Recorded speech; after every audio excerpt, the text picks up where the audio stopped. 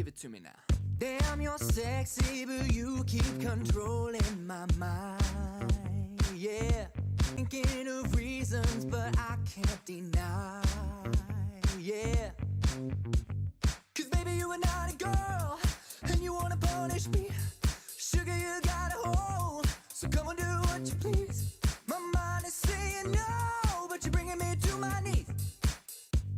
I cannot deny you're looking so tasty.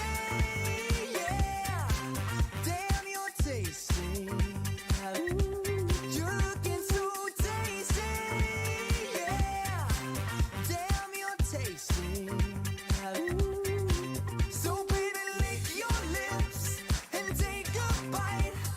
Baby, I'm all yours tonight. You're looking so tasty. Yeah, damn, you're tasty. Ooh, yeah, what kind of magic got control of me?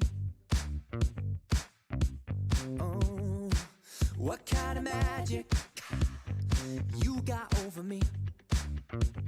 Yeah, ooh, 'cause baby, you are not a girl, and you wanna punish me. Sugar, you got a hold, so come on, do what you please. My mind is saying no, but you're bringing me to my knees. Yeah, I cannot deny you're looking so tasty.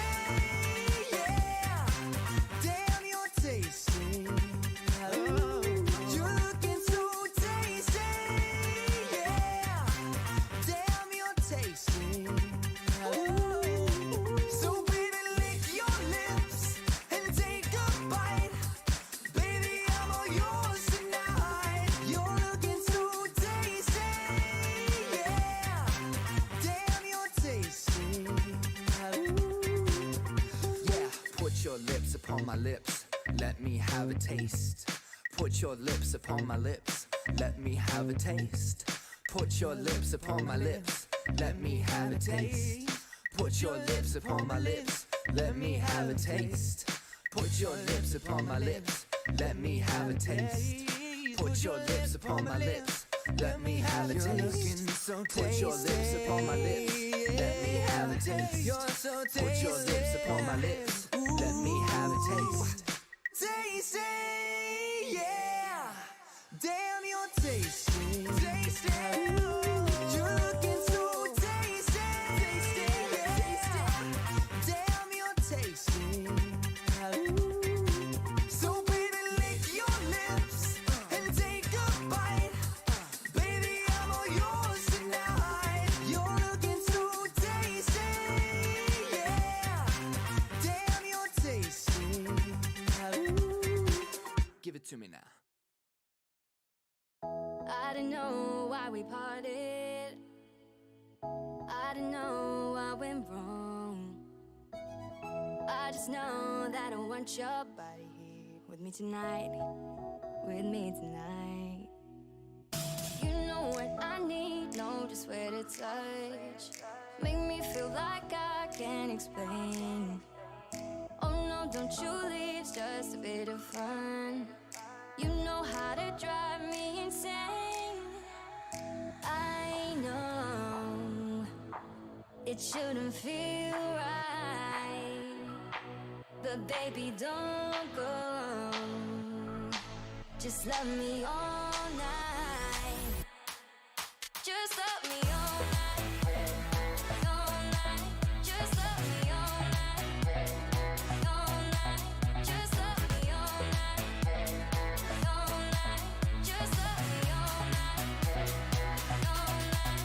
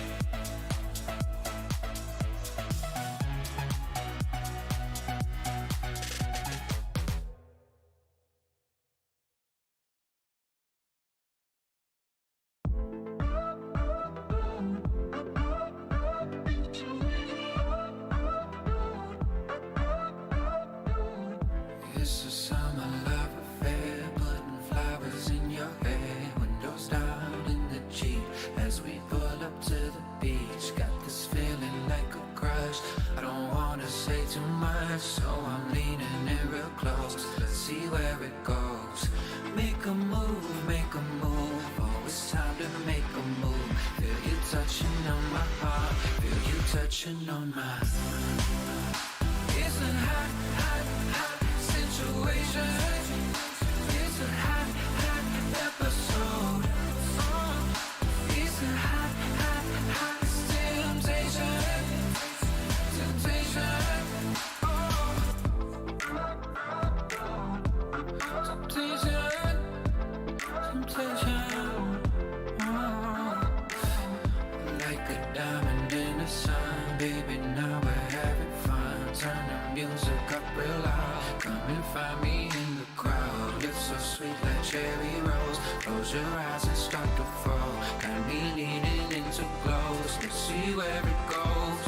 Make a move, make a move. Oh, it's time to make a move. Feel you touching on my heart, feel you touching on mine. It's a hot, hot, hot situation. It's a hot, hot episode. It's a hot, hot, hot temptation. Temptation.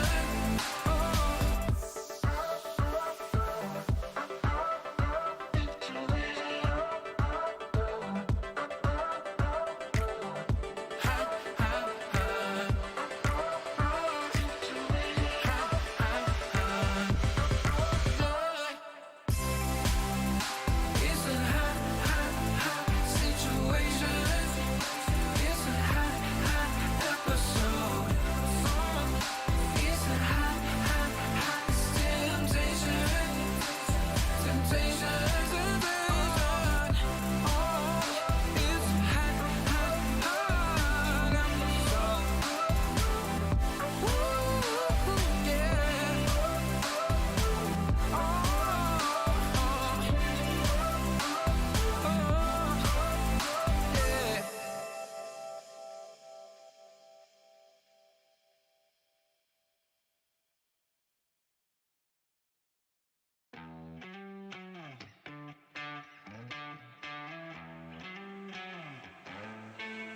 Don't need no thing. Ain't into bling. Just use enough. You fill me up. I don't care for diamond rings. I just crave the simple things. 'Cause that's what I want. That's what I want. I don't need no fancy car. I'll take you just the way you are. 'Cause that's what I want. That's what I want. That's what I want. Don't need no thing. Ain't into bling. Just use enough. You fill me up. I don't care for diamond rings. I just crave the simple things. 'Cause that's what I want. That's what I want. I don't need no fancy car. I'll take you just the way you are. 'Cause that's what I want. That's what I want. That's what I want. That's what I want. I don't care for diamond rings. I just crave the simple things. 'Cause that's what I want. That's what I want. I don't need no fancy car. I'll take you just the way you are. 'Cause that's what I want. That's what I want. 'Cause that's what I want. That's what I want. 'Cause that's what I want. That's what I want. 'Cause that's what I want. That's what I want. That's what I want.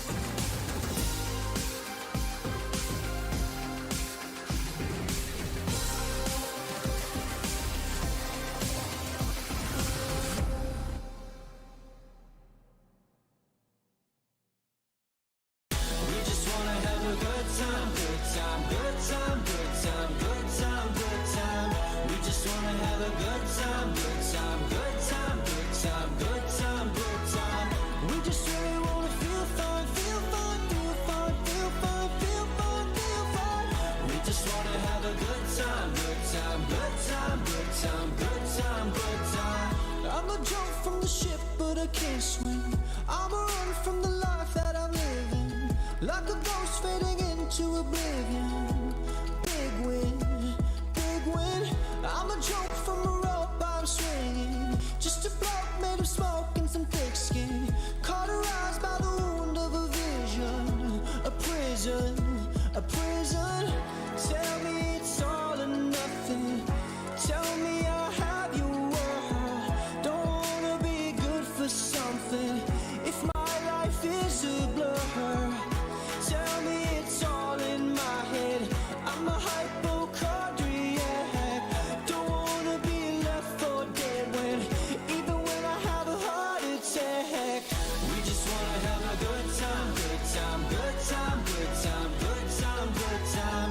We just wanna have a good time, good time, good time, good time, good time, good time. We just really wanna feel fine, feel fine, feel fine, feel fine, feel fine, feel fine. We just wanna have a good time, good time, good time, good time, good time, good time. Idolize, idolize, that's a word game. I am sick of the grip of my thin frame. You can call me my first and my last name. When did I become such an ingrate? Toe to toe, shoe to shoe, I'm a shoelace. I'm a fraud, I'm a zoo in a dark place. Why do I even try to pretend that I can rhyme good? Oh well, I guess. Tell me it's all or nothing. Tell me I'll have your word. Don't wanna be good for something if my life is a blur. Tell me it's all in my head. I'm a hypochondriac. Don't wanna be left for dead when, even when I have a heart attack. We just wanna have a good time, good time, good time, good time, good time, good time. We just wanna have a good time, good time, good time, good time, good time, good time. We just really wanna feel fine, feel fine, feel fine, feel fine, feel fine, feel fine. We just wanna have a good time, good time, good time, good time, good time, good time.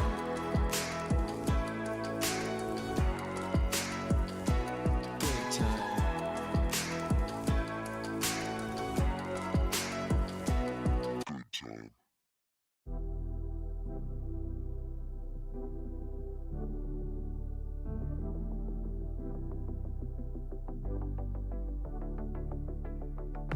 Don't you wanna tell me about the time that we felt free?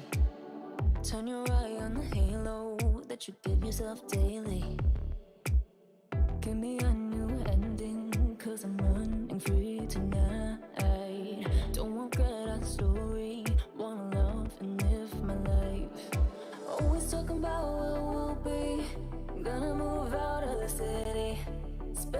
time daydreaming, living our life like a movie. I'm the only one who can make me whole. Pick me up, I'm the only one. Gonna ride this feeling and write a new beginning. I don't wanna pretend that everything I wanted was gone in the end. And I don't wanna pretend again. And I don't need to pretend I'm living in this moment, I'm living my best. Cause I don't need to pretend and pretend and pretend and pretend.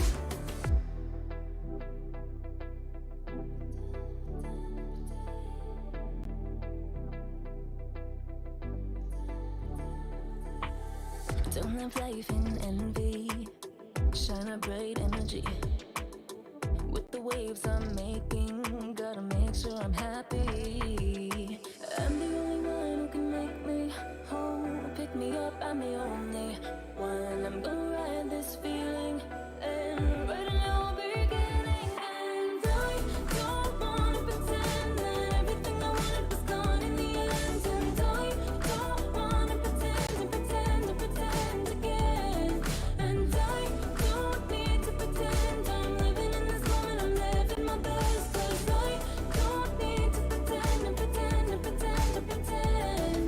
And I don't wanna pretend that everything I wanted was gone in the end. And I don't wanna pretend and pretend and pretend again. And I don't need to pretend I'm living in this moment, I'm living my best. Cause I don't need to pretend and pretend and pretend and pretend.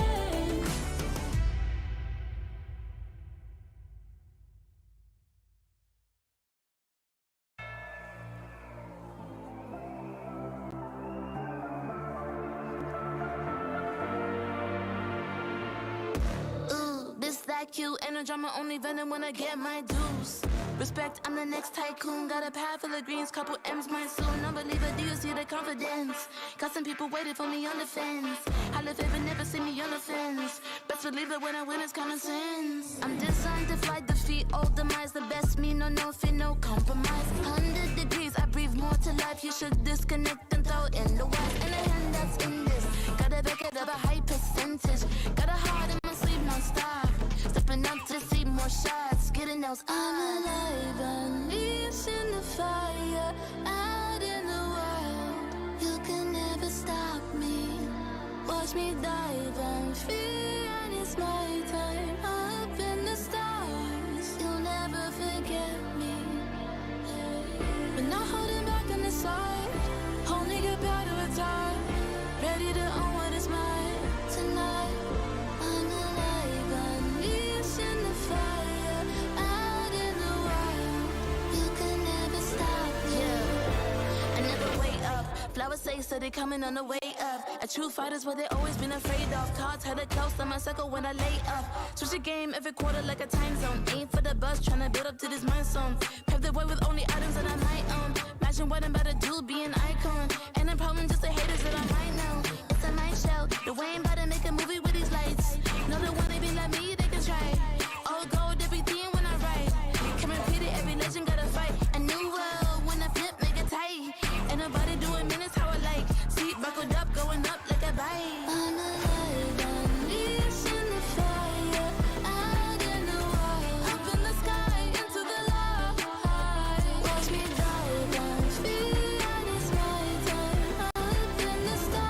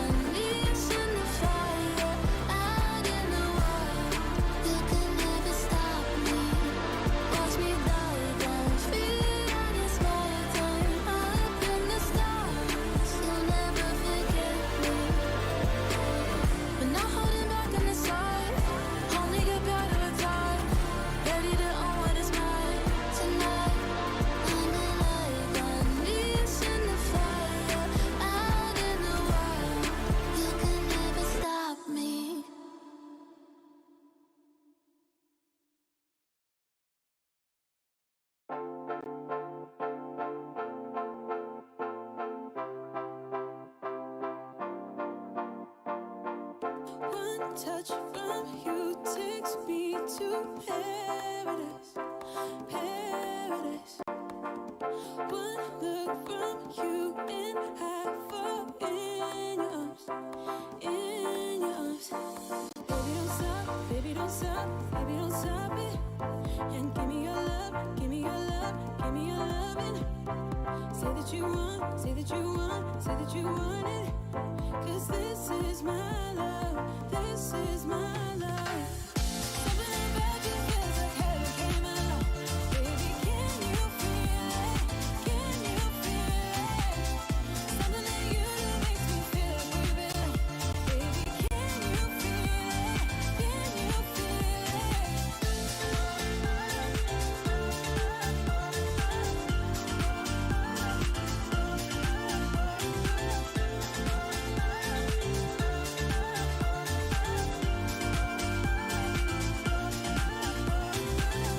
One kiss from you is like a fantasy, fantasy.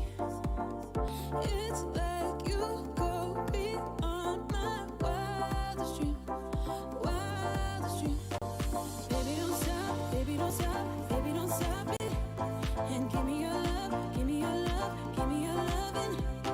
Say that you want, say that you want, say that you want it. 'Cause this is my love, this is my love. Something about you feels like heaven came along. Baby, can you feel it? Can you feel it? Something that you do makes me feel like we belong. Baby, can you feel it? Can you feel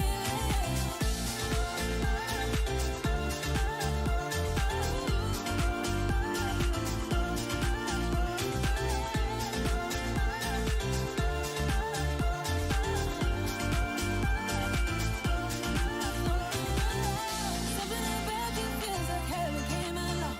Baby, can you feel it? Can you feel it? Something that you do makes me feel like we belong. Baby, can you feel it? Can you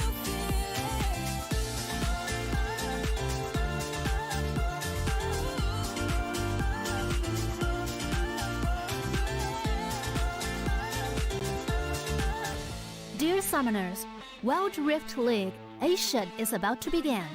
With a brand new tournament format and teams, what changes can we expect? Let's take a closer look.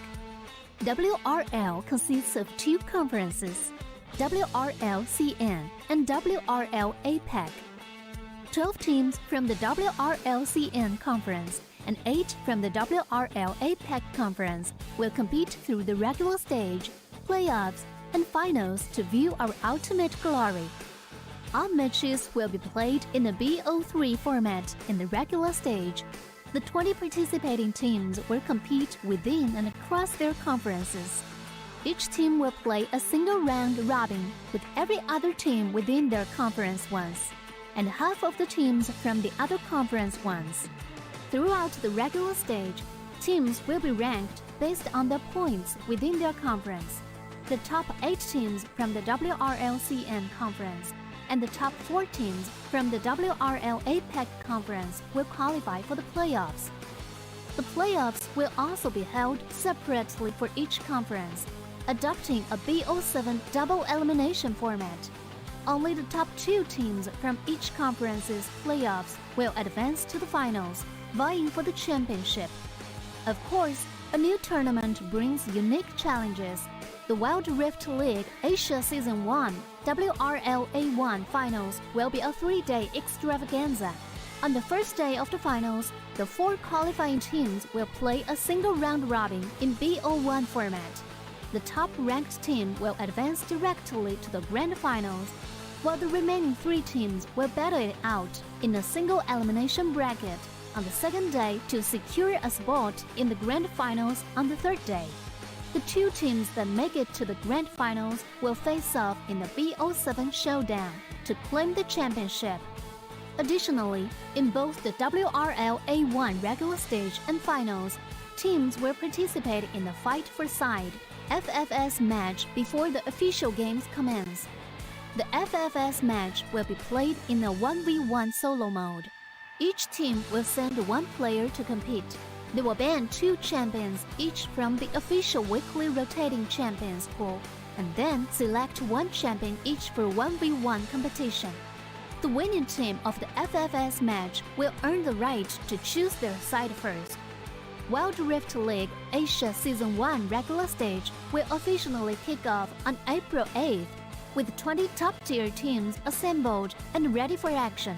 Who will climb to the summit and seize the crown? Let's wait and see.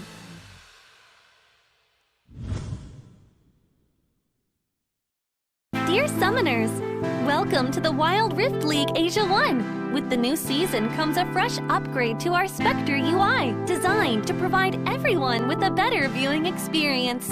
First thing is about the original UI information at the top bar. We make it into a functioning ring design in the upper left corner. The ring not only includes basic information such as team names, match duration, kills, towers, but also displays the gold difference through the red and blue rings. What is a great game without the competition for map resources? When a team takes down the elemental dragons and gets the buffs, the stunning special effects not only make the acquisition of resources more ceremonious, but the elemental dragon's specific color-coded buff energy blocks will also be intuitively embedded in the corresponding red and blue sides. Whether a team speeds up the match tempo by getting Rift Herald, expanding their lead by killing Baron Nashor, or stealing the Elder Drake for the final victory, the countdown timer special effects and the resource-specific color coding will help summoners watching the game to quickly understand what is going on in the game and capture the critical information. Additionally, we will display the whole in-game map on the top right corner. When the elemental dragons, Rift Herald, or Baron Nashor is about to spawn, the corresponding resources exclusive countdown will appear in the top left corner of the map in real time, providing clearer information on team tactics and map resources. The new UI will introduce 4 panel modes: the landing phase mode, pre-team flight mode, team fight mode, and post-team fight mode, a combination of 4 refined panel modes to ensure that the most important real-time data in the game is presented more intuitively and comprehensively than ever before. In the landing phase mode, in addition to the real-time images of the players, champion selections, summoner spells, and champion experience, we will also supplement real-time gold, KDA, and items during the landing phase. Meanwhile, team stats history will also be displayed based on the progress of the game, allowing summoners watching the game to stay informed of the comprehensive information in real time. In pre-team fight mode, we refine and integrate the information on the gold difference between the matchup to help summoners keep track of the players' items builds in real time through the items column. This makes the state of both teams clearer before the team fight. In the highly anticipated team fight mode, we visualize the damage dealt comparison. The real-time dynamic display of champions' avatars can be more intuitively express the damage dealt of each player during the team fight.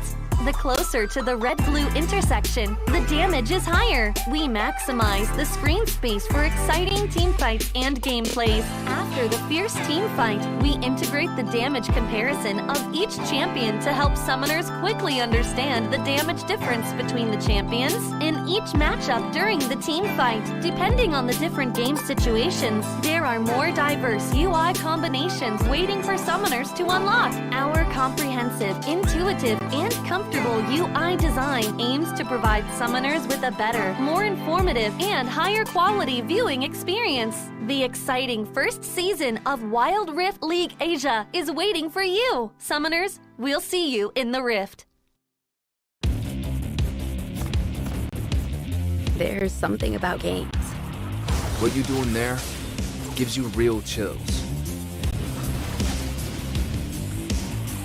There is one thing that can't be stopped. Feelings. And if you can feel it, It must be real, right? and that's That's real magic.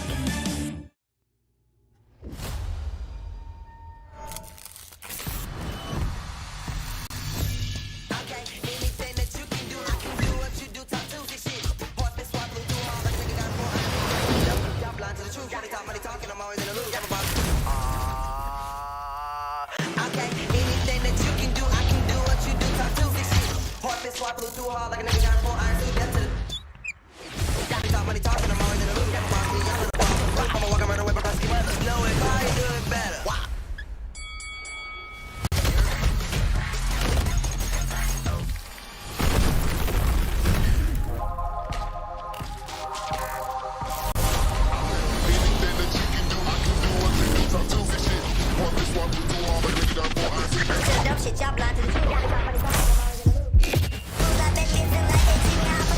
Sun and rain, sleet, snow, any weather. Just know if you can do it, I can probably do it better. Wow.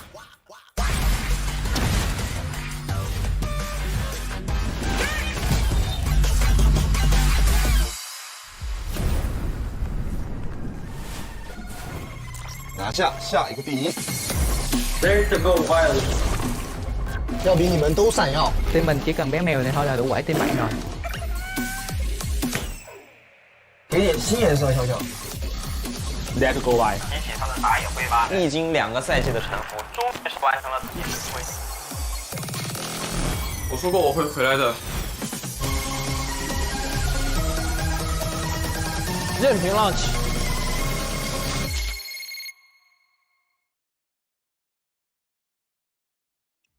Welcome back, ladies and gentlemen, to another day here at the Wild Rift League Asia 2023. It's week 8, day number 2. I'm G10 coming at show. With me is Giyang, and we have some exciting matches for you. Two matches that I hope will please our Filipino fans here, because we do got Nova Esports and Nigma Galaxy coming up soon. But of course, they are going to be going up against some very tough competitors here in EDG and JDG.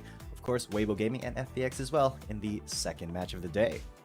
It always has been a challenge, an opportunity, and a big privilege to battle against these really strong Chinese teams, especially our elite teams. But we have seen our APAC teams rising up to the challenge, and I am very excited as well. We're both very excited for this set of games right now. EDG versus Nova Esports.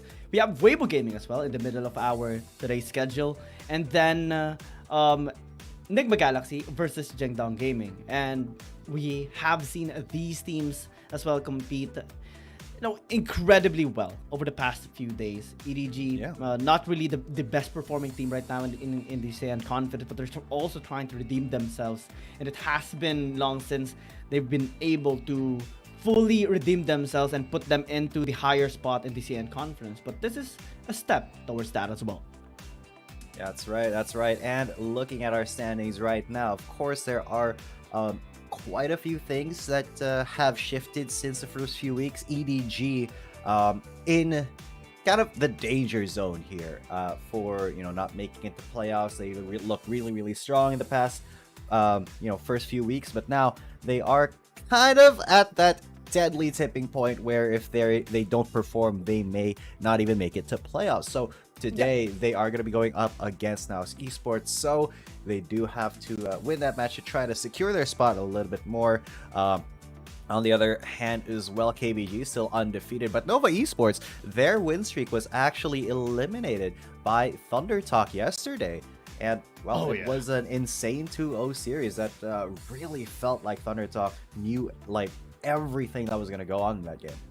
Oh yeah, and it also surprised us, right? We came into that series thinking that, okay, it's gonna be a Nova Esports game, or at least a game number 3, a very tight series. No, it didn't happen, and there has been a lot of surprises as well, and that's where we go here towards the APAC teams, or the APAC standings, because a lot of these teams have been pulling up towards their matches in the ASEAN Conference, and particularly now Esports and Nigma Galaxy, BRU, they have been stepping up as well. So the rest of here and the other, the right part of our other 4 has to step up even more, especially that since we did see some teams like Team Flash actually put up their first win, Cerberus Esports as well, and the rest still having only 1 game win. So there is still a lot of opportunities, because we have seen a lot of weeks actually in from week number 1 to week number 6 actually filled with Chinese matchups, but now we have a lot of APAC matchups in the rest of the week. So a lot of opportunities. Hopefully they do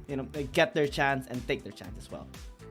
Yeah, and I mean, there are very few chances now for these APAC teams to actually make their mark. Now it's Esports. Of course, one of the better teams from the Philippine region. They are currently number 2, they are currently number 2 in the standings in the APAC scene. So, they will remain number 2 in that standings. No matter what happens today, I think, no matter whether they lose to EDG and if Nigma Galaxy win also, because those APAC standings, they are going to be pretty solid because there's really nothing that can affect them today specifically, but tomorrow that could be another story. Meanwhile, EDG, of course, this is their chance to kind of solidify their lead against the teams that are vying for playoffs contention in the lower half of the Chinese bracket. So right now they are just 1 win over the next team that is just under them. So if they can extend that lead by another win here, then that could really do a lot to secure their spot in the playoffs. Yep. Yesterday, Thunder Talk actually went over them, securing the 7th spot and putting EDG in the 8th spot.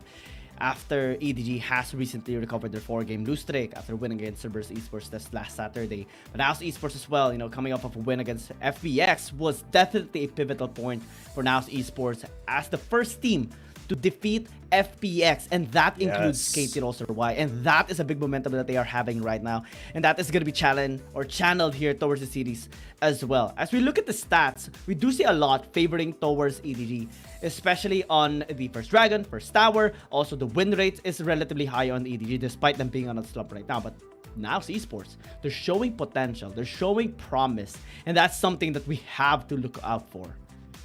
Absolutely, and that potential, that kind of promise is what gives the fight right now. I mean, looking at our head-to-head here, Zalpi, one of the key players here in NAOS Esports. I mean, he has been absolutely on a tear. His performance has been kind of staggering for how well NAOS has been doing, and I mean, he did get, I think, MVP of the week, either last week or the other week, but I don't quite remember. But his performance was solid enough that he got himself that accolade. So can he kind of justify that here in a match against an EDG that is out for redemption?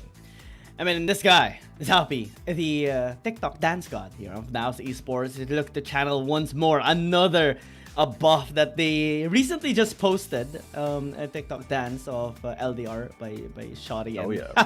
I even messaged him to dance for our live stream for today. And he is having a really good synergy onto Rape as well, which comes into now our matchup, our head-to-head matchup, because Langui has been performing really incredibly well with his Nautilus and even his Alistar performance. But Rave's aggressive performance and decisive playstyle has been helping NAOS Esports in the most crucial times. And the synergy of Rave and Zalpi is very reminiscent to me towards our wave attack synergy that we have been looking forward to Trace Esports. And that, I think, is just a good perspective right now to challenge EDG. But EDG, this is still a formidable team. They have been experimenting a lot of picks, and I think this time they are going to be showing their serious faces again. The serious faces are going to come out, and I mean, speaking of Langri as well, he will be competing in the fight for his side against NAOS' Calm. So it's going to be the support versus the top laner here.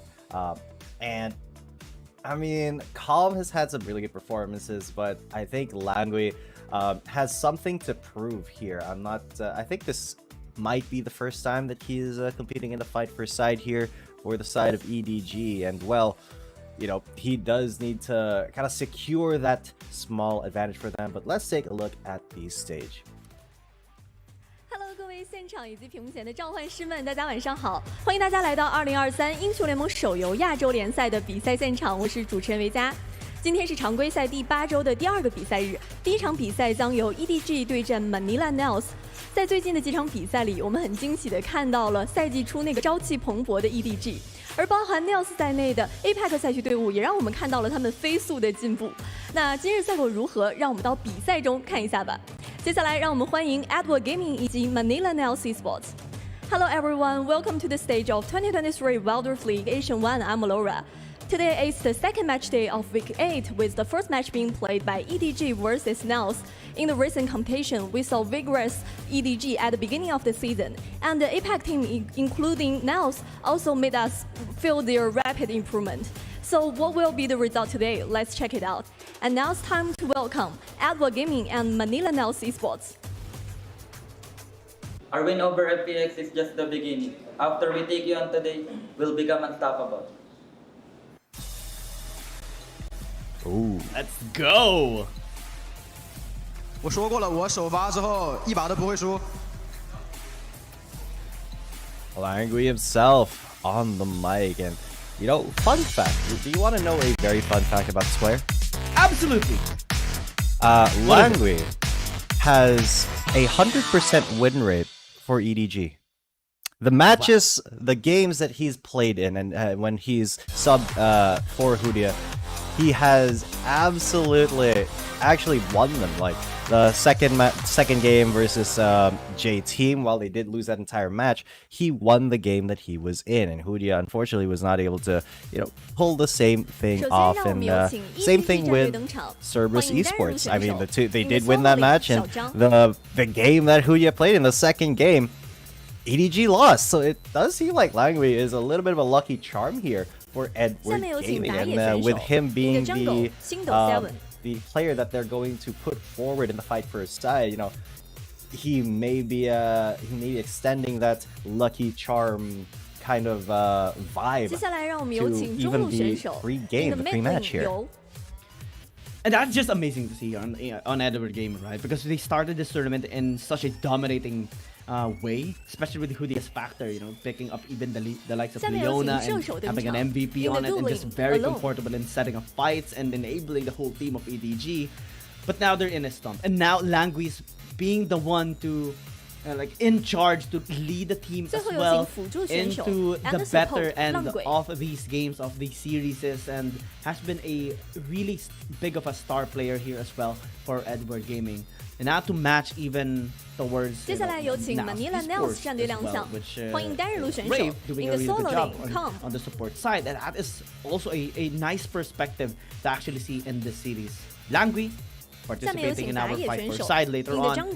We'll be facing off against Calm, and I'm just, you know, excited to see this as well, because Calm had a beautiful performance with his Garen, you know, that is included even in our week number 7 highlight plays of the week. Amazing to see as well here.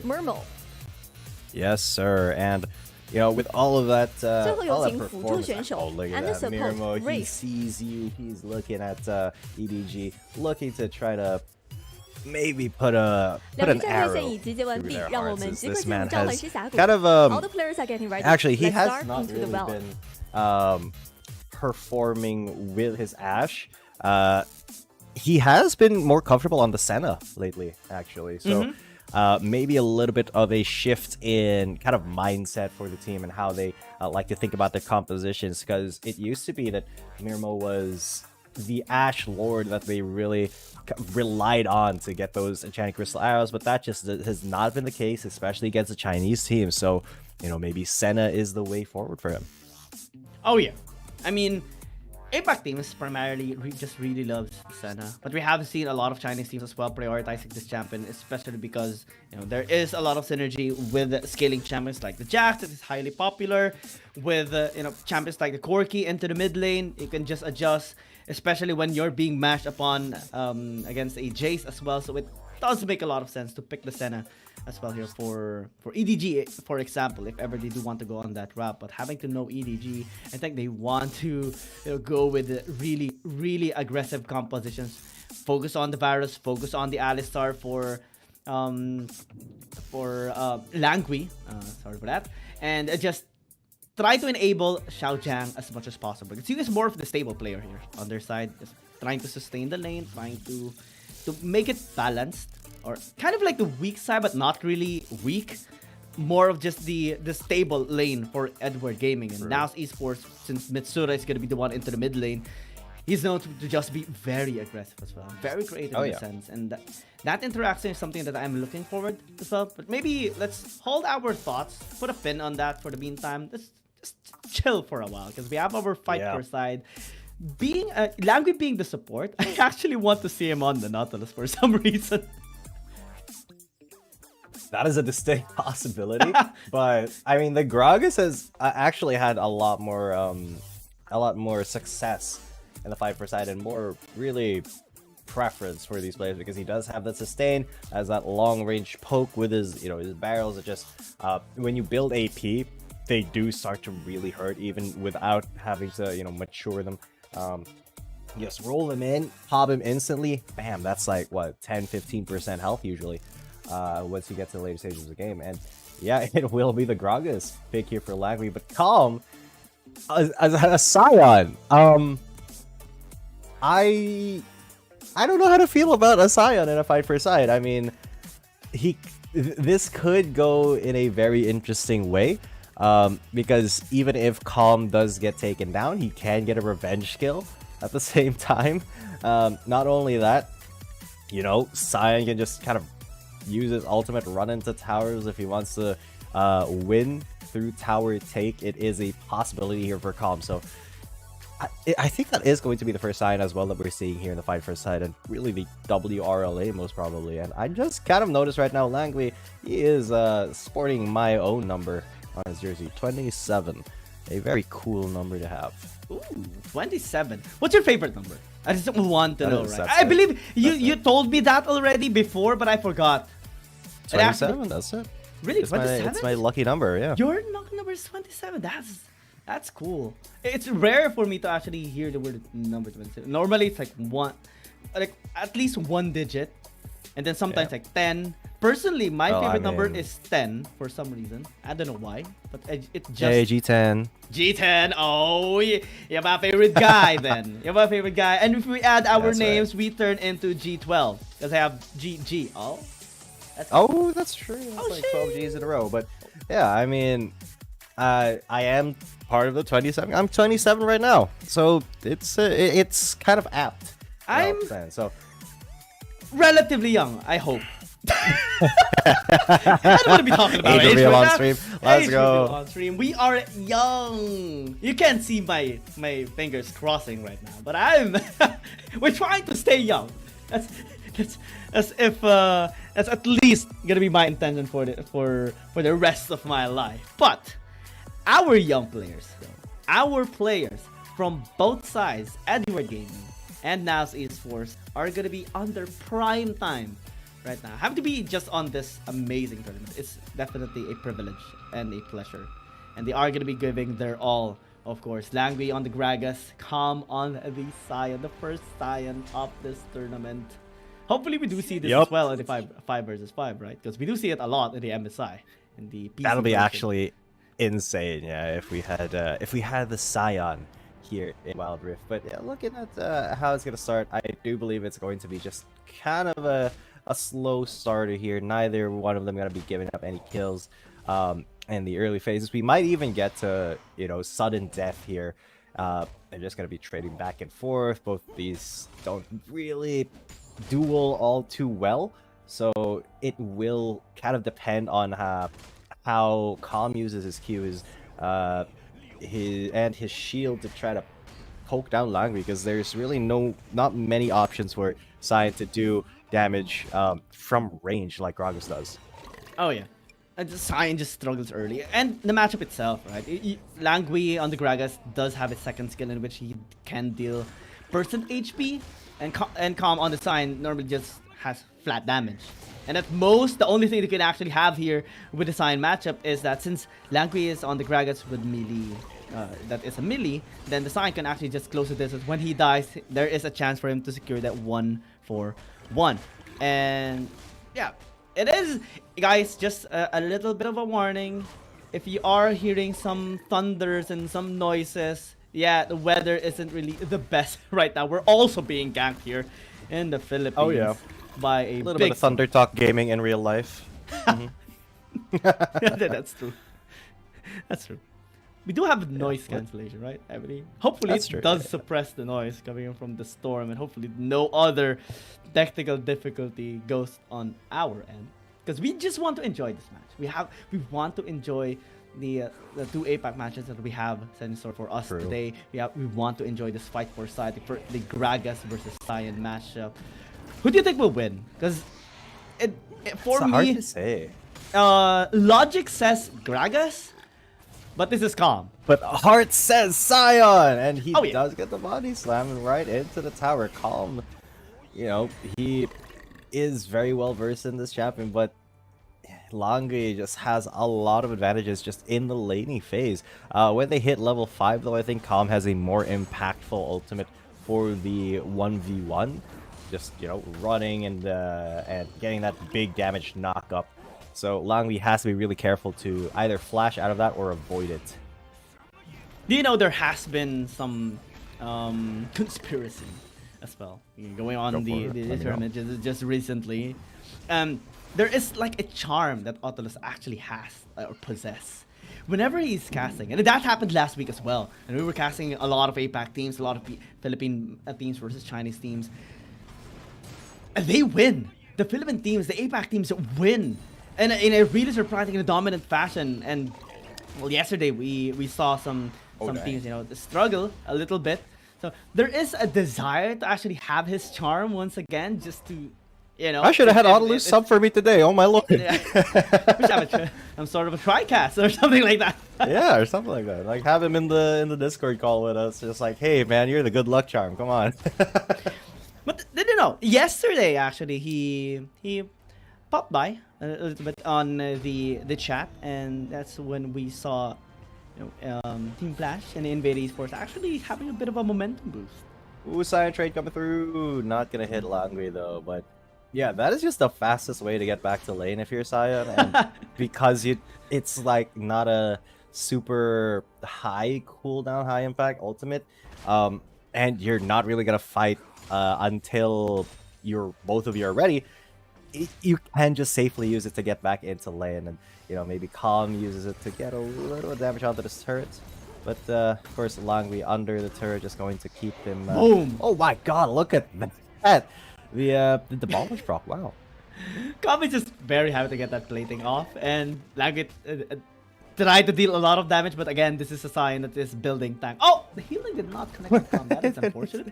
I also do that on Aram a lot of times. You know, just try to be on the edge as much as possible. Limit test on it, because you know you want to just be flashy like that. But oftentimes, even the pros make mistakes. Yeah, because they're only human after all. All of us are, unless you know you're watching this and you're a robot, in which case stop watching and make the world a better place. But everybody have a Kapka who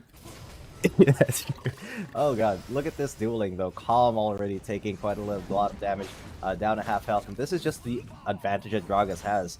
As I said, the safety that he provides to sustain as well in the laning phase cannot be matched by a Scion. So if Calm really wants to win this through a kill, he has to be pretty on point, and I mean he's building full tank here too.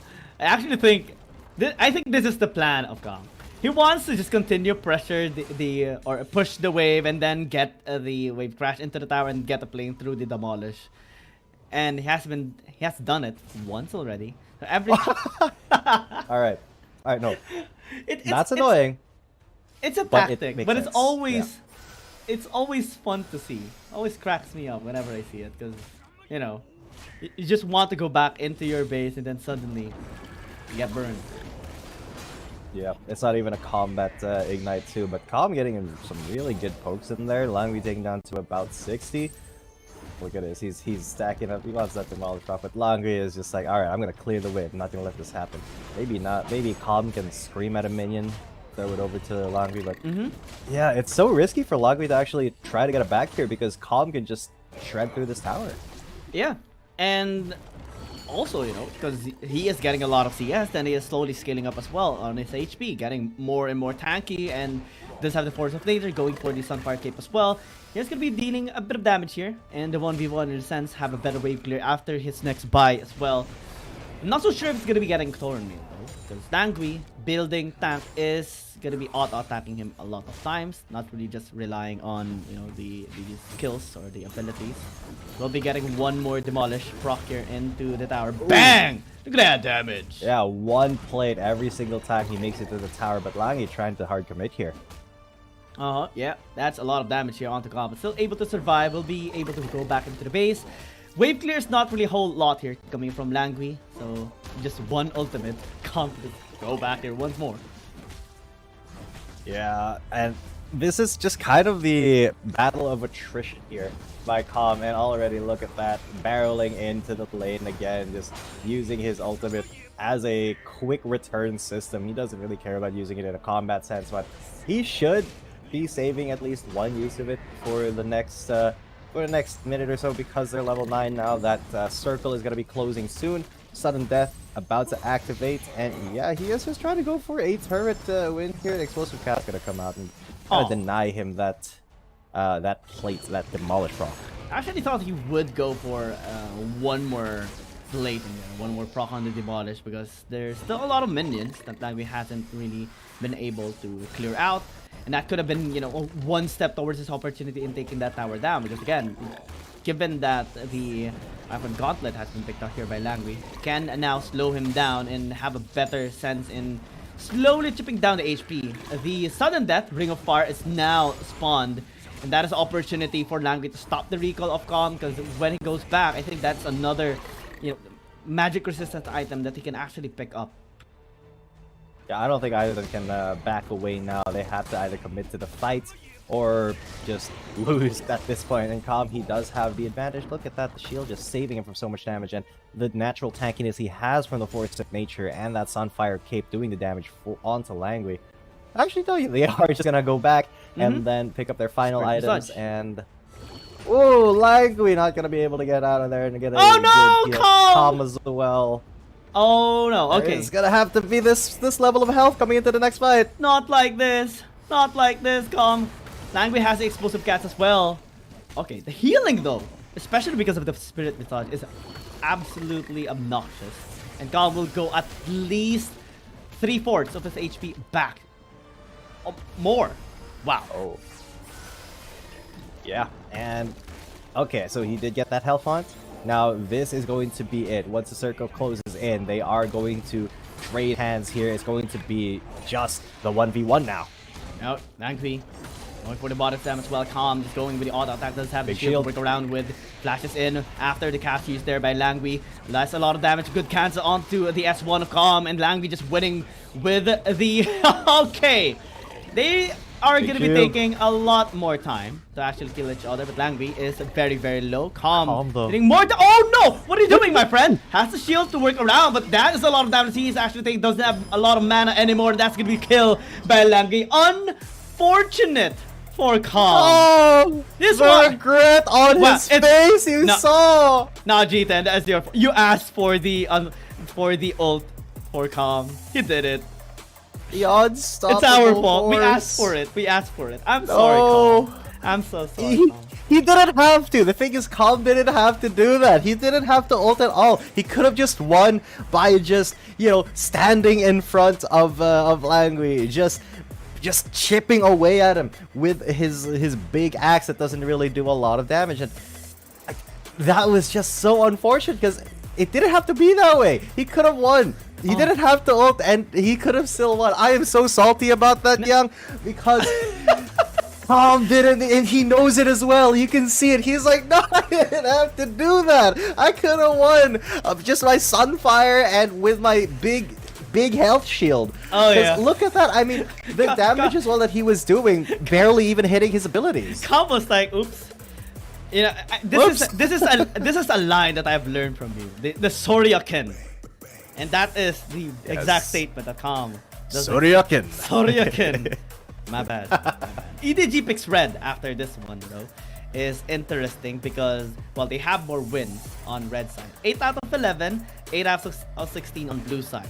NAOS Esports does have more wins though, in numbers on red side, but the rates is more, you know, expressed on blue side as well. 3 out of 6 on blue, 6 out of 13 on red side, and they will lose the opportunity to actually ban or target ban the champions here of EDG, in which, you know, I think Language champions, the Alistar and the Nautilus is going to be one of the keys here for EDG to win this match.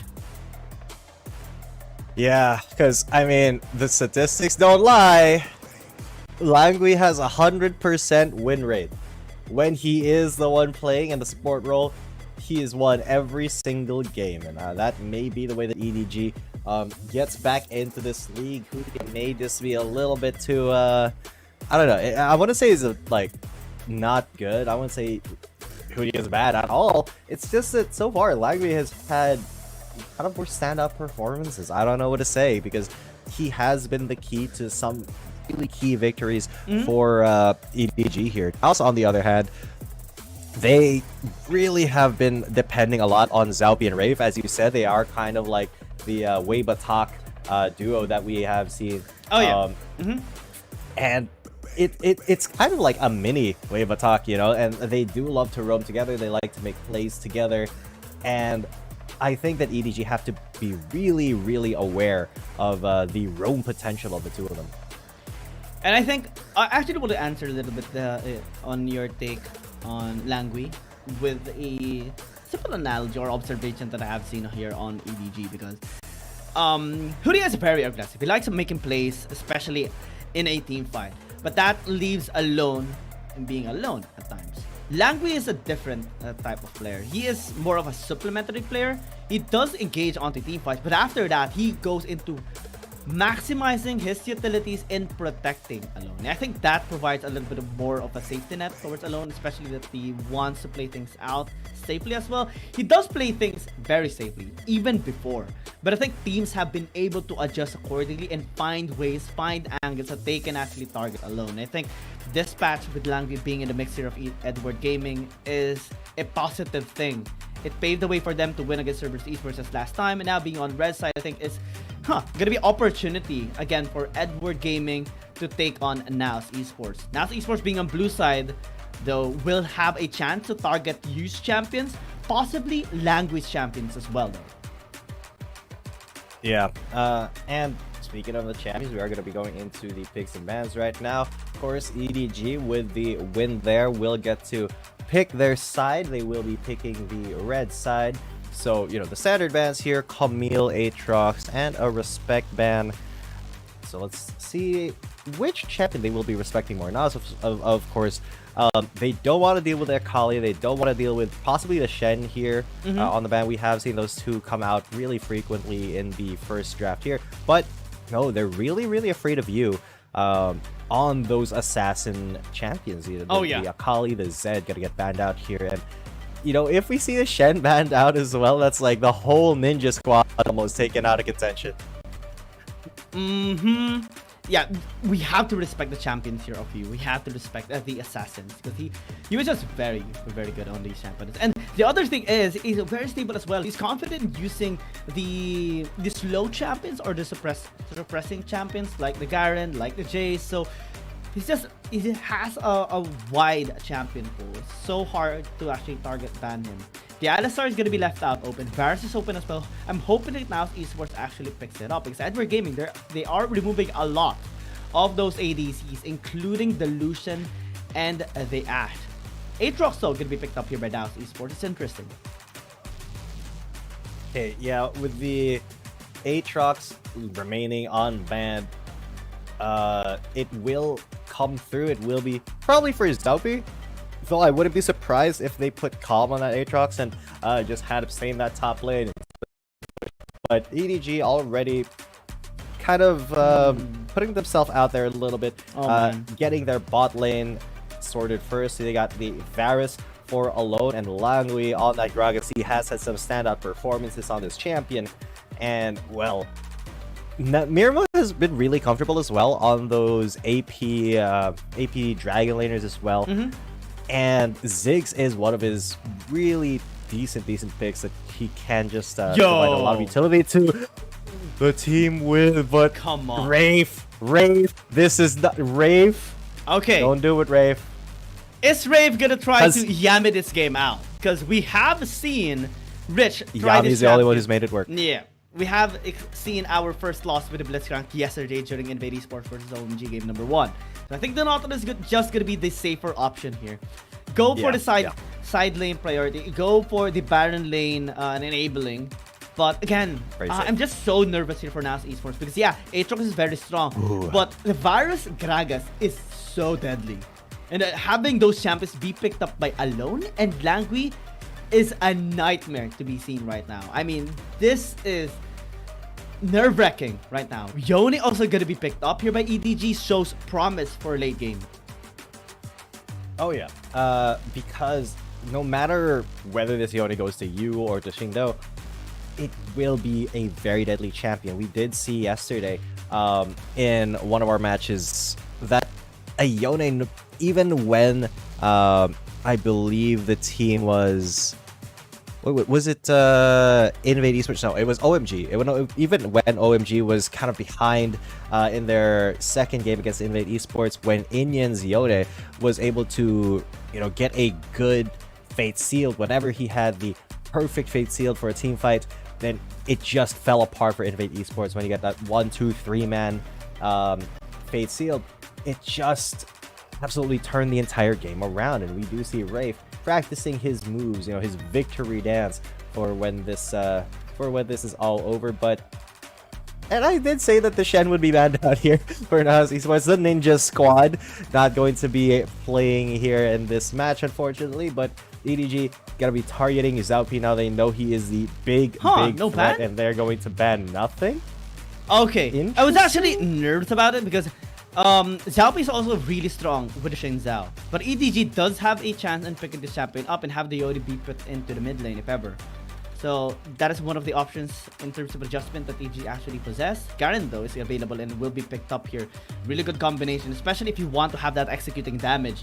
You have the Chain of Corruption, of course. You have the passive of the Varus for the percent HP. Yone as well has some sort of additional damage with how low in the HP the enemy is. And then the Garen is just, with the damage and justice, is incredibly scary.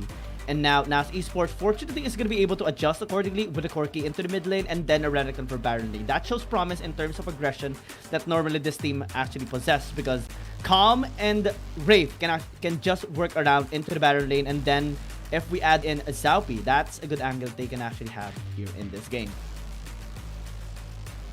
Yeah, and with the Renekton being picked up here against the Jax, it does signal that Calm wants to start dominating this lane. Yeah, he wants to really gap that Jax and stop him, prevent him from getting to that late game power spike. However, the scaling composition does have it is kind of more heavy on the side of NAOS Esports. They have an Aatrox, they have the Corki, they have the Ziggs, while EDG, the Jax and the Yone are pretty much the ones that are looking to scale up. And I think that if Calm is not able to stop the Jax from really abusing his scaling in the mid to late game, then it could be curtains for NAOS Esports. But that's his responsibility as a Renekton, as a Crocodile, to be a very dominant early gamer. Oh, I'm just excited for this. I'm nervous, but also extremely stoked here for this game number 1. We have NAOS Esports versus Edward Gaming. Game number 1 at our first series. Who will prevail? Will be NAOS Esports or Edward Gaming? Let us know in the comment section, of course, as we love to hear your thoughts as well on the lineup that they have picked up. And this is the first step in this series. NAOS Esports had history already in defeating a really strong Chinese team like FPX. Edward Gaming looking to just redeem themselves even more after recovering from their 4-game slump after winning against Cerberus Esports. And this composition is just, the best form yet that they have. The Varus, the Gragas, so scary, and they have late game scaling with the Jax and the Yone. Yeah, and coming into the Rift for our first game of the day, ladies and gentlemen, the Filipino fans rise up, APAC fans rise up. It is NAOS Esports versus Edward Gaming. Will Edward Gaming get another win, trying to secure their spot in the playoffs, or will NAOS keep their streak going, because they are on a little bit of a positive kick, having won against FPX in their last game? remove the sensitive because we are going to be having a pause for the meantime. There seems to be some technical issue that we are trying to identify as of the moment, but given that none of the players here on the side of EDG is actually moving as of the moment, no technical person is moving over. Maybe the problem is on the side of NAOS Esports, unless Alone is the one having a bit of an issue there. There was someone in that area, as we see on the screen. But yeah, it's just some things that we are speculating as the moment. It's good that the pause actually happened early into the game, or before anything actually happened, because it's just so irritating, I would say, for the players. It can be concerning to have a pause right after a team fight, before a team fight, or worse, during a team fight. And we have seen a lot of those last week even, and you have to chrono break that, honestly. Yeah, that should break the momentum of the players, of the teams. And I think it's right now, given it's just early into the game, we can use the time as well to discuss our matchups, because again, we have expressed our interest with the Renekton and Nautilus for Baron lane pressure later on by NAOS Esports. But I want to ask you about the Yone versus Aatrox role of Zaupi and Shindao7. Who do you think will have a better impact on this? Yone versus Aatrox, I think that depending on the team fight state, because the Yone has a really high impact ultimate, right, with a Fate Sealed. But even with the Fate Sealed, if you get on an Aatrox that has the World Ender, he can just bring the duel to you anyway. So if EDG is able to kind of shut Zaupi down in a team fight and really prevent him from getting his skills to hit and giving him more life steal, then it could be going to EDG. But you know, in a standard team fight where they don't really get that perfect Fate Sealed, then I think that it could be more towards NAOS' side.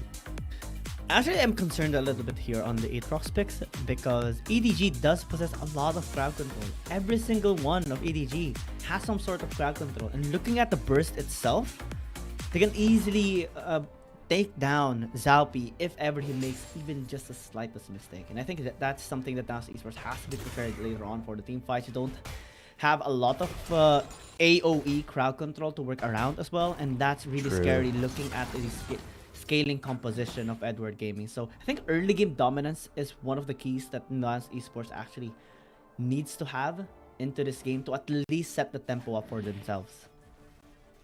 Yeah, so speaking of tempo, this game is going to be resuming now. A little bit of a loss of tempo there. Langui just gonna get a little bit of a gank off. Pops Ignite onto Mitsura, forces him to back away.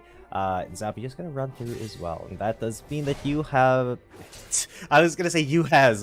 You know, that is the right way. You is a proper noun, but you has a lot of time in the mid lane. But yeah, he does get some free time as a Garen in that mid lane. So a little bit of macro control coming in for EDG. They really do not want NAOS to just get stuff for free. Calm, not getting that recall off without Langui harassing him and forcing him to dip out. Well, there is still a huge wave into the top lane, so we will have still the luxury of going back into the lane with the wave pushed up a little bit towards Edward Gaming's side on Baron lane. 2 minutes in, not really a whole lot of interaction being shown here by both teams.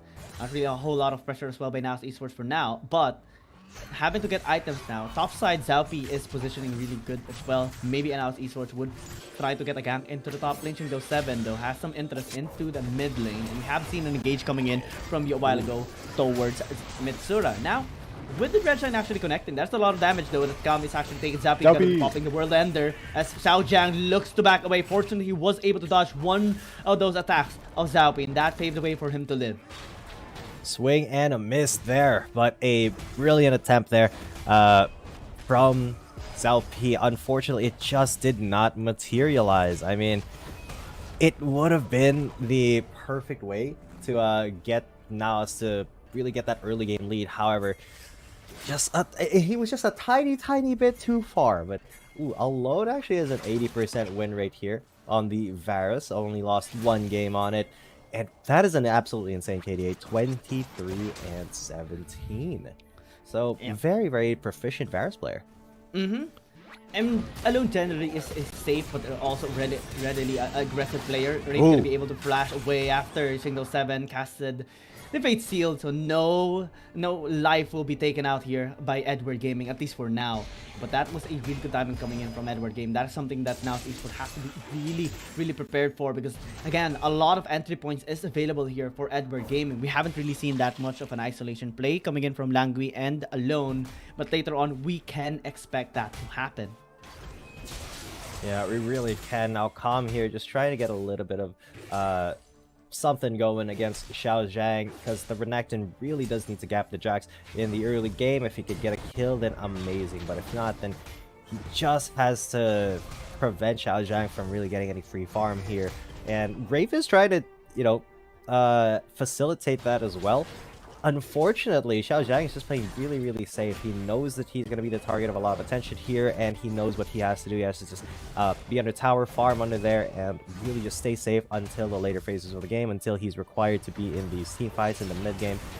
But you can see NAOS setting up here towards the top lane. In 30 seconds, the Baron and the Dragon are going to spawn. That may be signaling that NAOS want to get the Rift Herald first. They want to put some priority on that instead of on the Drake. I'm gonna be concerned about it though, because NAOS Esports, if they give any scaling objective way towards Edward Gaming, that's gonna help them with their primary goal, right? This is a scaling composition designed to be at its best performance in the late stages of the game, and that is like 12 minutes, 15 minutes, and we're already a third away from there. EDG now trying to get this objective done, as NAOS Esports a little bit late on the RH. Maybe concerning as well, because no one's contesting. Shingdao 7 can be able to do a lot of damage onto the Dragon mid lane as well. That is an engage coming in. Wraith is just so low right now. Will get taken down by Langui, and Edward Gaming gets more calm. Also taking a bit of damage here under the tower. Xiao Zhang jumps in again. Two kills picked up by Edward Gaming. And Sao P pops in the world, and they're trying to chase him down, flashing it as well. Darken Blade damage isn't doing a whole lot, but that should be enough. Yeah, a 1 for 2 cross board, but there's more. There's a Fate Seal coming in, and that's damage also. 1 for 1 again as Yu takes the kill for the team. NAOS Esports picked up 2. Edward Gaming takes 3. Much better for Edward Gaming. Yeah, and look at all the plates already in the bottom lane, responded to by some plates here taken by the Rift Herald in the mid lane for NAOS Esports. But yeah, just a lot of unfortunate things happened there for NAOS Esports. They are at least trying to, you know, make something happen and kind of trade back and forth, but that was just a big mistake from Calm, not respecting the potential of Xiao Zhang to just jump onto him. He could have just gone for the safe route, going into his own jungle there, and then you know, walking into the tower that way. However, he kind of wanted to greed. He wanted the faster, quicker way. Now Mitsura as well going to engage onto Shingdao. He uses the package, but that was just the perfect Fate sealed from Shingdao. You know, fortunately Mitsura was still able to get the kill, but the Garen was just there to make sure that he didn't get away with it for free. So after all said and done, 1,000 goal lead for EDG. Calm as well, really unfortunate, because Xiao Zhang had a beautiful timing on the counter-strike, denying the damage and the stun coming from the Ruthless Predator. So Calm being on the back end is now being forced to actually play a little bit more safe, because Xiao Zhang does possess first item right now, and I think that's the point Sunder picked up. Later on, he is going to be able to buy the Hull Breaker and the Blade of the Ruin King as well, and that point in time, Calm is going to be, you know, dead. There's no way that anyone can actually, you know, take down Jax as a Renekton when that part is already online. Now, Esports going to be trying to go on to Langby, but unsuccessful in doing so. Mitsura, though, is on the back end. You again striking the sword down his head, and that's going to signal Edward Gaming to pick up a tower into the bottom lane. But top lane, Xiao Zhang is having a bit of trouble. Langby is here for the isolation play, though, with a cast. And that's buying enough time for Xiao Zhang to actually escape. Does so in the nick of time, and now Stasis is going to be used by Langui. Alone pops up at that chain of corruption. But still, now Esports having more numbers here into the top lane means they will be getting at least 1. Yeah, and the tower as well. However, EDG on the bottom side of the map, they did take that tower.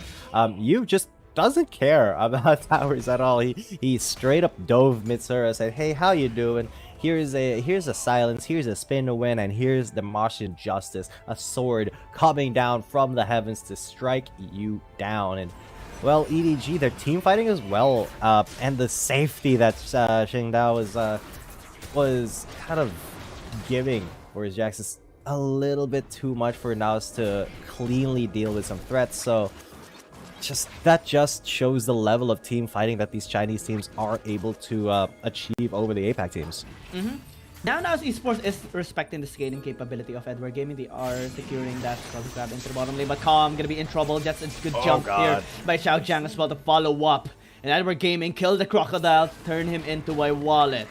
NAOS Esports needs to, play things more safely, especially for Calm. That is a lot of times he has died already into this game. NAOS Esports will be losing their grip on Baron lane.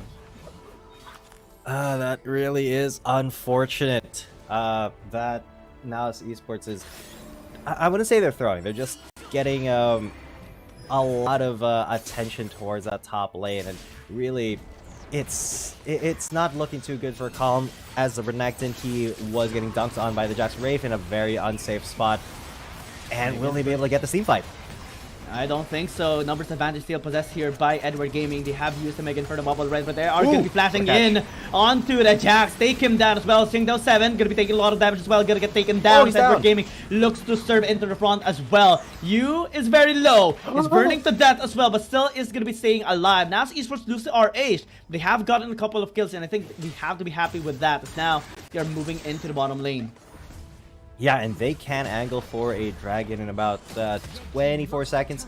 Oh, and the mid lane turret going down there, very, very key for Ziggs composition. But what looked like an unsafe situation for Wraith actually turned into a pretty decent fight for NAOS Esports, because even without the Rift Herald being secure, they were able to make that big play. Wraith, of course, again, being the big play maker for the team, and he didn't even die. He was the first one in, but he was also able to get out. That was a 1-for-2, so EDG at least weren't going to get or give anything to us for free.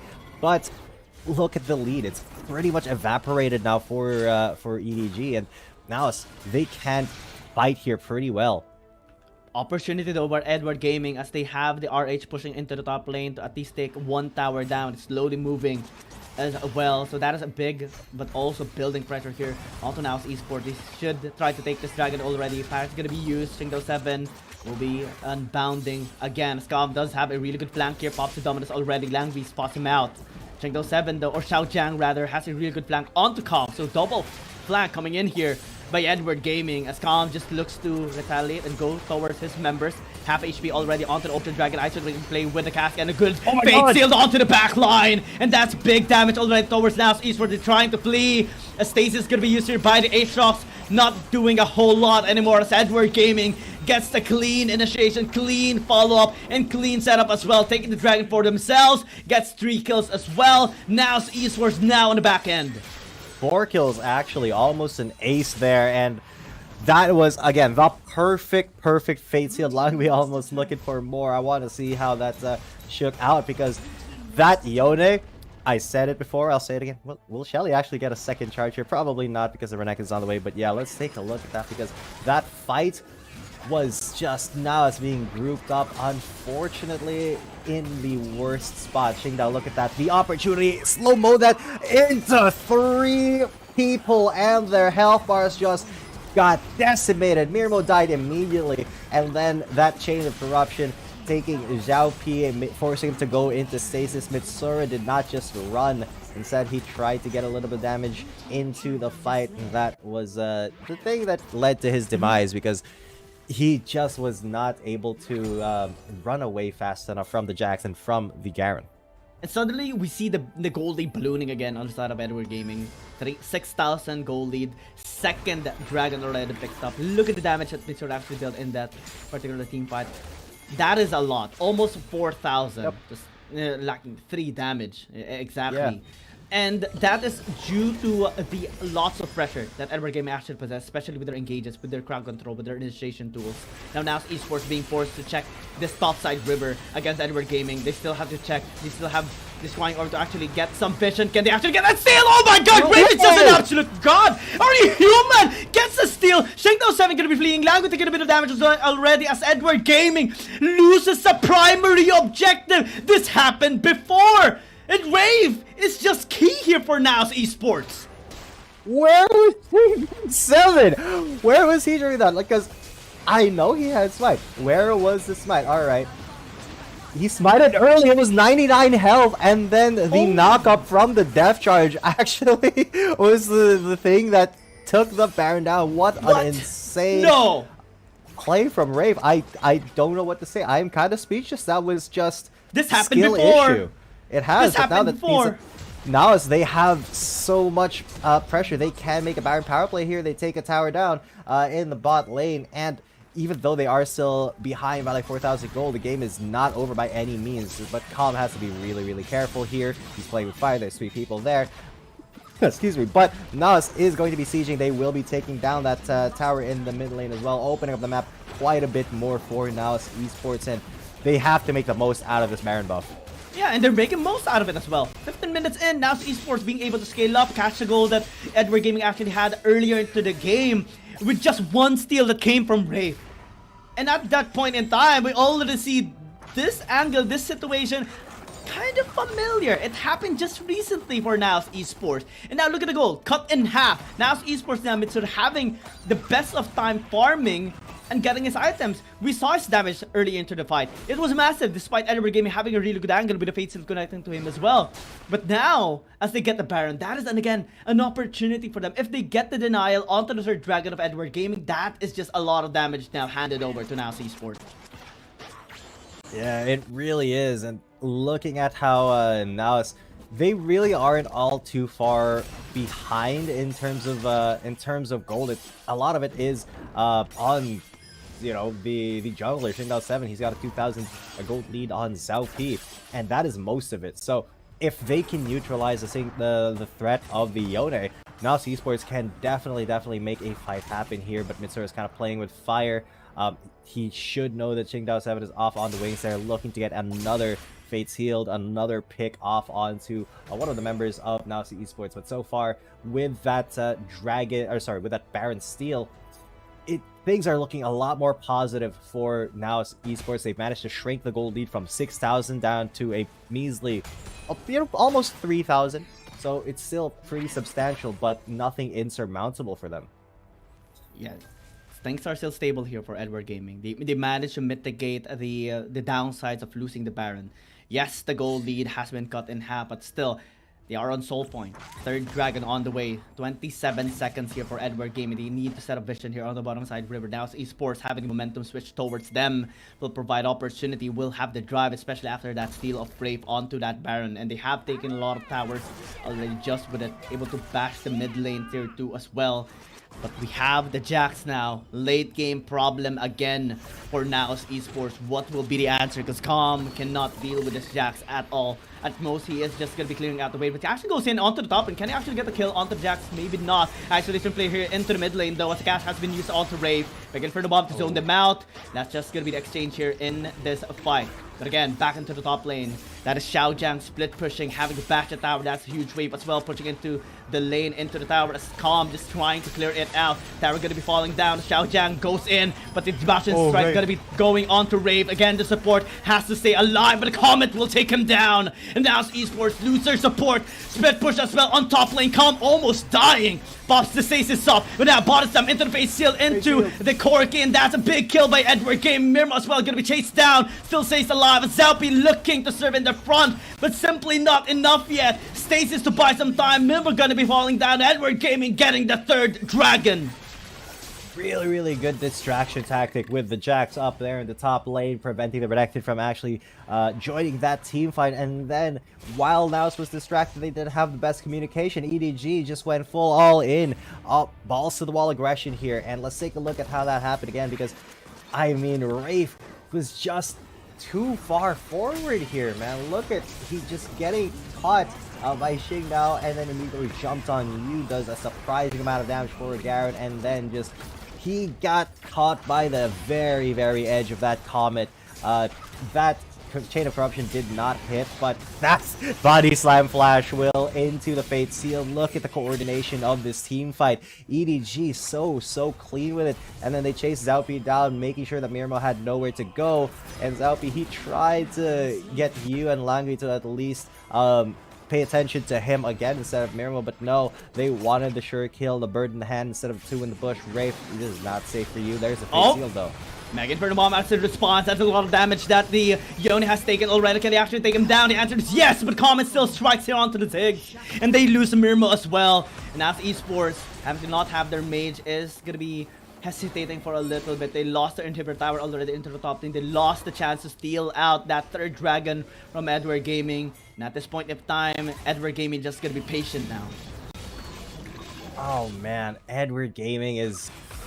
They are actually just dunking on us. They are in their jungle. They are looking for any single pick that they can have. The Baron is up, but they're not going to commit to that without first getting a pick. They may set up, but at the end of the day, NAOS Esports, they do need to kind of scale back and try to think about how these team fights are going for them. Rafe in particular needs to think about his positioning more critically and really try not to put himself in difficult spots, and he's just walking inside an unwarded jungle. Look at how very little vision there is for him.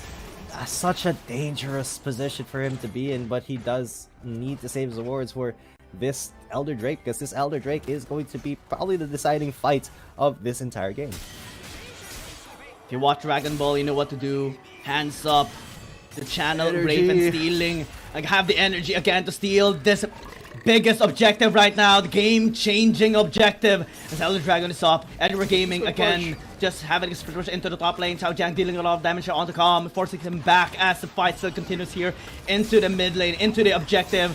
Package is going to be used by Mitsuru going in. Has to be a lot more careful. Stasis is going to be used to buy enough time. Chingdo 7 is very low already, being chased down here by Zaupi, but still able to fall back. The Bastion strike here onto the Nautilus. They are charging in onto Chingdo 7, but still able to take one more. As now even top lane Karm going to be flashing in into the Ruthless Predator. Can he actually take him down? The answer is no. Still the counter strike was able to deny a lot of damage, and Edward Gaming going to be winning the fight. And Zhao Jiang just going to be ending the game. No! Calm and Mirmo able to buy enough time. 300, 200 HP, but still 3 people of Edward Gaming sprinting in mid lane. 100 damage left on this, or 100 health left on the Nexus.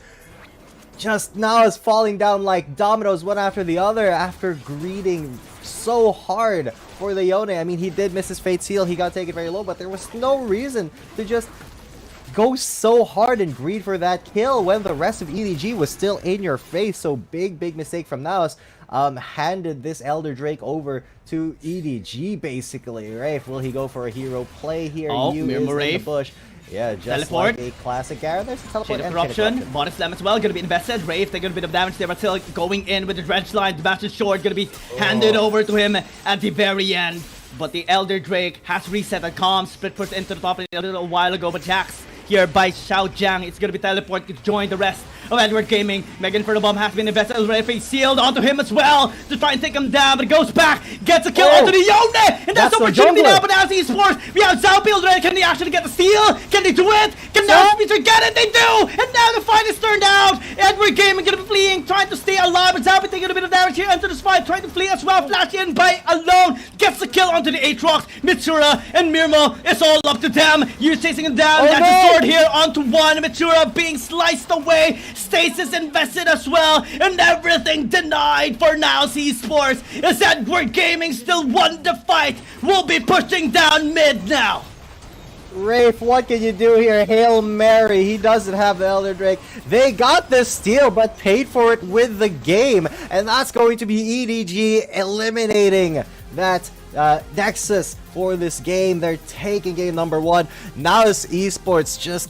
That was such a greedy fight after getting the Elder Drake. They could have just backed away and went for kind of a reset, tried to get more health back, but that was not the plan of EDG. So even though they lost the Elder Drake, they won the game. Oh man, really good positioning coming in from Edward Gaming. Also, the pressure that they have built onto the top side was massive. That actually kind of put NAOS Esports in a a lot of pressure actually though, but NAOS Esports able to handle it quite well despite the advantage that Edward Gaming actually had. They had 3 Dragon stacks. They had good position for Elder Dragon. But NAOS Esports still was able to take not only the Baron a while ago because of Wraith, but also the Elder Dragon because Mirmo had a good kill onto Shindle 7 when he Fate Sealed right onto him. But it's simply not enough. Edward Gaming still having a better number, especially with you taking or dealing a lot of damage onto the members of NAOS Esports with his the Mass Injustice, with his spin to win. Just allowed Edward Gaming to have that consistent DPS in the fight. And no matter how hard the game gets, Edward Gaming pulled up the win. Yeah. And I mean, looking at the goal difference, you can see very, very clearly where everything started going south for NAOS Esports around the 10-ish minute mark. They lost a huge fight, and then EDG just got everything going for them. But this was still a really, really close one. Look at all the damage. Just a little bit of underperforming on the side of Zalpi because he really wasn't able to get into those fights as much as maybe he should have. So, you know, both him and Com have a lot to kind of think about for the next one.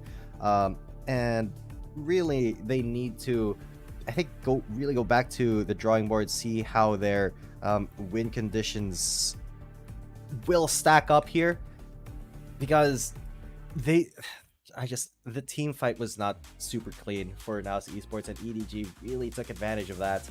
And well, when EDG smell weakness, they pounce on it like, you know, a shark smelling blood.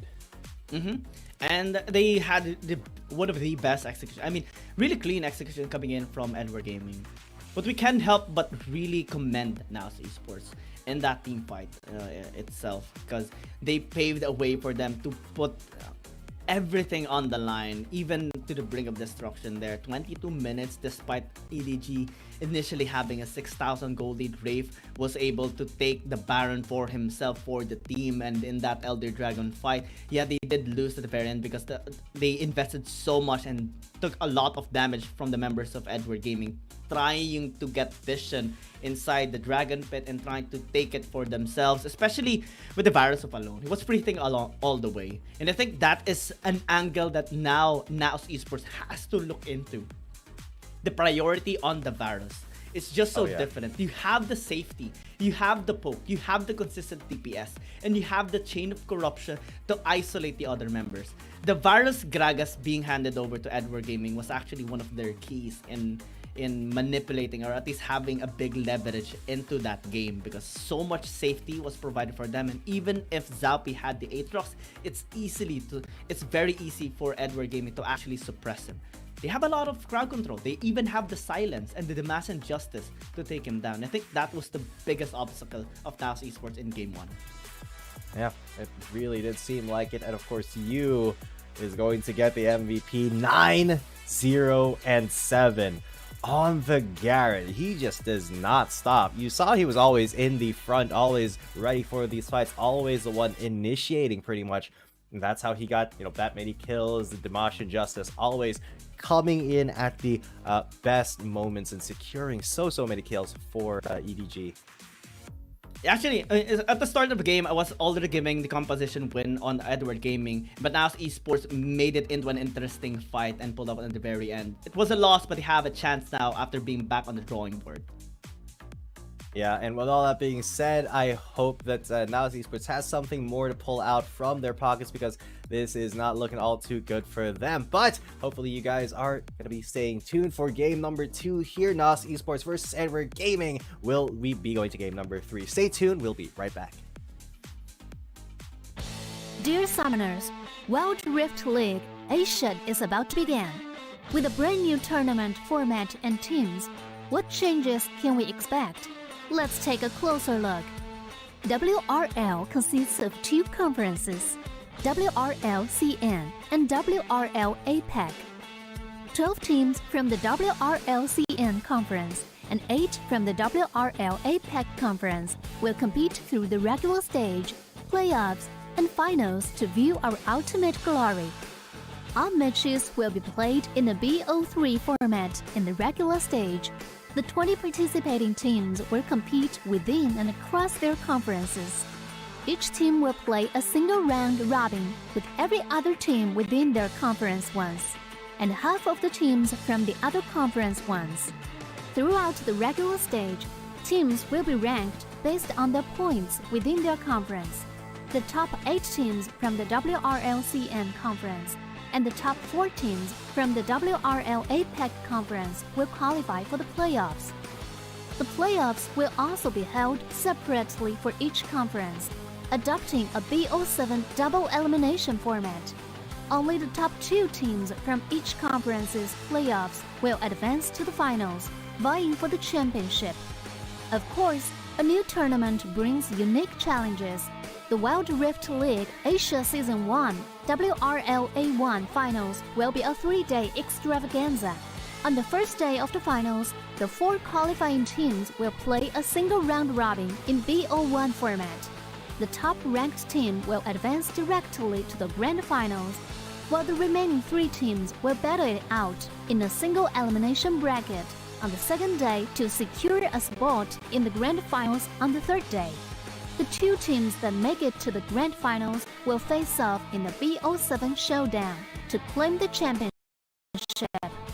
Additionally, the WRL A1 regular stage and finals, teams will participate in the Fight for Side FFS match before the official games commence. The FFS match will be played in a 1v1 solo mode.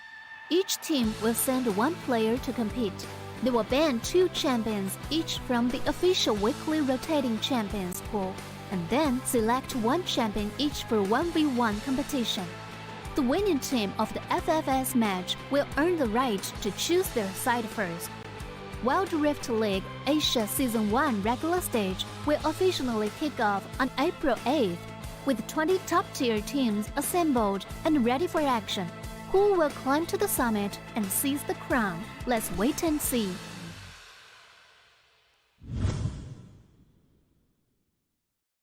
Dear Summoners, welcome to the Wild Rift League Asia 1! With the new season comes a fresh upgrade to our Spectre UI, designed to provide everyone with a better viewing experience.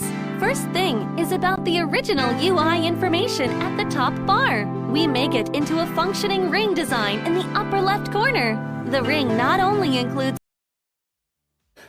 Welcome back, ladies and gentlemen. We are still in the first match of the day here, the WRLA Week 8 day number 2. It's Nova Esports on the chopping block now. EDG on match point. So with the last game, out of our heads, maybe Nova Esports can bring us to game number 3. But EDG, they're looking really, really stable, really aggressive, and I do gotta say the statistic holds. It is Langwei with still 100% win rate on EDG.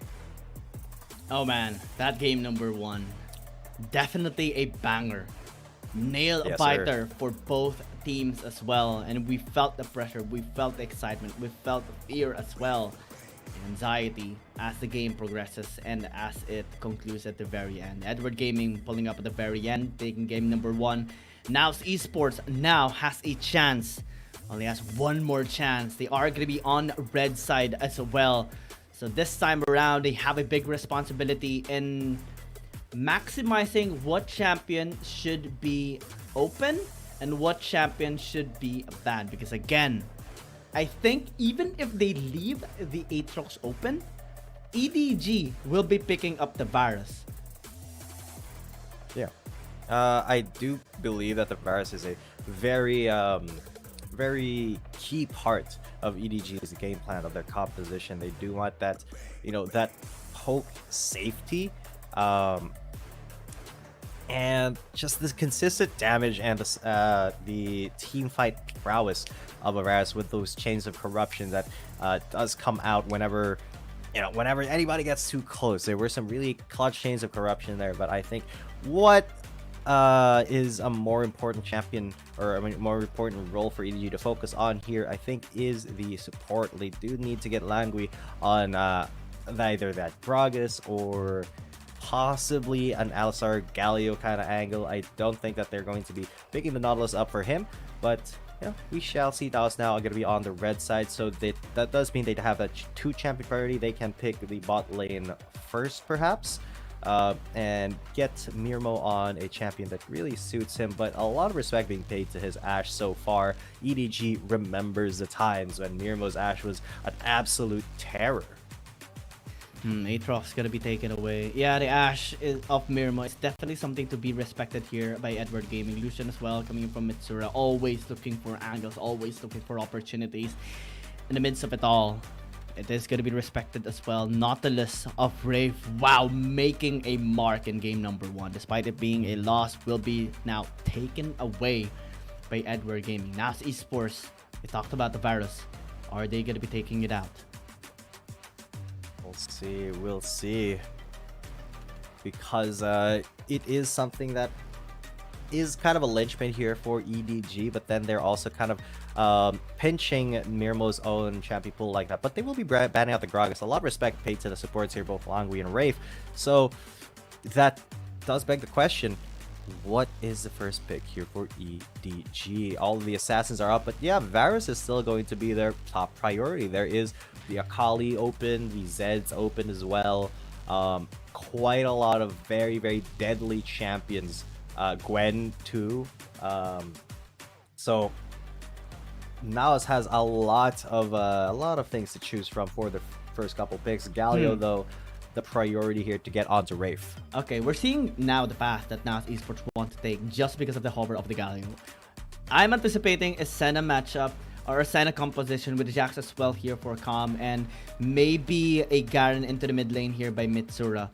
And even though he likes really aggressive champions, I think that can be a good path here for NAOS Esports. Go for sustain, go for AoE damage, go for AoE crowd control to take down EDG. But having to hover the Ziggs is also really good because Mitsura, or Mirmo rather, has been really good with his champion. Honestly, even in game number 1, we have seen him kill Shengdao 7 when he engaged with a Fate Shield onto him. And that paved the way for NAOS Esports to take the Elder Dragon. The fight was still on the side of Edward Gaming, but still, that was a noteworthy situation or event that transpired for NAOS Esports. And now, Langui hovering one of these best champions, the Alistar. The Alistar. Yeah, and he will be picking it up. I mean, this Alistar has absolutely run rampant. Whenever he gets on it, I mean, against Cerberus Esports, he absolutely demolished. And while it's not, as in the meta as a Nautilus, as a Gragas, as a Galio, he has had some really, really insane stuff, specifically during that match against Cerberus Esports. So they're still going to put you on Garen, because honestly, if it works, why fix it? If it ain't broke, why would you try to change it? But finally, Naos looking for a little bit more of an early game focused team fighting composition with the Wukong pickup here, possibly for Mitsura, possibly for Zaupi. But I mean, both bot lanes complete and possibly the mid lane as well. That's the beauty of flex picks, right? EDG is not yet sure where this Wukong is going to be going. So that is going to influence their bans. Most probably, they are going to be targeting a Baron lane here for NAOS Esports to force Calm to be the one using this Wukong into the top lane. And maybe Edward Gaming, though, can still take away the Vi and the Xin Zhao away from Zaupi, because he's just so good on this champions, and I don't think EDG is gonna be risking it. But again, the Fiora gonna be taken away. Now Esports really good in seeing the Yone being still available here for Shengdao 7, because they again have a lot of crowd control. They have the Chain of Corruption, they have the Headbutt Pulverize, they have the Silence, and even the Demands Injustice ready here for you.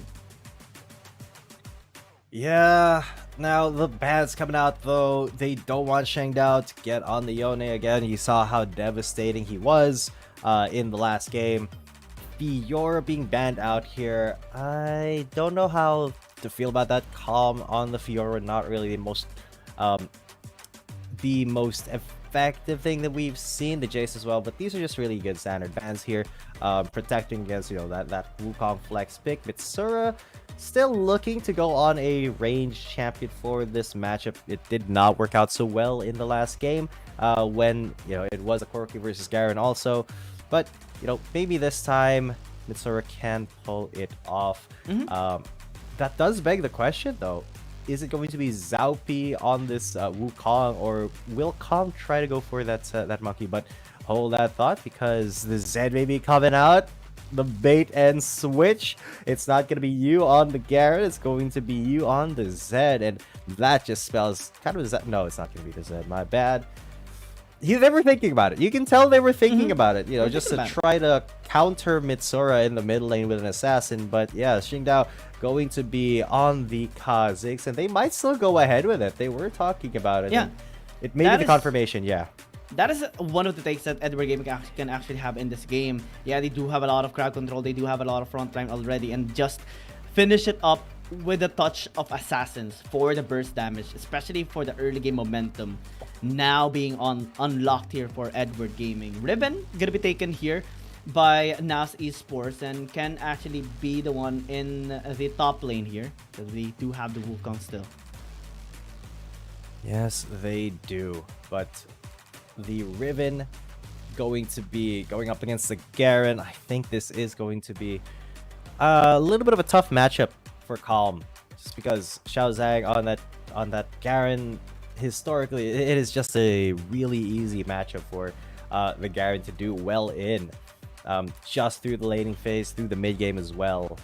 So it does remain to be seen whether or not Calm can hack it, whether he can upskill with the Riven and really try to gap that Garen. But he's just such a safe champion, especially in the early to mid game phases.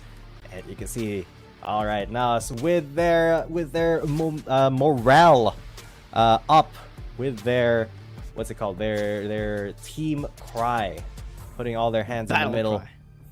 Yes, sir. NAOS Esports. I can just imagine. NAOS Esports. Now's the time to pull up in this series. Game number 2. With their backs against the wall. Edward Gaming pushing for the finish with an assassin composition. Can NAOS Esports rise to the occasion with this lineup? With Wukong for Zaupi. Yeah. With a lot of damage again here for Mitsura with the Corki into the mid lane. They have a lot of tools to work around with. Early game, we can anticipate already that it's going to be a lot of pressure that Edward Gaming is going to be trying to push onto NAOS Esports. But if they are going to be able to survive and strive, late game I think will be so good here for NAOS Esports. Ooh, a switcheroo actually. Mitsura going towards top lane, as Calm going to be the one into the mid lane to battle against the Zed. Is interesting because again the Riven can actually do a lot against the Zed matchup, and given the range advantage, well, it's still going to be like game number 1 for Mitsura, this time against Xiao Zhang. Yeah, and good bait and switch here from NAOS, putting that Corki in the top lane. While it may not be the optimal place to put the Corki in, it does mean that Calm has a lot of leeway in this mid lane to just kind of mess with the members of EDG. Yeah, he's just kind of counter jungling a tiny bit with just getting a couple of those raptors taken away from Xingdao, trying to gap him minorly, because if I'm being honest, that really won't stop his jungle XP all too much in a significant way before the ganks start, because this game is really much more fast paced than the PC version. So those tiny things can add up, but they're not like the biggest factor when it comes to these big fights. I guess it's not the same as having the whole camp taken, right? That's your point there. And Edward Gaming still will be having Xingdao take the camp and still have a way to reach level 5. Mirmo, I think it's so much there from the pokes coming in from Alone. Will be forced to at least get that 100 Flute. Alone still has his own ready and available under the tower. And that signals that NAOS Esports may be struggling a little bit against the Varus matchup. And that's something that we have anticipated already. Prior to this match, Alone is just so good with the Varus.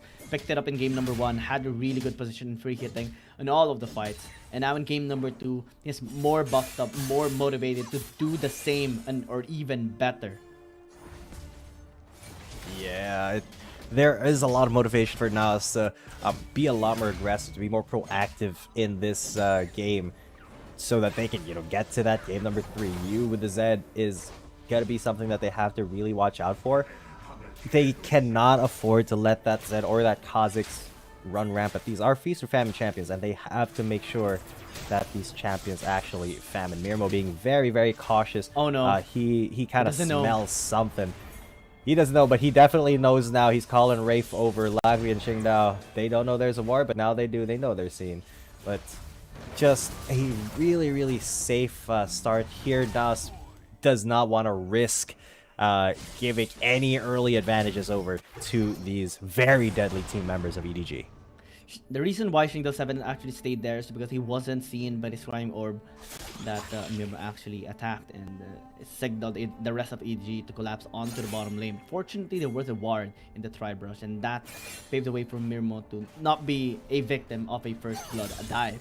And now that buys enough time for NAOS Esports. That is how big that delay actually is, because NAOS Esports is being able to scale up, in which that's a lot of resource taking opportunity for the rest of NAOS Esports, especially for Mitsura. Just being able to farm into the top lane, having to have the Garen matchup. Mirmo has to be always safe, always careful, because alone is going to be looking for that angle to get that chain of corruption, signal Qingdao 7 to gank into the bottom lane again and try to secure that first blood. But now, Mitsura able to dodge Langui's headbutt after Langui had a bit of an oopsie there in using that skill as well.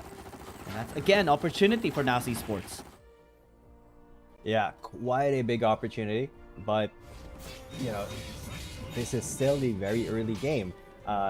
With NAOS still really, really in the infancy of their composition, the safest thing that they can do really is just to farm up and really not overcommit to anything. With 40-ish seconds to go, 35 seconds to go to the big objectives, I don't think they're going to be contesting an objective here to fight with EDG. I think that they just want to trade whichever one EDG decides not to get, because that is the way for them to stay safe and really cross their T's, dot their I's, and not risk either you or Qingdao 7 getting a kill or two, or possibly even just overcommitting to a fight. So with that being said, let's see how things do shake out. NAOS more positioned towards this dragon than EDG is.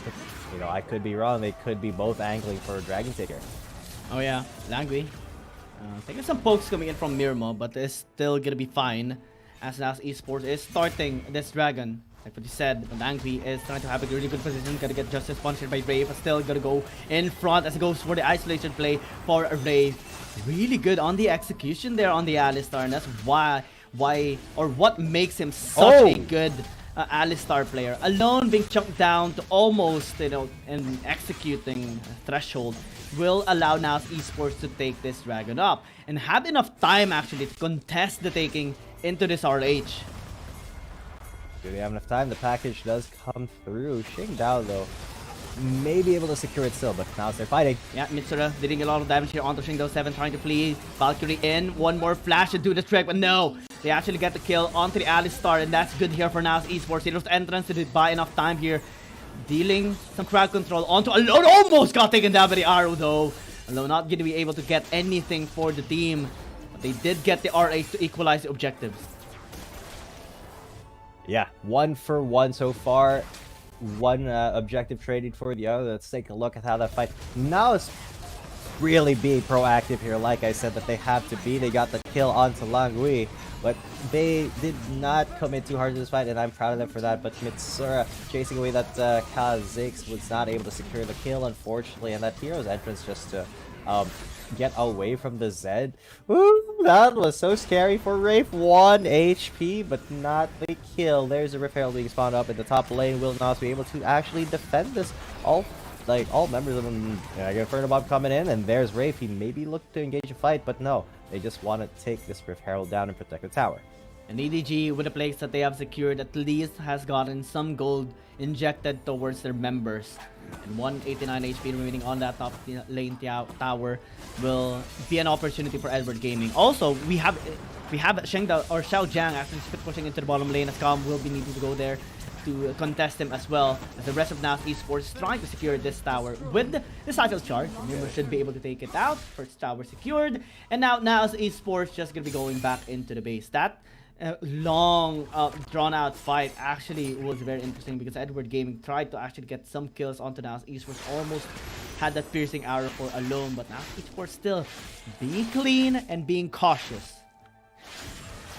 Clean and cautious is the way to go here. They have to be proactive, yes, but not overly committal, because they don't want to give EDG room to look for a clean re-engage after chasing them away. So that is a very tough cookie to crack, because EDG is really well known for their super calculated team fighting, and NAOS, they're kind of more known for their, free form. We'll see how it goes, we'll aggress onto you and then overcommit to the fight kind of thing. So they have to kind of to consolidate their style of play and really try to refine it to go up against EDG, but it does look like this turret is just going to go down to one single auto attack from you. NAOS Esports still trying to scale up into this game. Again, Xiao Jiang this time is operating the gun, and we have seen you a while ago landing the MVP performance, serving so much into the front line. Langby as well with the isolation plays. Have it been the Cat or the Gragas or the Alistar, is still make things work and targets the best possible player on the side of NAOS Esports to be isolated as the rest of Edward Gaming collapses. But now, 700 gold lead isn't really a whole lot. And that is opportunity for, again, NAOS Esports to scale up, because this Zed, this Kha'Zix is gonna fall off later into the game. No hull breakers picked up yet by the Garen is a way for NAOS Esports to alleviate pressure, because one of the primary goals of Garen is to unlock split push, but they haven't really done that just yet. Again, NAOS Esports will be making most out of any opportunity that they have in this game. Yeah. And speaking of opportunities, NAOS, they do need to take the opportunity to just chill and scale up, because as you said, that Zed and that Kha'Zix, the longer it goes into the game, the less effective they will be against, 4 or 5 item players. So if NAOS just chill, they don't want to be chill though. They may be looking to engage onto a fight. Wraith though in a pretty precarious situation. He is being the front line that his team needs. Xingdao, though, going to be starting that Herald up. Does NAOS know they... Oh my god, look at that damage here with just one arrow. You looking for an angle into the fight. Zaupi just going to be stopping him out, shoving him away. RA still going to be handed over here to Edward Gaming, as NAOS Esports haven't really started their Dragon just yet, because it does take a lot of time before it spawns. And this is, again, an opportunity for Edward Gaming to reset, get their items, and have a split push again initiated. Oh man, this split push is going to be very difficult for NAOS to stop from Xiao Jiang. If they do kind of want to stop it, the hull breaker has been built already, and it is going to be a little bit of a strategy for EDG to just try to keep him split pushing and distracting NAOS while the rest of them look for more picks. But NAOS have found the way into the dragon. They are the ones who are going to be starting it up. But EDG, can they stop it? Will they contest it? Xingdao is there. Package is available. Langby has a really good position here on the Rave. Goes to bit of head, but pulverized. Landed onto 2. Zaupi though gonna be flashing out. Megan for the bomb gets thrown out here onto Xingdao 7. Able to deal some damage. Zaupi though being threatened here by you with a lot of damage with a death mark. Able to still stay alive. No! He dies! And that's opportunity now for Edward Gaming. They are focusing here onto the Infernal Dragon. Able to take it as well as the rest of NAOS Esports look to collapse. Calm not gonna be getting that execute kill onto the Kha'Zix, as now the piercing arrow dealing some damage. Langby again going for round 2, but is needing to fall back. Edward Gaming though, Xingdao 7 almost got taken down there by Mitsura. But again, Dragon taken of Edward Gaming just because they got that kill onto Zaupi. Yeah, and this is exactly what they didn't want to have happen. They didn't want that dragon fight to be on EDG's terms, and you may be looking for something more there. But let's take a look at how that fight actually shook out, because it did look initially pretty good for NAOS. Look at Qingdao getting chunked out and not being able to get back to the fight, but you absolutely wrecking Jumpy there with the Deathmark Ignite combo. He wasn't able to get that auto attack to heal off of the Gromp, and that was a signal for EDG to just collapse onto Mirmo. There's a Dimash Injustice. Flash doesn't matter at all. Rafe and Mitsura was trying to get anything going there to try to recoup their losses, but nothing was actually being given to them by EDG. And looking at the state of the map as well, EDG, they have gotten all the outer turrets, and especially the mid one is the most important for NAOS Esports. They have not even been able to do a lot of damage, or any sort of damage to it, even with the Ziggs picked up by Mirmo. So looking pretty dire for the Manila boys. Down there, they're jumping on them. Knock up as well by Langway, Chain of Corruption. That is a lot of CC, and that's one way of Edward Gaming to just win a team fight. Numbers advantage now is present for them. Second kill picked up here by Alone, as Mirror just running, fleeing, trying to stay alive. And you closing distance. That's not gonna be used here onto him as well. And big burst down, triple kill by Alone. And this is something we have anticipated already. Again, this layer of CC, when they do get the barrels, it's just supreme. And everyone has good position on Edward Gaming. Now Esports now on the back end is just so down right now. 5,000 gold deficit just because of that team fight from a while ago. And now Edward Gaming just looking to have a clean finish. Immaculate engages coming in from Edward Gaming. They know exactly the weaknesses of NAOS and who to jump on to get the most bang for the buck, the most value, and of course the CC chain as well. Qingdao 7, look at how he jumps in without fear, and then Langwei just isolating Calm. The chains of corruption coming down as well, and look at how that CC chain just affected both Zaupi and then Rafe, and then the rest of NAOS were forced to back away, forced to run from that. Alone just doing so much damage. Look at that arrow after just so much burst already being done by you on the Zed. So this is exactly the win condition of EDG. Now it's looking like they're falling apart. They are falling apart right now, and as Esports have been losing 3 team fights right now in a row, with Edward Gaming having really good position, really good execution as well, especially with their timings, with the Chain of Corruption. Now Calm trying to get something done, misses the win slash nuke. Can he actually get the outplay? The answer is no, but Qingdao 7 gonna get that trade for him. Rafe a little bit late with the hero's entrance, still is able to stay alive, but Edward Gaming will be okay with that. I mean, they have taken the Dragon a while ago. There's no objectives to be taken by NAOS Esports, and with the lead that they actually possess, it's inevitable that they are just going to be going with the side lane pressure once more. They have Garen with the Hull Breaker. They have Alone with a lot of gold injected towards him already. And they just are going to be patient now, waiting for that moment that NAOS Esports becomes desperate again. Yeah, it is looking a little bit desperate here for NAOS Esports. Because look at the lead already. 5,000 gold, 5 kills, and the towers are just going the way of EDG. And plus, you have the Garen with Hullbreaker, so he will be able to split push very, very effectively, efficiently, and distract NAOS from, you know, grouping up and taking a fight that may be favorable to them. And Alone is not even scared to be in the mid lane alone, because that's his name. He's Alone.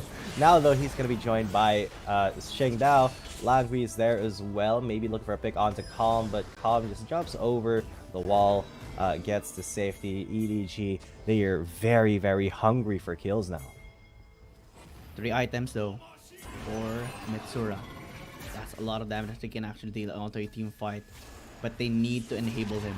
They need to have him in a good position and buy enough time, create some space to work around for the core key. Because Edward Gaming, they're going for the last push, they're going for the last engage. Langwei going in, takes a bit of damage there coming from Mirmo, but still has to be very careful. Again, the pokes coming in from Edward Gaming, so scary. Also the positions here by you, just very potent, very deadly. Mitsura as well, taking a bit of damage there coming from Qingdao 7 and Alone.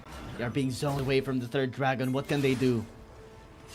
There's really not much that they can do, because if they try to engage onto the team fight, it can be over. Zaupi, though, looking to be the hero of the game. He's going for Cyclone. As well. with the Blade of Exile. Megan for the bomb gonna be thrown out, but not dealing a lot of damage here. Mirabo jumping on. Here's Entrance also invested, but not really on the best position. Now, Kong gonna get taken down. Mitsuru as well is dead. And that's opportunity now for Edward Gaming to just go with a cleanup. As Mirabo on the other side, on the wrong side of the map. Rape as well as no one to protect. And that's gonna be the ace. Edward Gaming with a clean sweep. Clean ace, nobody died. EDG may just take this lead and run with it. They may want to just end the game off of this because honestly they can. Looking at the death timers, NAOS Esports nowhere near reviving, resurrecting before this turret is the thing that is in the crosshairs now for EDG. After that one wipe, it's over for NAOS Esports. 12-2. The Nexus falls and EDG take a clean and easy 2-0 sweep. And it's 5 minutes faster in this game number 2 as well. NAOS Esports, they tried their very best, but it simply wasn't enough. As Edward Gaming showed the prowess in their team fighting. Now on their second game win after their 4 series lose streak, looking to redeem themselves even more and climb up the ladder again in the CN Confidence standings. NAOS Esports after this loss will be still maintaining a really good form, still sitting in the top 4, equal to the scoreline of Nigma Galaxy. But that loss definitely was heartbreaking, especially for us. We had our hopes already on the side of NAOS Esports. They had the composition, especially design in game number 2, but Edward Gaming showed efficiency in the team fights, also in the objective takings, able to take down the crucial members of NAOS Esports in the right time, in the right positions as well. You is just really clean on the Z as well. You know, just enabling the team of Edward Gaming to get that -1 on the members of NAOS Esports. And also alone, just having the virus picked up twice in a row is just, you know, one of the keys. And that was something that we have been talking about even prior to the series. Look at the damage he dealt onto the fight. Mirmo had more because again, Mega Inferno deals a lot, but on team fights, the effect, the impact is just massive. One chain of corruption, everyone from NAOS Esports gets stoned away. Absolutely, and it's just such a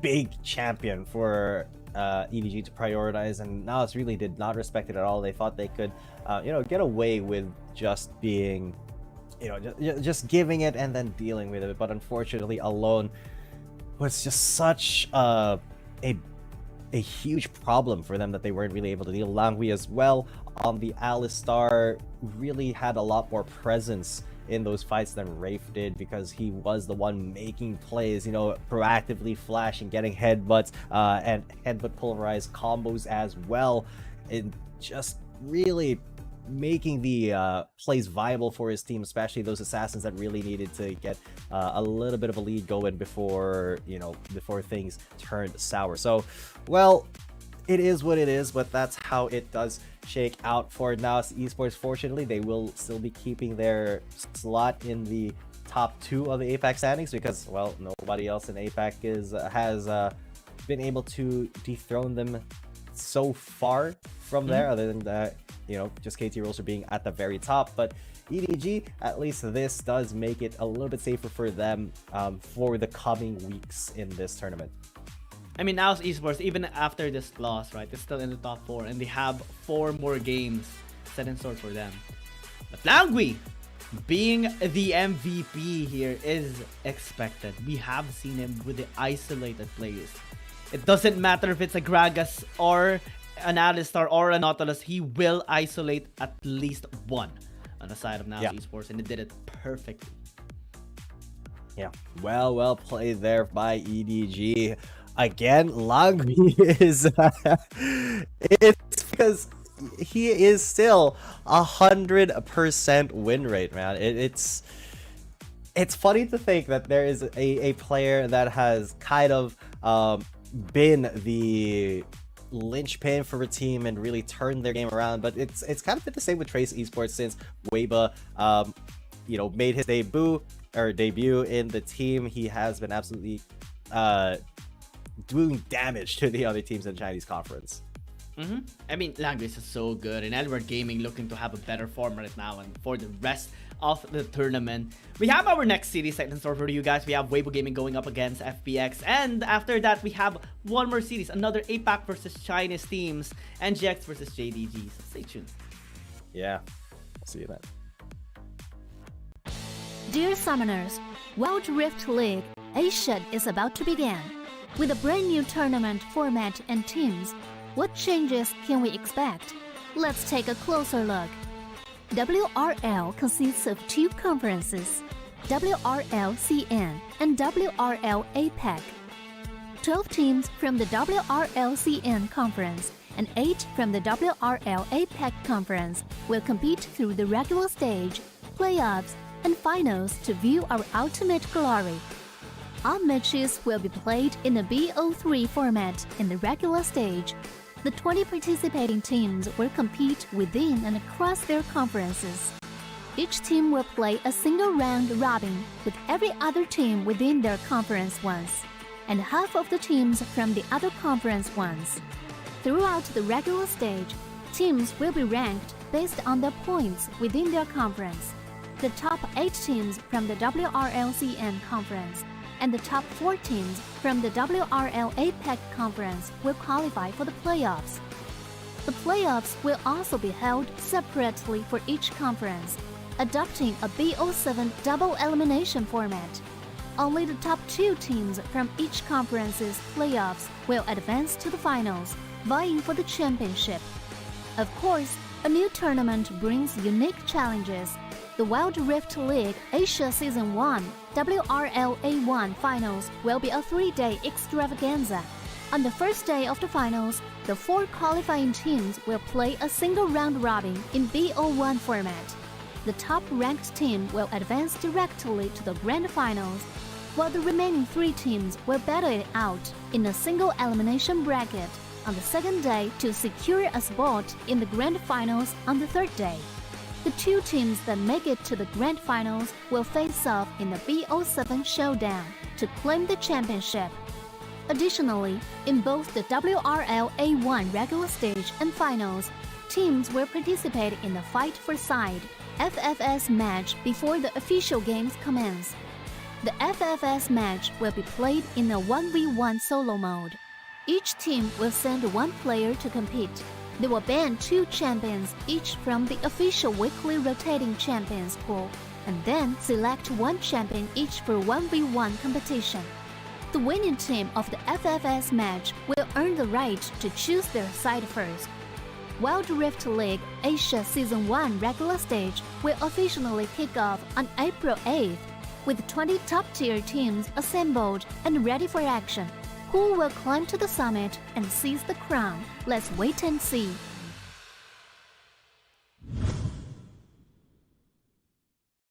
Dear Summoners, welcome to the Wild Rift League Asia 1. With the new season comes a fresh upgrade to our Spectre UI, designed to provide everyone with a better viewing experience.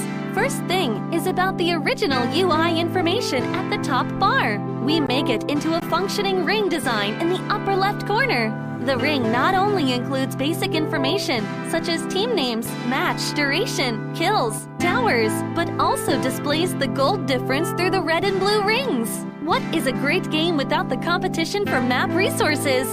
When a team takes down the elemental dragons and gets the buffs, the stunning special effects not only make the acquisition of resources more ceremonious, but the elemental dragon's specific color-coded buff energy blocks will also be intuitively embedded in the corresponding red and blue sides. Whether a team speeds up the match tempo by getting Rift Herald, expanding their lead by killing Baron Nashor, or stealing the Elder Drake for the final victory, the countdown timer special effects and the resource-specific color coding will help summoners watching the game to quickly understand what is going on in the game and capture the critical information. Additionally, we will display the whole in-game map on the top right corner. When the elemental dragons, Rift Herald, or Baron Nashor is about to spawn, the corresponding resources exclusive countdown will appear in the top left corner of the map in real time, providing clearer information on team tactics and map resources. The new UI will introduce 4 panel modes: the landing phase mode, pre-team flight mode, team fight mode, and post-team fight mode, a combination of 4 refined panel modes to ensure that the most important real-time data in the game is presented more intuitively and comprehensively than ever before. In the landing phase mode, in addition to the real-time images of the players,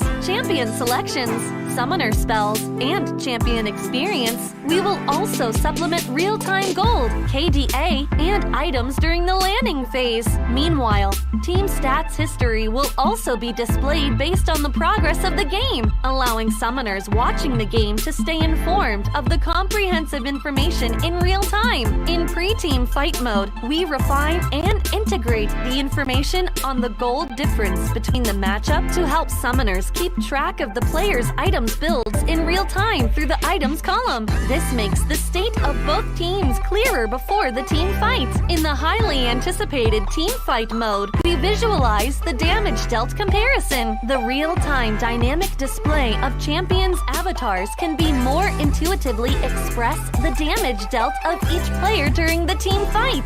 The closer to the red-blue intersection, the damage is higher. We maximize the screen space for exciting team fights and gameplays. After the fierce team fight, we integrate the damage comparison of each champion to help summoners quickly understand the damage difference between the champions in each matchup during the team fight. Depending on the different game situations, there are more diverse UI combinations waiting for summoners to unlock. Our comprehensive, intuitive, and comfortable UI design aims to provide summoners with a better, more informative, and higher quality viewing experience. The exciting first season of Wild Rift League Asia is waiting for you. Summoners, we'll see you in the Rift. Dear Summoners, Wild Rift League Asia is about to begin. With a brand new tournament format and teams, what changes can we expect? Let's take a closer look. WRL consists of 2 conferences, WRL CN and WRL APEC. 12 teams from the WRL CN conference and 8 from the WRL APEC conference will compete through the regular stage, playoffs, and finals to view our ultimate glory. All matches will be played in the BO3 format in the regular stage. The 20 participating teams will compete within and across their conferences. Each team will play a single round robin with every other team within their conference once, and half of the teams from the other conference once. Throughout the regular stage, teams will be ranked based on their points within their conference. The top 8 teams from the WRLCN conference and the top 4 teams from the WRL APEC conference will qualify for the playoffs. The playoffs will also be held separately for each conference, adopting a BO7 double elimination format. Only the top 2 teams from each conference's playoffs will advance to the finals, vying for the championship. Of course, a new tournament brings unique challenges. The Wild Rift League Asia Season 1 WRL A1 Finals will be a 3-day extravaganza. On the first day of the finals, the 4 qualifying teams will play a single round robin in BO1 format. The top-ranked team will advance directly to the grand finals, while the remaining 3 teams will battle it out in a single elimination bracket on the second day to secure a spot in the grand finals on the third day. The 2 teams that make it to the grand finals will face off in the BO7 showdown to claim the championship. Additionally, in both the WRL A1 regular stage and finals, teams will participate in the Fight for Side FFS match before the official games commence. The FFS match will be played in a 1v1 solo mode. Each team will send 1 player to compete. They will ban 2 champions each from the official weekly rotating champions pool, and then select 1 champion each for 1v1 competition. The winning team of the FFS match will earn the right to choose their side first. Wild Rift League Asia Season 1 regular stage will officially kick off on April 8th. With 20 top-tier teams assembled and ready for action, who will climb to the summit and seize the crown? Let's wait and see.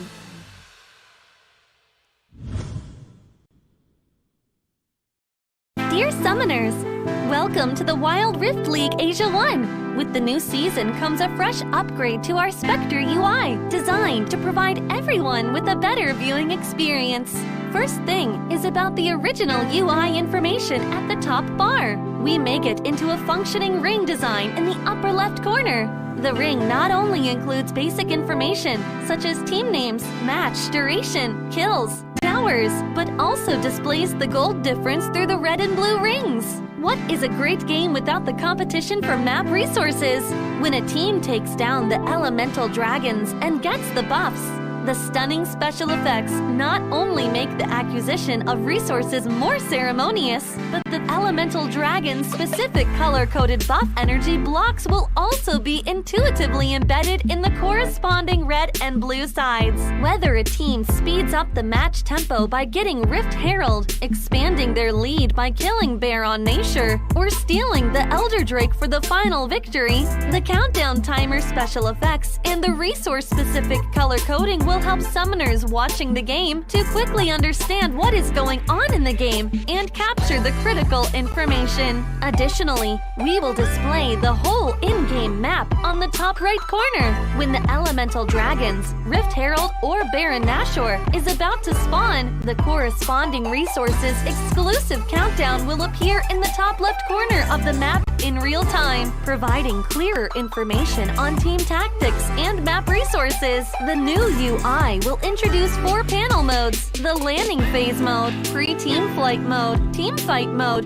and post-team fight mode, a combination of 4 refined panel modes to ensure that the most important real-time data in the game is presented more intuitively and comprehensively than ever before. In the landing phase mode, in addition to the real-time images of the players, champion selections, summoner spells, and champion experience, we will also supplement real-time gold, KDA, and items during the landing phase. Meanwhile, team stats history will also be displayed based on the progress of the game, allowing summoners watching the game to stay informed of the comprehensive information in real time. In pre-team fight mode, we refine and integrate the information on the gold difference between the matchup to help summoners keep track of the player's items builds in real time through the items column. This makes the state of both teams clearer before the team fight. In the highly anticipated team fight mode, we visualize the damage dealt comparison. The real-time dynamic display of champions' avatars can be more intuitively express the damage dealt of each player during the team fight. The closer to the red-blue intersection, the damage is higher. We maximize the screen space for exciting team fights and gameplays. After the fierce team fight, we integrate the damage comparison of each champion to help summoners quickly understand the damage difference between the champions in each matchup during the team fight. Depending on the different game situations, there are more diverse UI combinations waiting for summoners to unlock. Our comprehensive, intuitive, and comfortable UI design aims to provide summoners with a better, more informative, and higher quality viewing experience. The exciting first season of Wild Rift League Asia is waiting for you. Summoners, we'll see you in the Rift. Dear Summoners, Wild Rift League Asia is about to begin. With a brand new tournament format and teams, what changes can we expect? Let's take a closer look. WRL consists of 2 conferences, WRL CN and WRL APEC. 12 teams from the WRL CN conference and 8 from the WRL APEC conference will compete through the regular stage, playoffs, and finals to view our ultimate glory. All matches will be played in a BO3 format in the regular stage. The 20 participating teams will compete within and across their conferences. Each team. Welcome back, ladies and gentlemen, to the Wild Rift League Asia 2023 regular season. We're now in match number 2 of the day. This is week 8, day number 2. There are a few weeks left in our regular season, and after that is the playoffs. So a lot of teams are under a lot of pressure. And speaking of pressure, this next match is going to be a lot of pressure for both Weibo Gaming and FPX. Yeah, both of these teams have been, trying to secure a better spot right now in this tournament. Weibo Gaming sitting at 5th spot with an 8-3 scoreline. FPX just trying to climb up the ladder right now, reach the top 8. They're currently sitting at the top 10 after their recent loss as well. 4-8 or 4-6 scoreline right now. OMG coming off a win against OMG, or Weibo Gaming coming off a win against OMG last Sunday to continue their positive win rate, as FPX is coming off a 2-game lose streak, losing to Thunder Talk and NAOS Esports, all 0-2 as well just last Friday. Yeah, and speaking of U02, another 0-2 just happened earlier on with the NAOS Esports. Unfortunately, getting absolutely bodied by EDG. This time, though, the skill gap is not going to be as apparent with this matchup. Weibo Gaming and FPX both being, kind of mid-tier teams here in the Chinese conference. Still very big chance of either or both of them making it into the playoffs, but they do have to pull off something pretty big here. And yeah, Beijing Sika with the hammer, he is going to look to bring it down. But I do gotta say, FPX have been looking, fairly solid recently, even with their losses against Undertalk and NAOS. They just were, there were just some kind of it factors for both NAOS and Thunder Talk that led them to getting the edge over FPX. But conversely, they did still perform really decently in those games, even with those losses. They also got a win off of OMG recently, so they could turn this around and wail on Weibo Gaming. Looking at the stats right now, we are going to be leaning towards Weibo Gaming on the RH and the towers.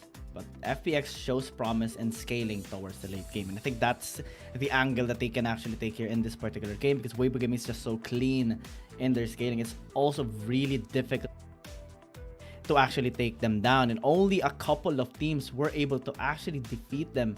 And even if they're losing, just one team fight, they can turn the tides around. They can suddenly be the one winning. And FPX, they have a history on that, being on the other end, being on the receiving end of that. So they have to be very careful this time around. Blue side priority for sure for Weibo Gaming if ever they win the fight for side. So FPX, they need to find a way to secure blue side on this, because it does make a lot of sense, right? We have talked about the potential or the opportunity to be the one banning champions or going with the target bans when you're on blue side. Yeah, because at this point, if FPX doesn't step up, they may just find themselves taken out of contention pretty quickly.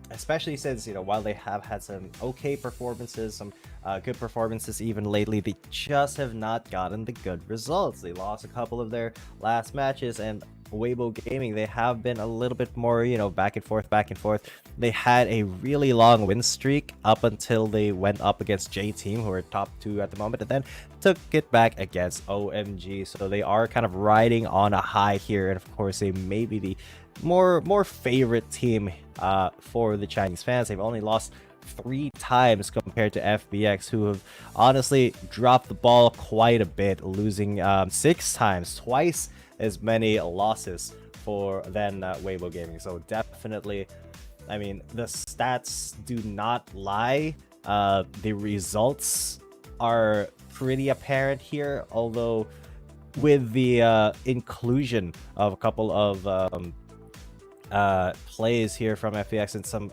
really creative and good drafts, they can still bring this back for themselves. Beijing Sika and Faro as well going to be matching up in the Baron lane.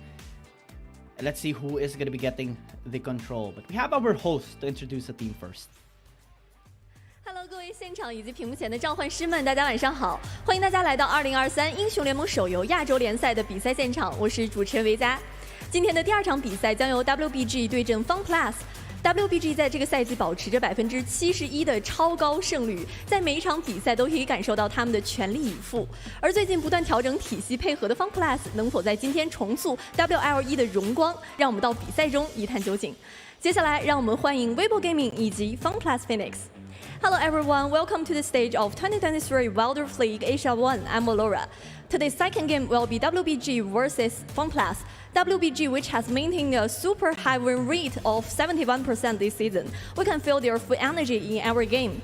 And whether FunPlus can regain their glory in WRL1, let's find out in the game. And now it's time to welcome Weibo Gaming and FunPlus Phoenix.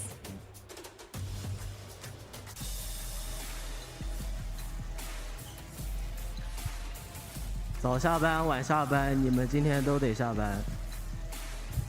怀念3-0的日子吗？今天继续。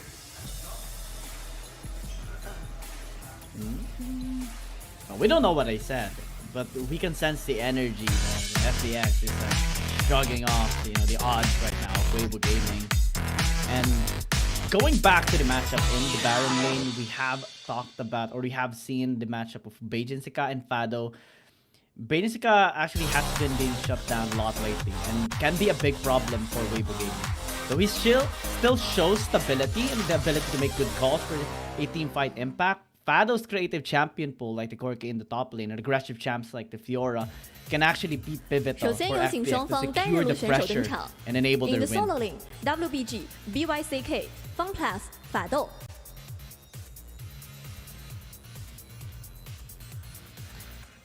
We have our matchups now. 接下来，让我们有请双方打野选手登场。In the jungle, WBG, Fado, 凡 I don't know. FunPlus, QF16. Some people are also wearing masks, surprisingly here on the stage.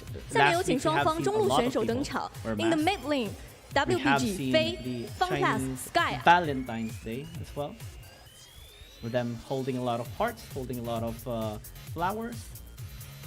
And this match, 下面有请双方射手登场。 Weibo In the Gaming dueling, has been known to WBG, just be so clean with their movements, A13. so clean with their executions as well. Chi very, very dominating in the Dragon Lane. One of the best, if not the best, Dragon laner right now. 最后有请双方辅助登场。And support, WBG, Wake Up, FunPlus, always get the kill, even in the solo lane.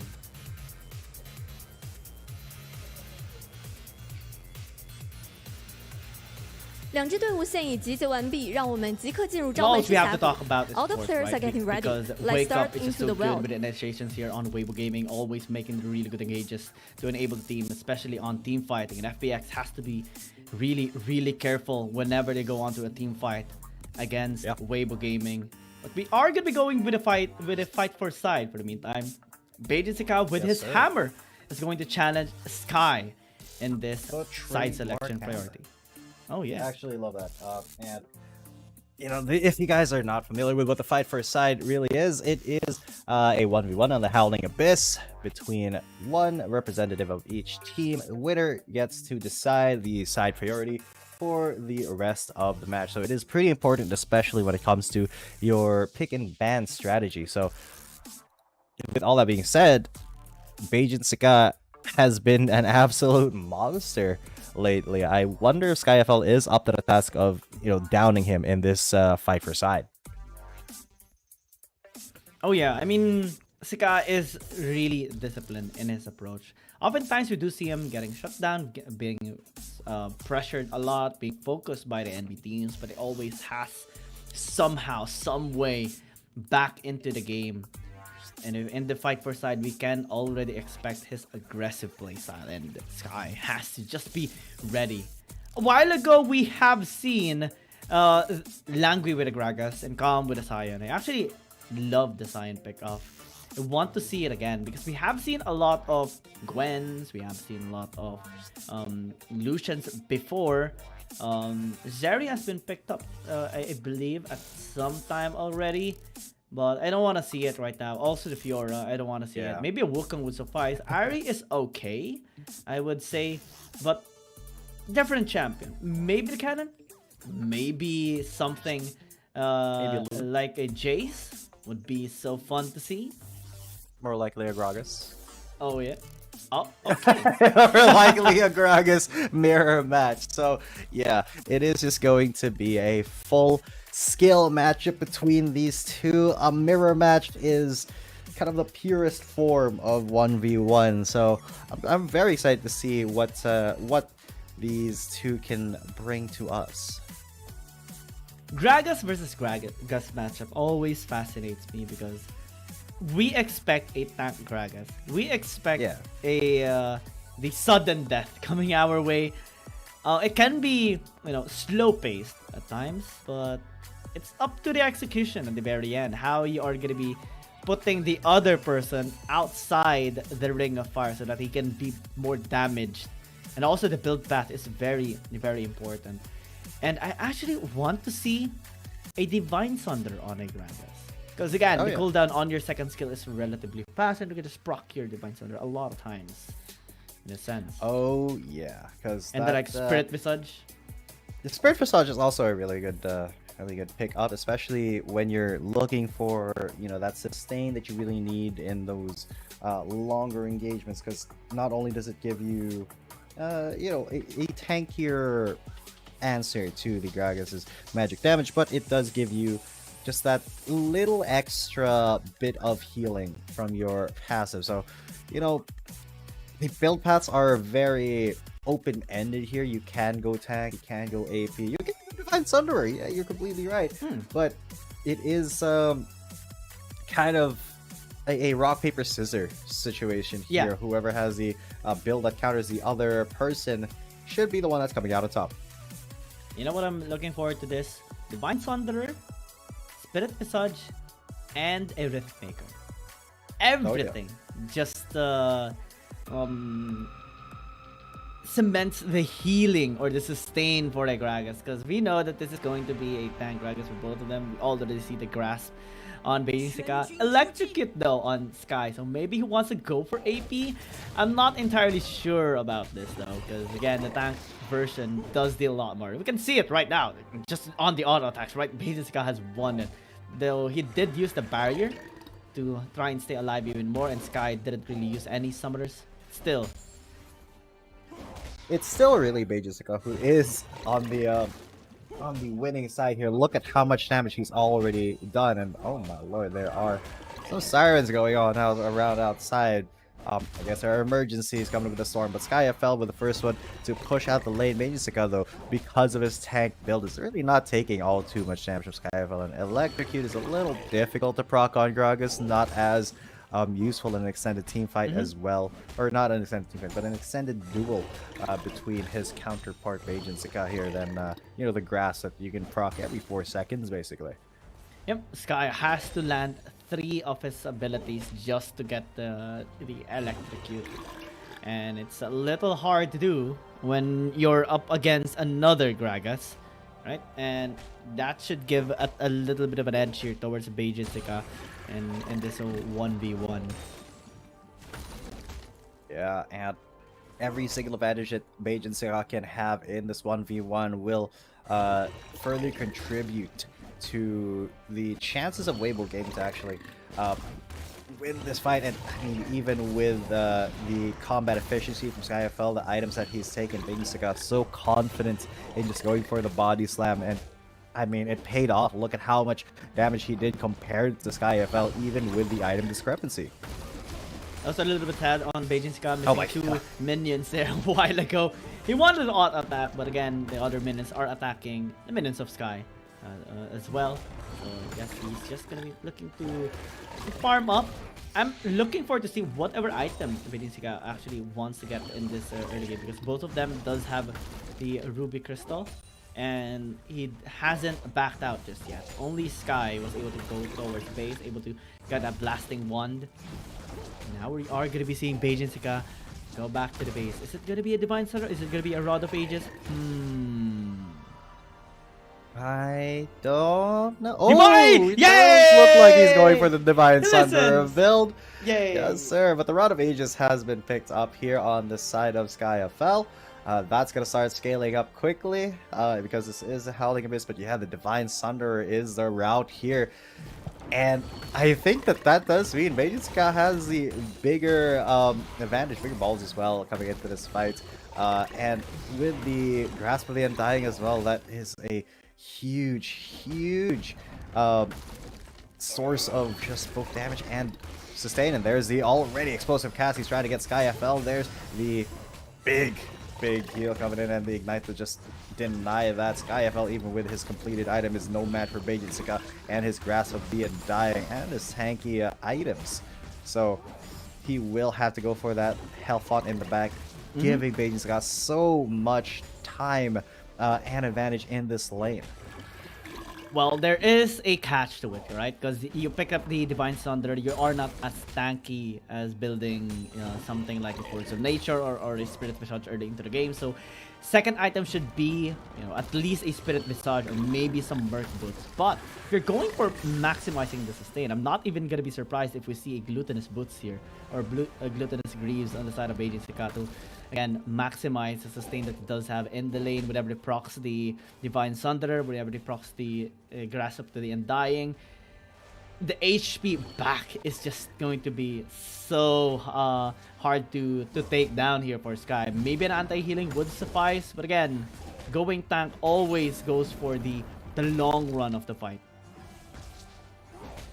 Yes, sir, because honestly, when you go tank, you just kind of give yourself more survival in this 1v1 situation, and you are also negating the damage potential of your enemy. That kind of sounds like a common sense, but in an extended team fight, you really you kind of underestimate how much damage is being negated just from having that little bit more tankiness. And I mean, looking at the percentage of health from that one auto attack from Beijing Sika, my lord.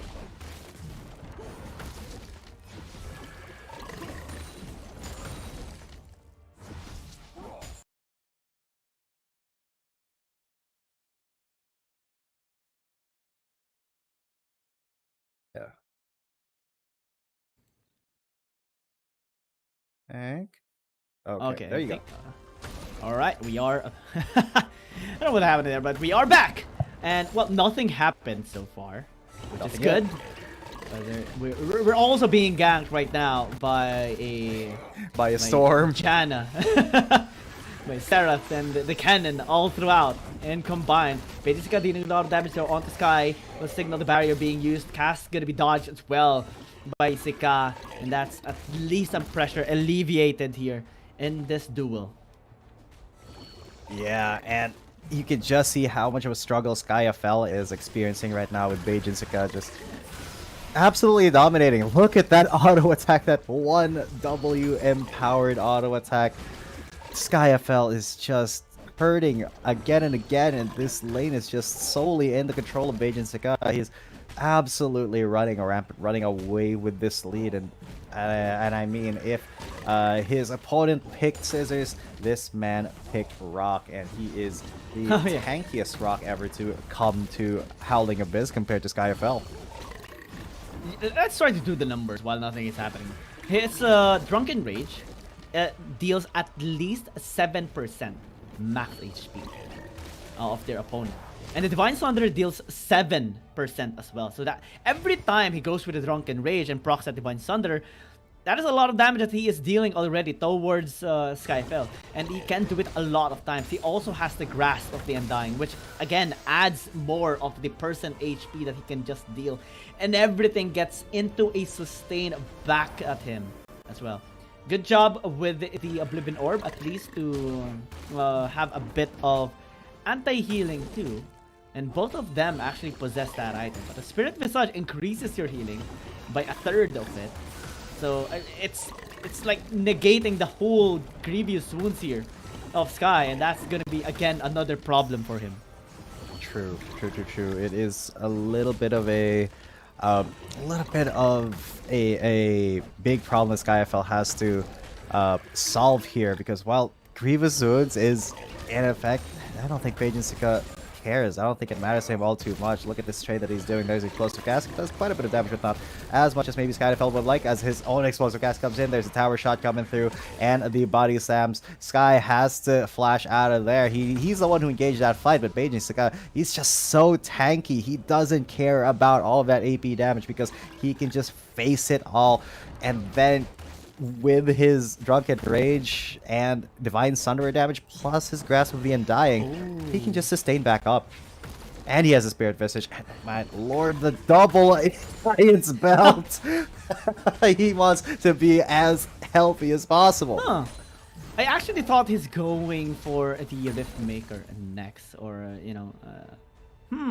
okay, that is interesting. Well, the component for the Rift Maker isn't really available here, or that one as the PC version. So having not enough items to complete it, forced the Bejinska to just go with 2 giant spells. It does cost a lot cheaper and increases his health by at least 700, almost 800. And that should be enough. Should 100% be enough for Bejinska to just bully SkyFL in any engagement. And speaking of engagement, that's what's going to happen right now. Even with the explosive cast now came into tower range and him taking a third shot, Bejinska is honestly going to still be pretty fine. SkyFL does not have enough burst to take him out. He's going to go for the health pots, bring him up to basically full. And if he's the one who gets a good engage on the SkyFell, this should be Bejinska's time. And yes, he is. He's going to go for an explosive cast right there, knocking him to the side. But they are just drunkenly bashing at each other. They're barrel smashing each other in the head. It's SkyFL who's already at 1% health. The final smash from the barrel will mean that Bejinska takes it and gives the side priority to Weibo Gaming. Oh, smash. And it is smash his way to take down Sky in that particular fight. We have expected already that he will win eventually. We have expected a long 1v1 as well. And it is relatively slow. But, again, a win is a win. Now with Sika winning the 1v1, Weibo Gaming will have side selection priority. And we have talked about them having 12 out of 13 games being won on blue side. So, it's inevitable. Blue side gonna be secured here by Weibo Gaming, and does make a lot of sense if you want to be the one to have the chance to ban the champions of the enemy team, in which FPX, they are gonna be forced to ban the Aatrox and the Camille. Yep, Weibo Gaming picking blue side. Yeah, that does give them a lot of advantage. And I mean, Weibo Gaming have kind of preferred blue side. I think it was 13 out of 16 games was the stat of their win rate on the blue side. So definitely they want to take every advantage they can going into this match up. But you know, on the side of FPX, you gotta kind of feel bad for them, because that was just such a mismatch in the skill matchup that does not bode well for their mental going into this game and their momentum. Because if a team like that can absolutely read you and beat you in a 1v1, what more can they have in store for you going into the rest of the match? Because you're kind of forced to ban 2 champions on the red side that are just supremely important to ban, while Weibo Gaming, they have a lot of freedom to decide who to kind of target ban here. It does look like they don't want SkyFell to be on that Akali.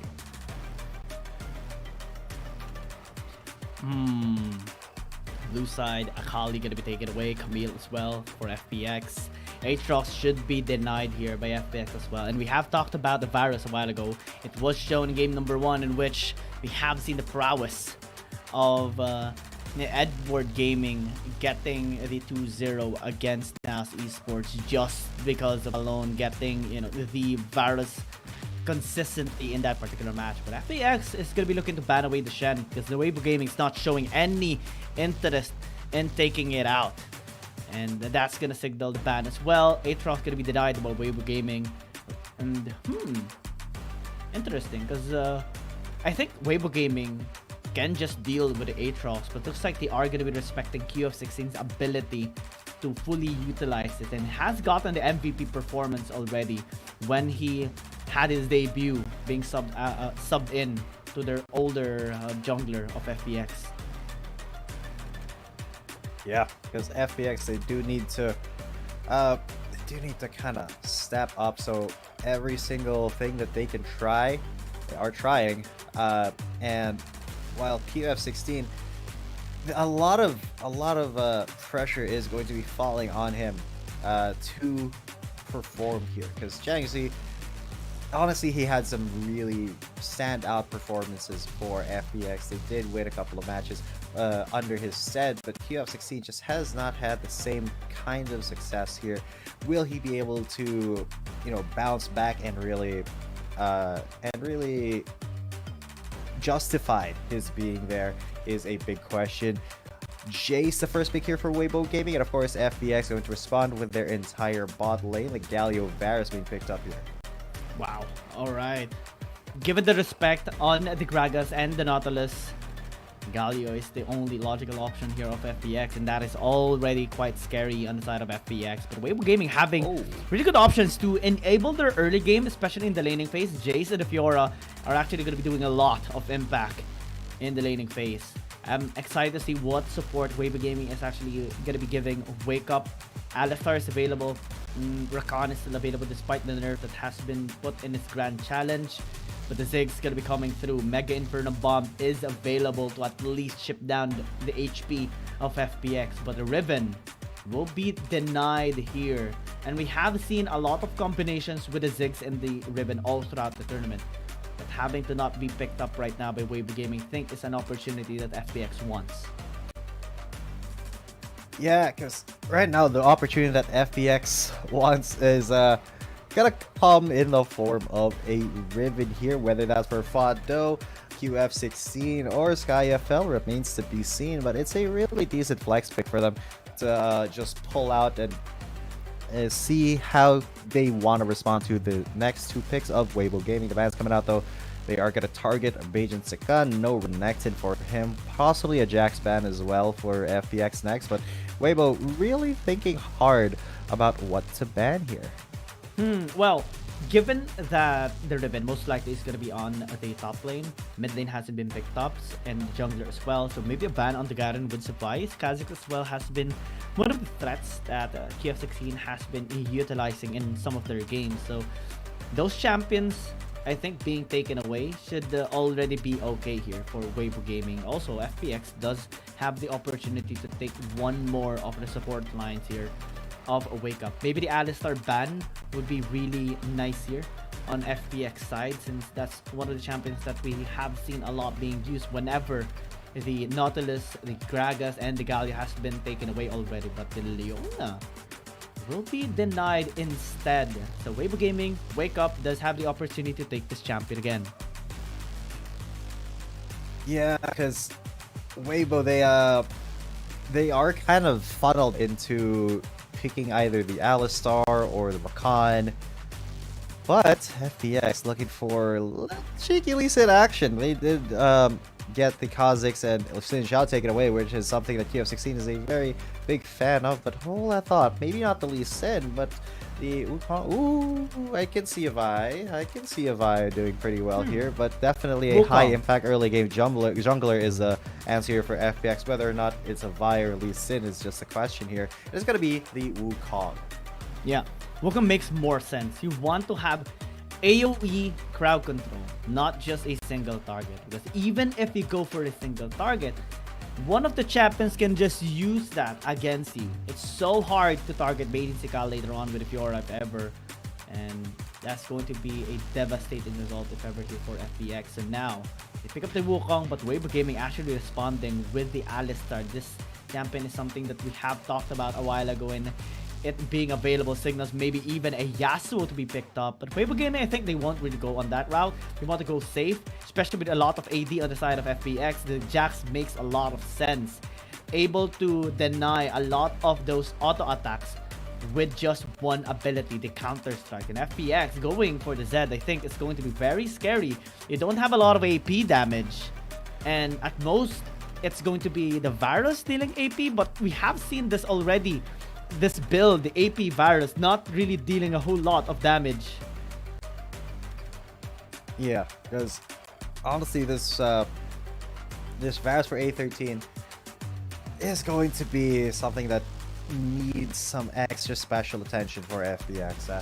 We did see it, be successful in the last match we had, but it was in the hands of EDG, a very, very skilled team. Now, I'm kind of hoping that SkyFL's Zed kind of pops off, because FPX do need a little bit of a boost here. And if I'm being honest, Weibo Gaming, they're not going to willingly let that Zed get anything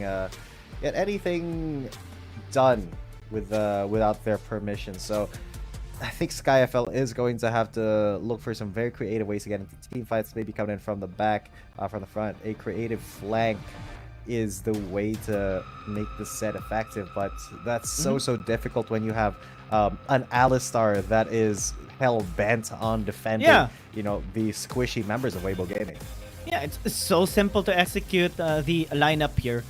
Well, actually both teams have some ways to execute their composition, And late game scaling, very potent here for Weibo Gaming, especially with the early game aggression that they can actually enable their momentum with the Jace, with the Alistar. A lot of ganks can actually be made into the top lane to pressure down Fado. And FPX having this composition designed for team fight and backline control is actually pretty nice. Even if they don't have AP, that's the only concern that I actually have. But in a sense, they have a lot of burst damage anyways, and since there's not a whole lot of tanks on the side of Weibo Gaming, I think that's okay. As long as they enable Sky, they enable A13, and they get the damage done, execution shouldn't be a problem. Yeah, it should be completely fine. Wow. As long as they don't enable. That's far.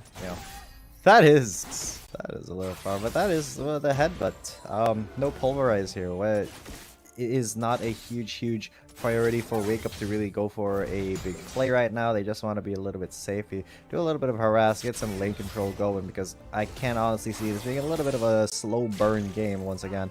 Because both of these teams, they really have to wait for the 5-minute mark when that dragon and that herald comes up to really even get anything going, except Fado trying to get some damage onto Beige and Sika, trying to make this matchup a little bit more hellish for the Jacks to try to scale into. Yeah, it's hard to win the early game. That's the Jax. Riven does deal a lot of pokes onto you with the broken wings with mid lane. Oh, good dodge there by Sky, at least to alleviate the pressure here. But given the matchup itself, right, Jace should actually win in terms of bullying this Zed away with a range advantage, and FPX might need to send someone to help out Sky, at least maintain a good position into this laning phase.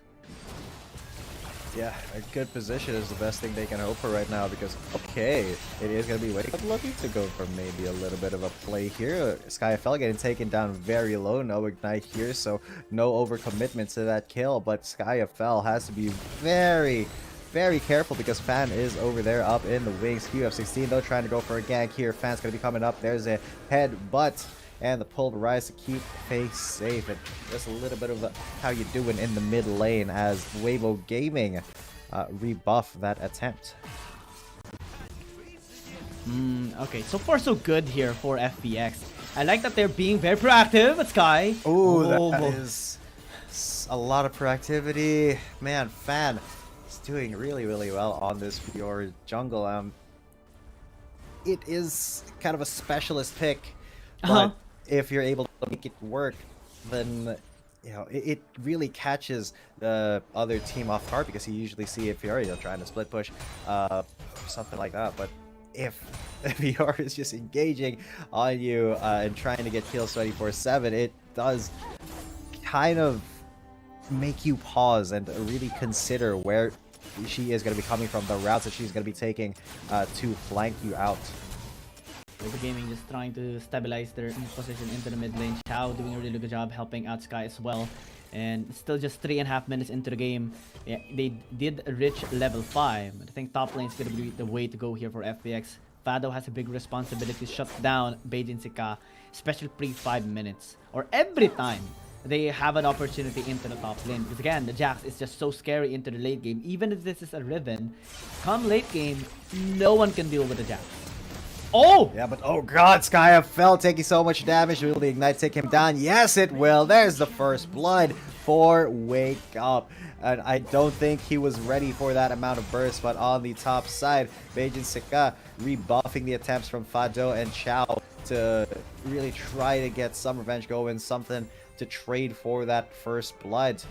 Wake Up is there, but do they know that the jungler is around, that the Fiora can be coming at any second? Because Chao may be looking to engage. The Justice Punch will not land, neither will the taunt, so Weibo Gaming playing it really, really safe.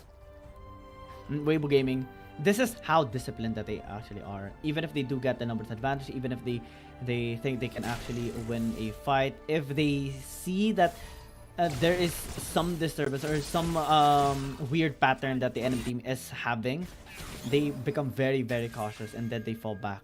Wants to play it safe, wants to play it as clean as it gets. They know that they have the scaling advantage against FPX. Anyways, Hullbreaker has been picked up already by Faye, so that's gonna be the next job of this Jace. Side lane pressure, force the Zed to be isolated and try to just focus onto him instead of the other members of Weibo Gaming. And since a lot of people are on mid and bottom lane, RH gonna be vulnerable here for Weibo Gaming's sake. Very, very vulnerable, but of course FPX as well, they will trade it out for the Mountain Drake. So no huge team fights coming through, just a trade of objectives. Weibo Gaming still the ones in the lead. Wake Up gotta dodge that chain of corruption, just walking away.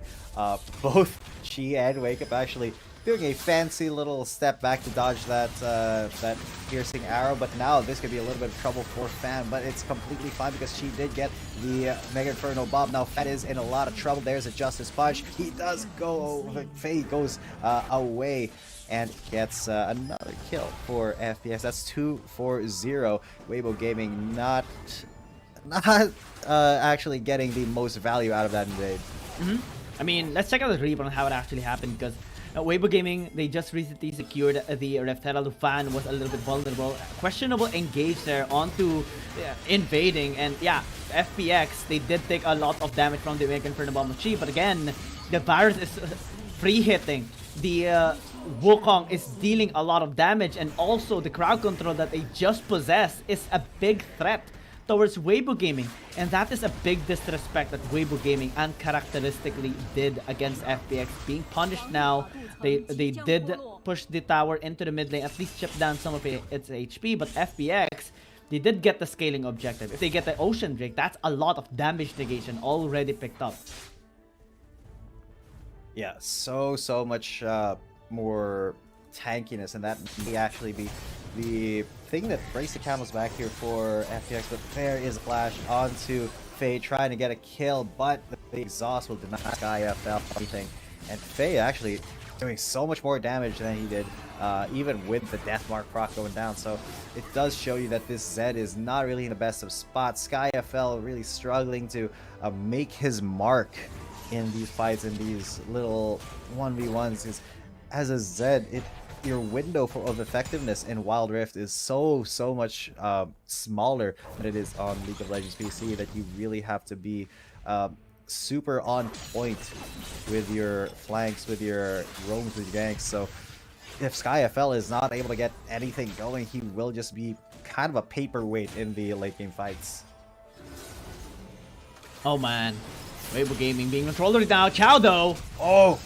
Yeah, Chao getting caught out. Even the flash may not save him from that. The Grand Challenge, he's going to go back in, and he won't get out of there. Fan and Wake Up teaming up to take him out. Beijing Sika, though, maybe looking for something against Fado, but under tower, I don't think Fado wants to risk it, even with the Counter-Strike down. So, Beijing Sika... Oh my god, why are you going to go over there? QF16 with the Cyclone takes him out. A little bit of a greedy play there, but now Fan's the one getting aggressed on. Wake Up is their head, but pulverize. Now it's a 2 versus 2, but QF16 trying to make things happen against the Fiora. Oh, A13. It's the Fiora who wins out. A13 now. Why are you in the face of a melee champion? 2 kills for the Fiora. The hero's entrance may just be the hero's funeral here. Grand Challenge has been issued, and Chao desperately trying to make it not proc. Weibo Gaming is just going to decimate him. A series of unfortunate decisions from FPX gives a huge lead over to Weibo Gaming. And that was overconfidence that actually showed there by FPX. Let's check that replay on how they went too deep against Weibo Gaming, because BO3 was already quite low, right? Fado had a really good angle towards him, able to take him down at the very end as well after having not really the best rotation. By Sika's QF16 picks up the kill. But what happens after is the bad thing for FPX. They try to get a kill onto Fan, but again, Divine Thunder provides so much healing. 813 free hit for days, but isn't really so good as a 1v1 happens into the bottom lane. Sky should be okay, but Fan being able to buy so much time and dodge that crucial piercing arrow paved the way for Weibo Gaming to just cement this victory into a fight. And don't think FPX is going to be trying that anytime soon. Yeah, I don't think FPX should be trying to go for anything as risky. I mean, 3 kills, man. That's on the Fiora. 3. They just gave away 3 kills, and what's worse is they just kind of funneled in one after the other, and the Ribbon was nowhere to be seen, not really helping that fight. But it's just a tragic series of events for FPX. So, with that being said, Weibo Gaming, they can start to extend this lead. A13 and SkyFL do need to step up and really mind their positioning now, especially when it comes to these mid-game team fights. Yeah, and Weibo Gaming having the Fiora enabled quite early into the game is going to be alleviating a lot of pressure towards BO3 right now, because, well, that's 2 items picked up. Divine Thunder, Blade of the Ruined King. Later on, we might even see, well, I don't think we are going to be seeing a hull breaker on this Fiora, because again, it is a jungler, but having to put the RH should allow them to get the pressure down into the bottom side river. Yeah, and I mean, the turret just gonna go down there. Actually, Fado is not equipped to handle a 2 versus 1, so they will just call over the Galio Heroes entrance to get that safety, but it is Weibo Gaming who have the better position coming into this dragon fight. They are kind of looking to zone FPX out of their own jungle, out of this river, out of this fight, and they are going to start it up. BO3 off on the wings on the bottom side, so if anybody tries to go through that way, he has a great angle. But the rest of Weibo Gaming onto the top, they will ensure that there is no way that FPX can get there from the mid lane. While, you know, Fan and She can just keep pushing this down. They can keep distracting FPX and calling them away from this Drake. This little game of push and pull and push and pull, and it is going to come to a head very soon. But it's just a game of big game of chicken right now between these two teams. Yeah. Divine Conquer is the key here for FPX. QF16 has a really good angle. Chao is just waiting for the opportunity, but now BO3 actually spotting QF16 out, forces him to just disengage. Headbutt going to be used there just to alleviate the pressure the Weibo Gaming is experiencing right now. Fado doing a really good job shoving away into the mid lane as their Zed pushes bot lane. But it's about to happen. It's bound to happen. The fight here by Weibo Gaming and FPX.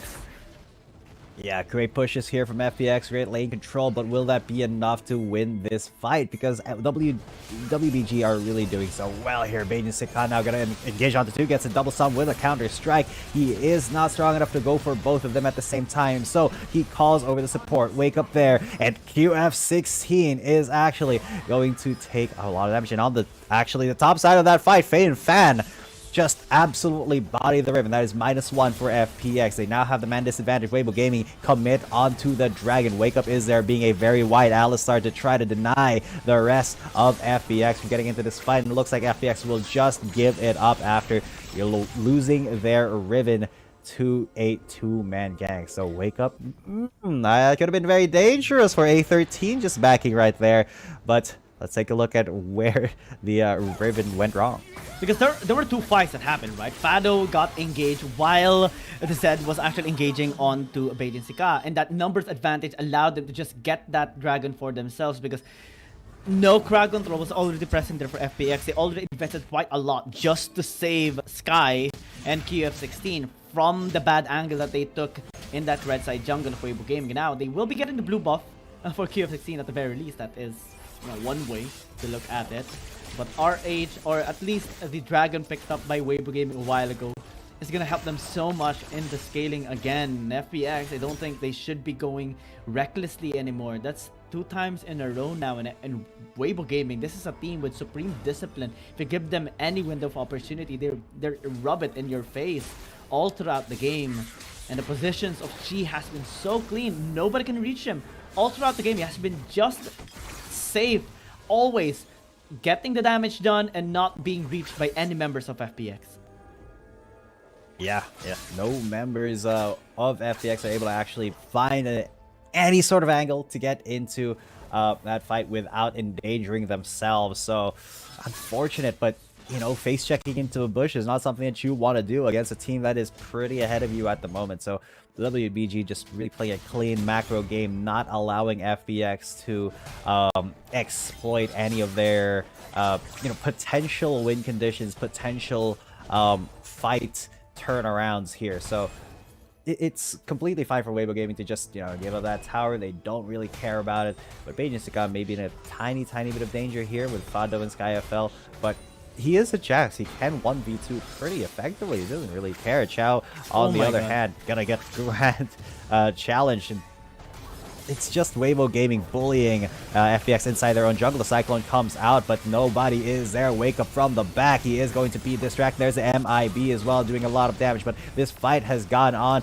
2 different sides. Fan has been taken out of the fight, but not dead. But that's SkyFL, who is dead. Wake Up risking it all for a kill out the A13. It did not materialize. Beijing Ska with the double counter strikes to keep his team safe, but it is a 1-for-1 at the end of the day. Oh man, Weibo Gaming getting most out of the situation, but FPX still able to stand their ground. I think it's gonna be fine here for them. As long as they eliminate the pressure, as long as they do get the kills, the answers, it's going to be okay. Because Fan is already a monster on this Fiora. We saw the gold earlier, we saw the kills that he has picked up all across the game. And as long as this game goes by, Weibo Gaming is gonna get more and more scary and stronger, especially with their split push capability. And FPX, they have to find a way to cut them down. They have to find a way to get that isolated pick off, channel it into an objective taking, fully utilize the chain of corruption here of A13, have the follow-up coming in from the Cyclone and the hero's entrance by KF16 and Chow. I think that way they can actually win a team fight against Weibo Gaming, but they have to be picture perfect in layering everything out, because Wake Up is so good at disrupting any movements here by FPX. And as long as G doesn't get access here by FPX, everything should be okay for Weibo Gaming. Yes, exactly. Wake Up is actually just such a huge threat to everybody that, FPX are just so afraid to be anywhere near him. Because if you are in Headbutt Pulverized Rage, you are going to get Headbutt Pulverized. Wake Up is not going to hesitate, and that is such an easy CC to layer along with the Mega Inferno Bomb to the skies, even a Grand Challenge, or if the Jax is anywhere near, that Counter Strike can stun you up as well. So, man, a lot of things can go wrong for FPX, but they need to execute the perfect team fight with the perfect flanks from SkyFL, and the damage being laid out by the virus from the backline to actually make it work. And they kind of have to count on Weibo Gaming making a mistake at this point, honestly. 5,000 goal lead still here by Weibo Gaming, still scaling up, still taking this game pretty slow. And they know that they can just win it as the game goes by. That has been the pattern here by Weibo Gaming. They have the Jax, they have the Hull Breaker as well already picked up for him. So 1-3-1 very much possible here as the strategy by Weibo Gaming. Something that we have seen a lot of times by this team and a lot of Chinese teams as well. Able to separate the members of FPX, and now as the Inferno Dragon spawns up for the 3rd dragon, WBG can just take it for themselves. And look at how FPX is being forced to respond towards the Jax. This Zed of Sky cannot kill this Jax at all, but he's forced there, so that skill pressure alleviated again for Weibo Gaming. And look at how they are responding, push into the mid lane while the rest are in the bottom lane. Free inhibitor tower just because of Faye, and now even Sky might actually be in trouble. Yeah, because he has to go for the death mark here. Faye is there to make sure that Beijing Sika is fine. There's a Justice Punch, but Beijing Sika running for his life. He actually is going to get ingressed on by Chow, and he does get taken out. Faye now on the run for his life. This may be the mistake that FPX needs to capitalize on, because that was a little bit too aggressive from the Jax there. Now they have Faye on the backline, but with all that happening right here, 2 members of FPX were distracted. Weibo Gaming were able to get the Dragon for basically free. Well, not free, but they did trade 2 of their members' lives for it.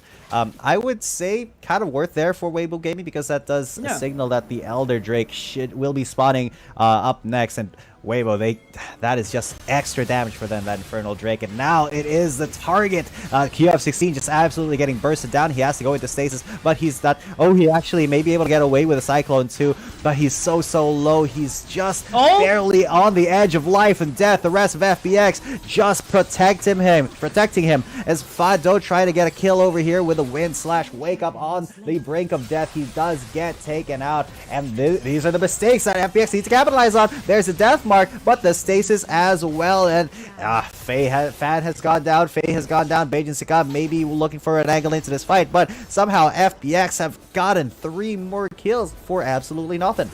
And now Beijing Sika might actually be in trouble. Teleport.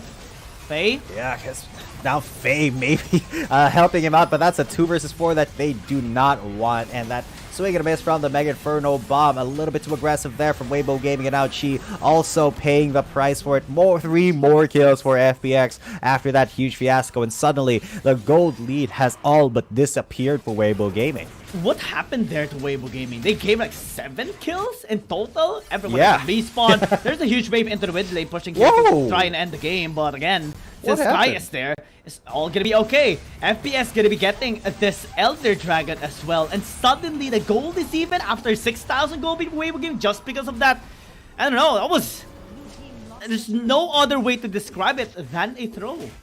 And FPS, they punished them wholly for it. But let's try to break down on how it actually happened, because they had a really good engage, they had a really good angle to actually take down QF16, but it bought so much time, the stasis into a flash out, forcing Fan to actually chase him down.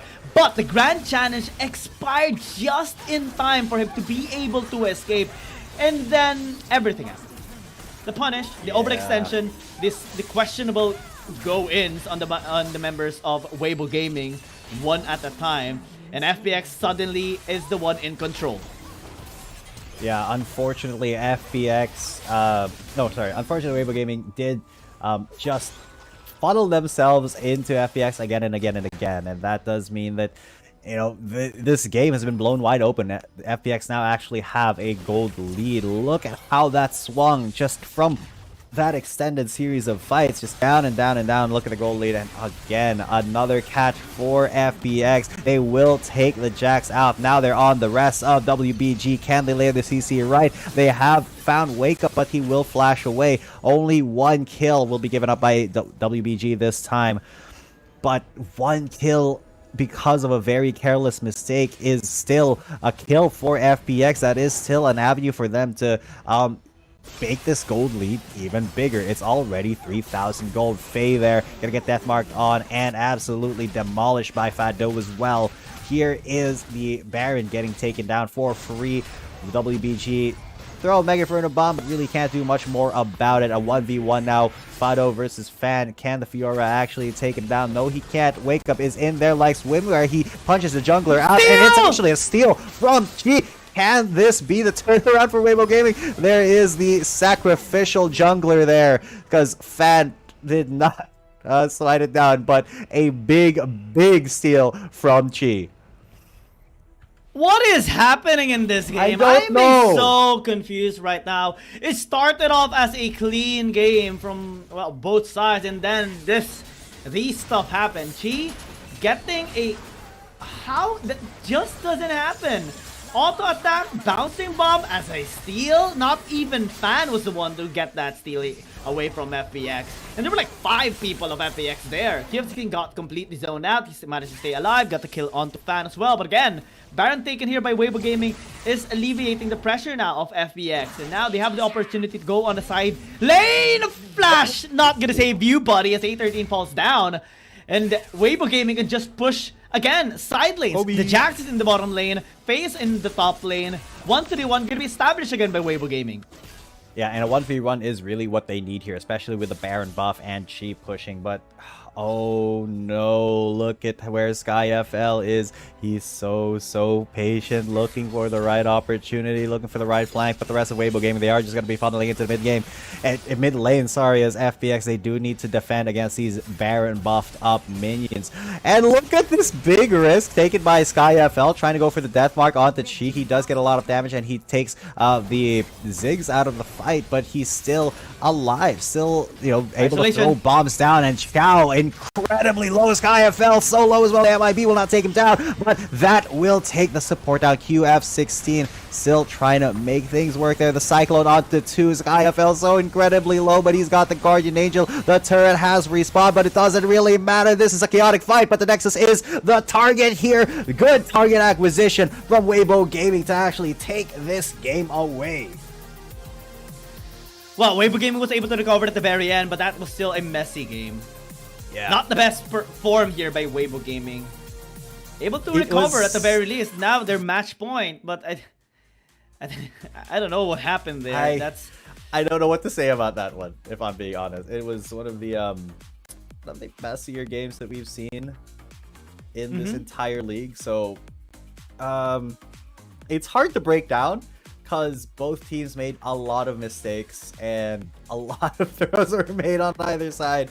But early game, it was clean. Early game was clean. The first disaster that happened when KF16 was able to get a really good outplay, and everyone from Weibo Gaming tried to chase him down and get the kill onto him, but something happened from FPX as well. I mean, the way that Weibo Gaming kind of made it disastrous in chasing down KF16 was interesting, because they gave like 7 kills in total, or 8 kills even. After that, the other people responded and died, and then FPX from 6,000 gold deficit got 4,000 gold lead after that, after taking, you know, the Elder Dragon, a lot of towers, and even, you know, all of the kills and shutdowns there onto the members of WBG. But then the Baron steal by Chi. I don't know what happened here of FPX. I think they got too overzealous, too hyped up, and then they didn't respect anything from Weibo Gaming anymore. So then Weibo Gaming recovered and just went for the end. Yeah. Honestly, it could have still gone the way of FPX, but they made some really questionable plays there in the last couple of minutes of the game. I mean, losing the Baron to a steal from the Ziggs is one thing, but, you know, not really pushing your advantage and just staying inside the base and not actively looking to get a good engage on. And that Zed with the very, very questionable Shadow into Death mark at the very end there to try to get the Ziggs was not the most optimal thing, so he just was taken out of the fight super early, and then he did not heal after he got hit by that MIB. So SkyFL, a lot to be desired here on the Zed, unfortunately. I think the most stable player there on the side of Weibo Gaming that didn't really make questionable plays was Chi, because at most he was the last person to actually die, and it was also because of a dive that FPX actually had onto him while he was trying to free hit along the way on that disastrous fight of Weibo Gaming against FPX. So I'm not even gonna be surprised if he is gonna be the MVP. He also landed a beautiful steal onto the Baron, saving the game, saving the day for Weibo Gaming. Now they are match point just because of that pivotal moment that she actually laid out for Weibo Gaming. And FPX, not really the cleanest game as well. Hopefully they do get back on their feet on game number 2 after going back into the drawing board. And yeah, she gonna be the MVP as expected, the only stable player at that game, especially after that disastrous moment, and able to save the game as well with a Baron steal. I mean, 100% deserved MVP here by Chi. That steal was just pretty insane. Something that FPX did not expect and maybe need to be really careful of. So again, that is actually the second Baron steal that we've seen today. So junglers really have to be on point with the smites, I believe. Yeah, we are going to be seeing game number 2 coming our way as well after the short break. But yeah, FPX, hopefully they do recover from this, go back to the drawing board. Weibo Gaming as well, that was a really questionable game number 1, right, G10? Yeah, and maybe game number 2 is going to be a little bit cleaner, but we will be back after a short break, ladies and gents. So don't go anywhere because we're about to see if this is going to be a 2-0 or can FPX bring us to game number 3. We'll see you in a bit. Dear Summoners, Wild Rift League Asia is about to begin. With a brand new tournament format and teams, what changes can we expect? Let's take a closer look. WRL consists of 2 conferences, WRL CN and WRL APEC.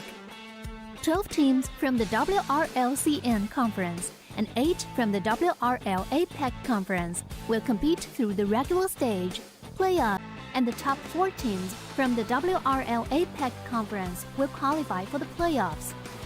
The playoffs will also be held separately for each conference, adopting a BO7 double elimination format. Only the top 2 teams from each conference's playoffs will advance to the finals, vying for the championship. Of course, a new tournament brings unique challenges. The Wild Rift League Asia Season 1 WRL A1 Finals will be a 3-day extravaganza. On the first day of the finals, the 4 qualifying teams will play a single round robin in BO1 format. The top-ranked team will advance directly to the grand finals, while the remaining 3 teams will battle it out in a single elimination bracket on the second day to secure a spot in the grand finals on the third day. The 2 teams that make it to the grand finals will face off in the BO7 showdown to claim the championship. Additionally, in both the WRL A1 regular stage and finals, teams will participate in the Fight for Side FFS match before the official games commence. The FFS match will be played in a 1v1 solo mode. Each team will send 1 player to compete. They will ban 2 champions each from the official weekly rotating champions pool, and then select 1 champion each for 1v1 competition. The winning team of the FFS match will earn the right to choose their side first. Wild Rift League Asia Season 1 regular stage will officially kick off on April 8th, with 20 top-tier teams assembled and ready for action. Who will climb to the summit and seize the crown? Let's wait and see.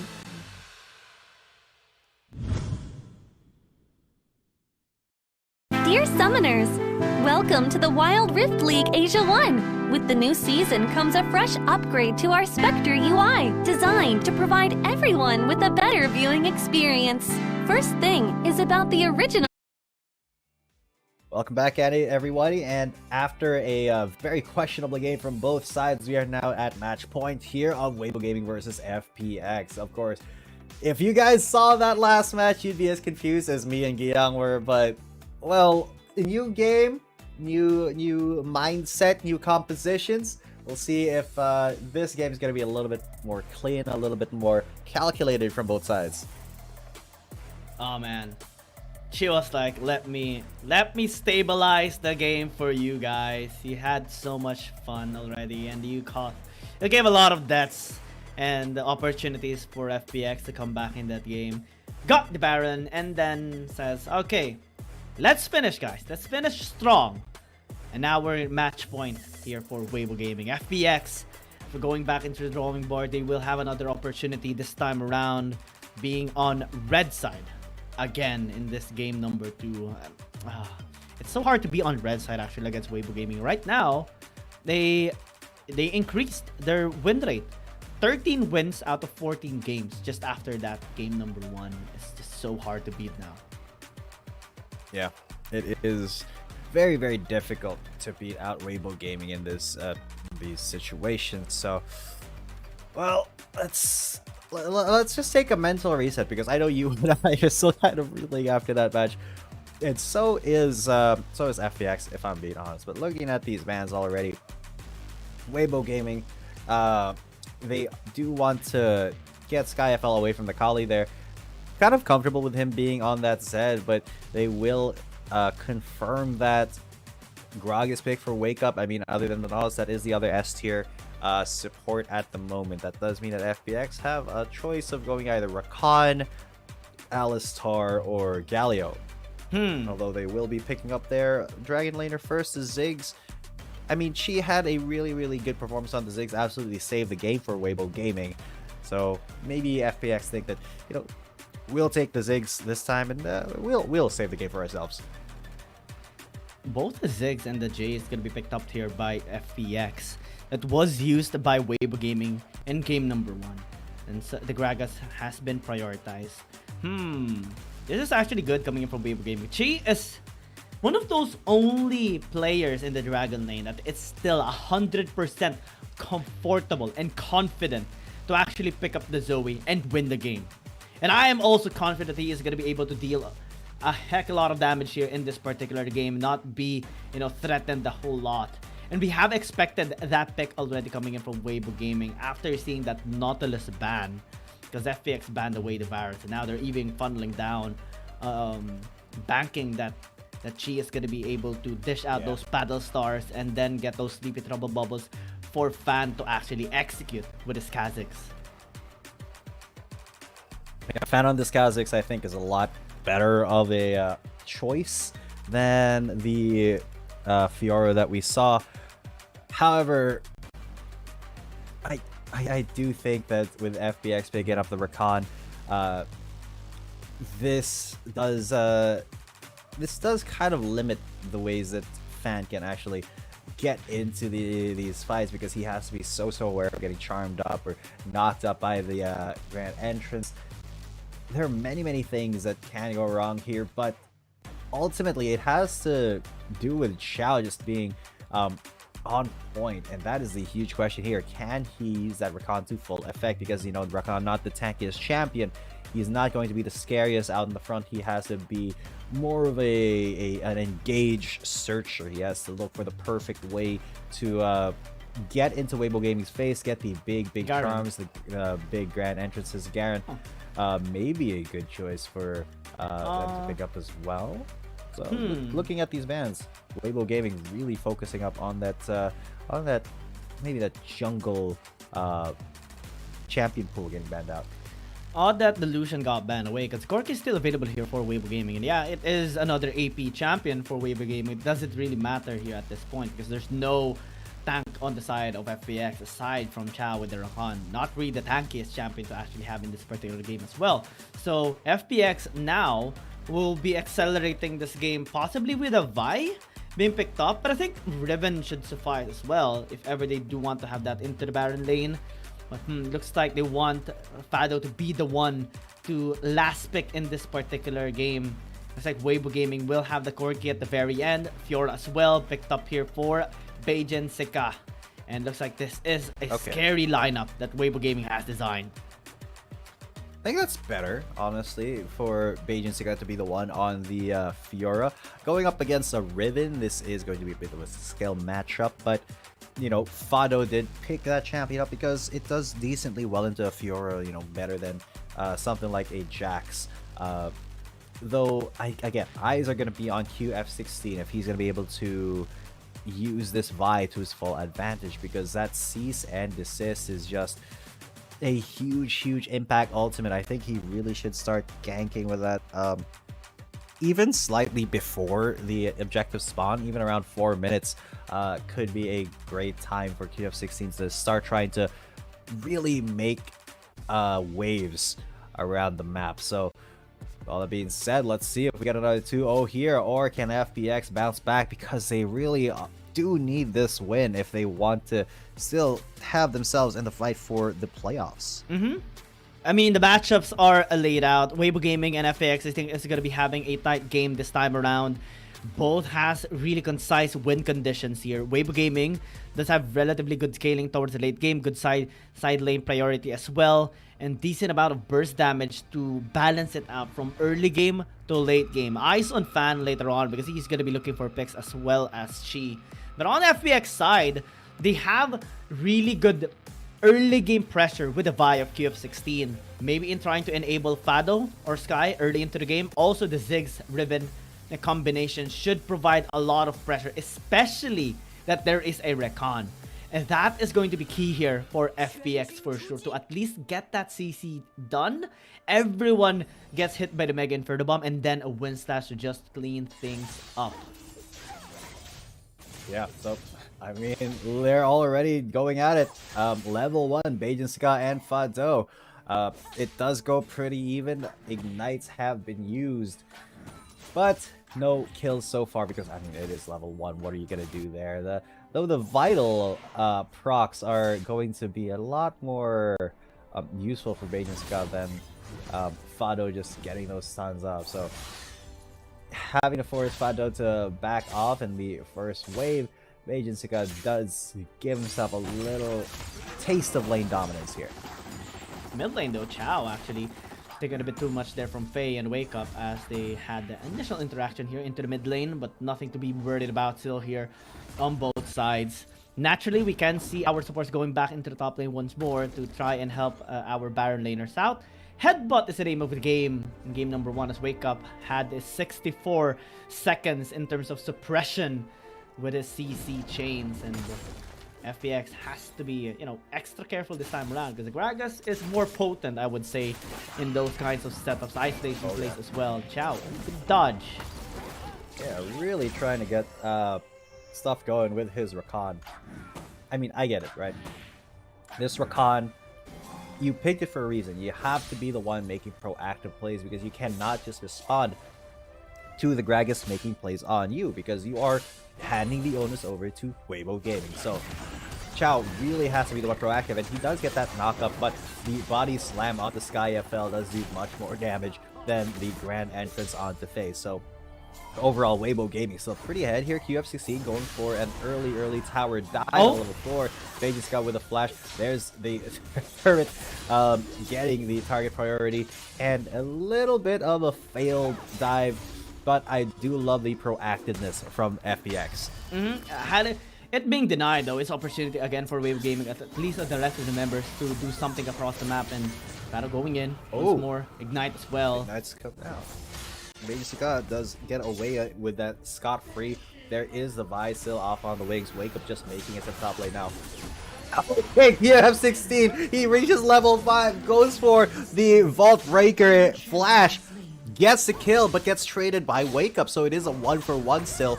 At least FPX are being very proactive in their game now. Riven has ultimate, but is going to be taken down. Fan just jumps on the Riven for the kill, and Weibo Gaming in the right place at the right time.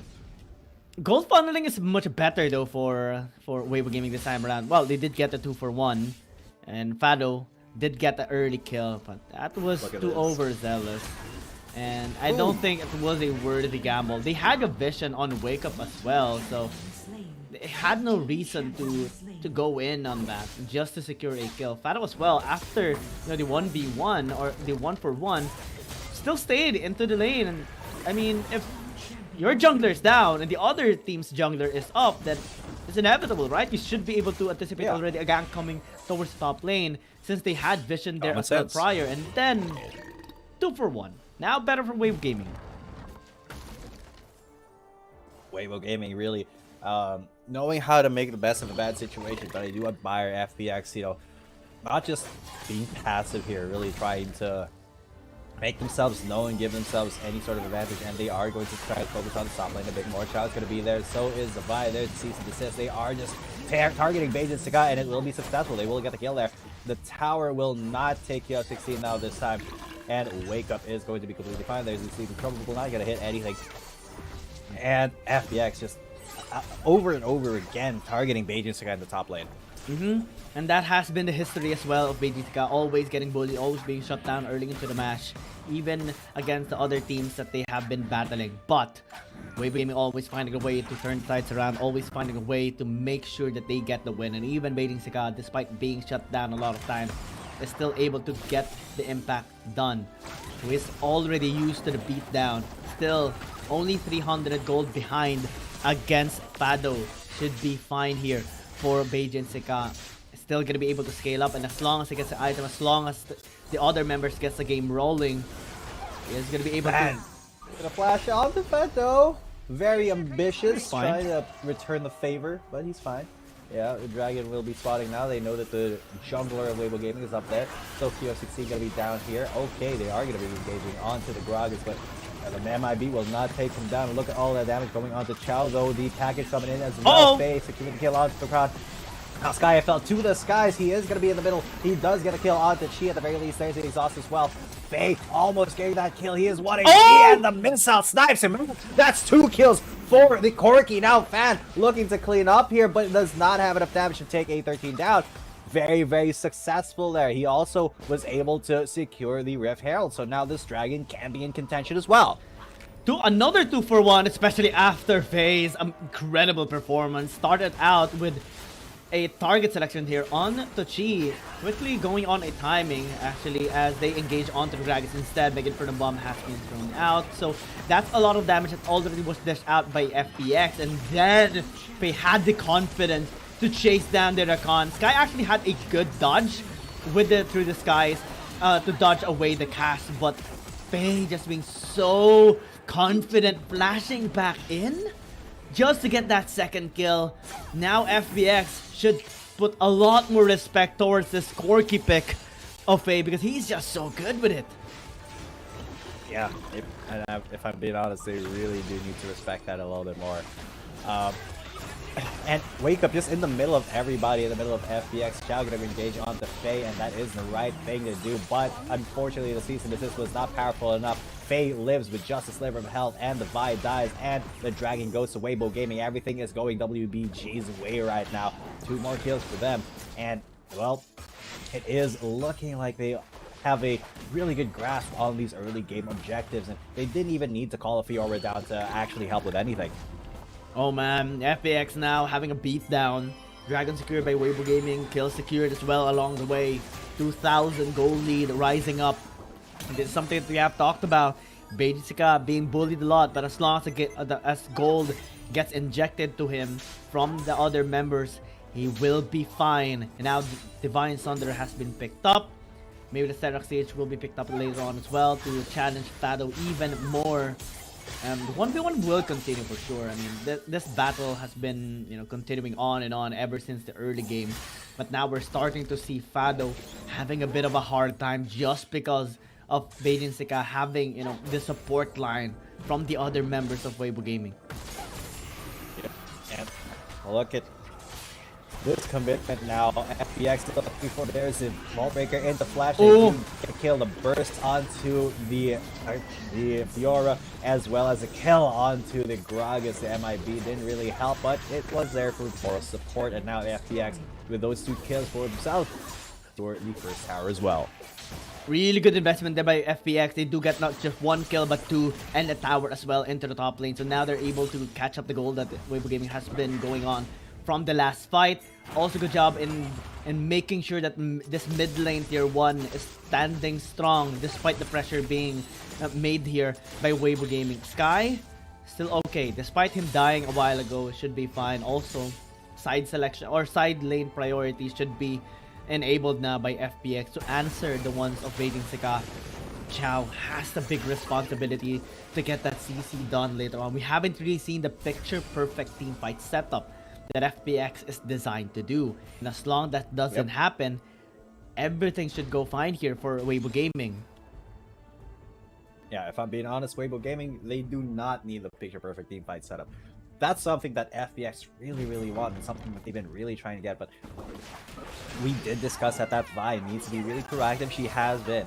QF16 has really been trying to gap Faye in the top lane. Fan, though, looking for more. An explosive cast will bring it to safety, but there's a sleepy trouble. Chow immediately goes down. There's a grand challenge as well. The healing field, there's a decent assist, but that's not going to be enough to save QF16. Another couple kills for Weibo Gaming. And Rift Herald is up. They're just going to go funnel right into that and get another big objective for themselves. And FPX can do anything because, again, the Rakan, even if you can deal a lot of crowd control towards the members of Weibo Gaming, you're just so squishy. And we saw how fast his HP got depleted there in just 1 engage by Weibo Gaming. Having to target him as well allowed them to just funnel onto the other members, have enough confidence to take down the Herald just because of a kill onto Rakan. Good dodge, but that's not enough to be able to escape because the 3P trouble bubble allowed them to just chase him down fully. And no hesitations has been seen here on the side of Weibo Gaming. 2 kills another RH, and now they can just unlock mid lane from now.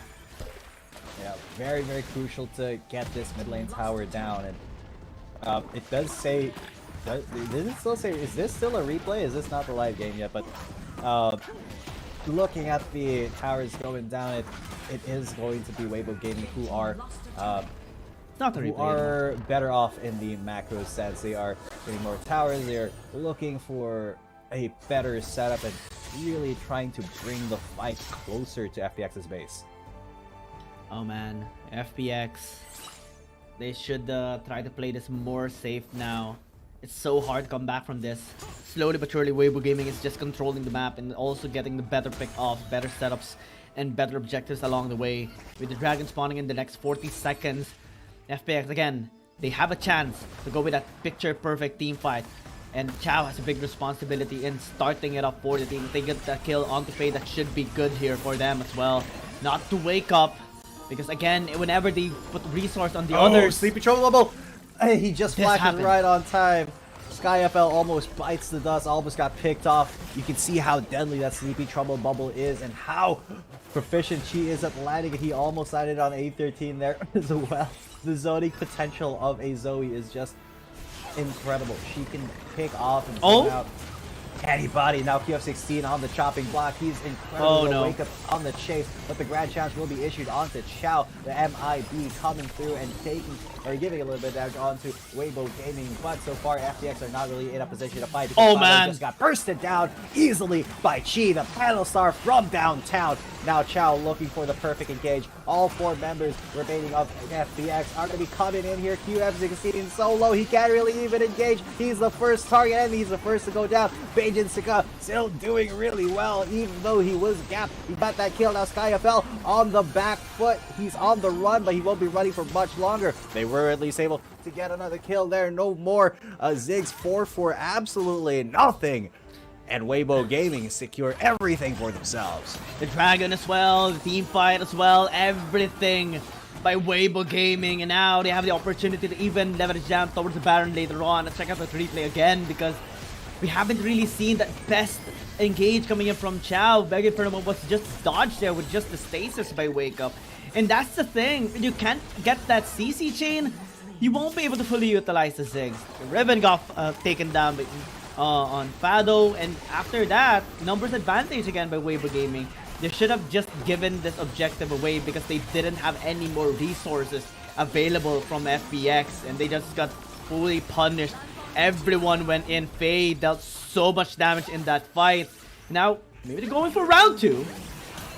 Yeah, round 2 is going to be engaged on. I mean, QF16, he's just not having the best time. Always targeted here by Weibo Gaming. There's a Sleepy Trouble. But Wake Up has just been such an absolute beast here, but he did go a little bit too deep this time. Gets killed for his transgressions, but look at that gold lead, 7.6 thousand at 13 minutes in the game. Weibo Gaming really playing a cleaner game this time, but that doesn't mean that they're immune to throws. I mean, look at last game. They almost gave it to FPX if not for Chi just, you know, taking in the game and basically saying, hey, I'm going to make us come back from this. He stole the Baron, and then just Weibo Gaming were able to take the game off of that. But this time, they are looking really dominant, and they have stopped the role of the Ziggs, the Rakan, and the Vi. But I would say it is just a rare occurrence on the side of Weibo Gaming, and this time around it's not happening at all. Most of the time we do see just Weibo Gaming punishing FPX whenever they make a mistake, and this is still the Weibo Gaming that we have known already. A dominating team, one of the elite teams here in this tournament now, with the 7,000 gold, the 2 dragon stacks as well, and posting onto the Baron Nashor right now. Again, we have been looking at Chow a lot of times. We haven't really seen what is designed to do in this particular game. He has more opportunities, but getting lesser and lesser times goes by. Yep, there is very few ways for FPX to actually get back into this game, unless they, again, get the perfect team fight, or they just wait for Weibo to make mistake after mistake here, but I don't think that's going to be something that they can't count on. Look at that, Chi already still zoning them away with his mere presence. The threat of a sleepy trouble bubble is so potent here for FPX, and they have to put so much respect on his name. Look, that the long sleepy trouble bubbles are being a real nuisance for FPX to deal with. Again, for the bomb has been used already, so that's opportunity again here for Weibo Gaming. We have to look at Wake Up and his engages. He has been making a lot of good plays here for Weibo Gaming, and FPX is gonna be sitting a little bit back, a little far backward here in this game, paying good respect towards the engage capability here of Weibo Gaming. Again, Dragons are coming our way in the next minutes or so, and FPX so far hasn't really been giving any kills. They have been looking for opportunity as well, stalking Faye. Can they actually get the kill? They have the Vi to work around with, have the Rivet as well. They haven't. They've managed to successfully get a pick off onto Faye. That is a little bit of a careless situation there for the Corki, but not really anything that will, give Weibo a lasting disadvantage in this game. I mean, it's just a single pick off. They didn't really give up the tower or anything or any objective due to that, because FPX, that's really all they can do right now, is try to get these picks, try to force Weibo to give them at least something, anything at this point, because if Weibo just group up as 5 or even 1-3-1 it's gonna be so difficult for FPX to try to fight back.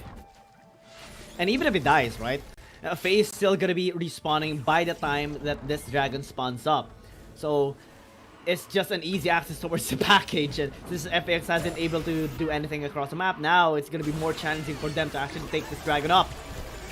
Oh, yeah, but it is FPX who have started. They've already got it to about half. There's a comment that comes down, as well as the explosive cast down. Wake Up is in the midst of it all. Fan is the one who actually gets to steal onto the dragon, and QF16 falls, and now Chow is next. The reset's coming in. A13 going to go down. Fan just jumping around, having the time of his life. The cockroach is in full effect. 3-for-0 and a dragon steal.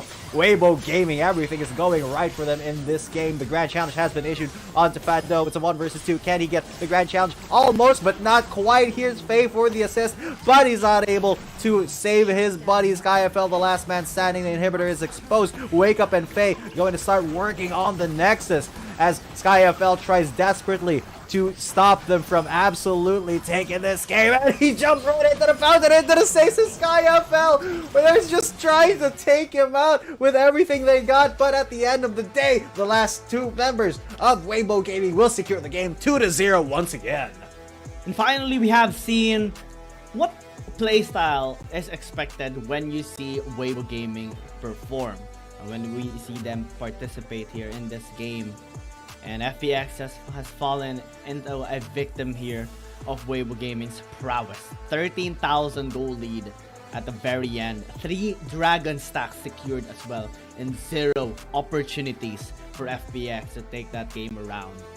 And that is Weibo Gaming for you guys. She as well, just so impactful in this game too, and leaving no ways, no areas of weakness, no signs of weakness for this dragon laner of Weibo Gaming. Even if they banned out the virus, still not enough. Even if FPX has picked up the Ziggs, it's still not enough. Yeah, unfortunate that FPX was not able to turn that game around, turn the match around. But Weibo Gaming, they just played really clean, really compact, and didn't give FPX any abilities to turn these fights around, unlike they did in the first game.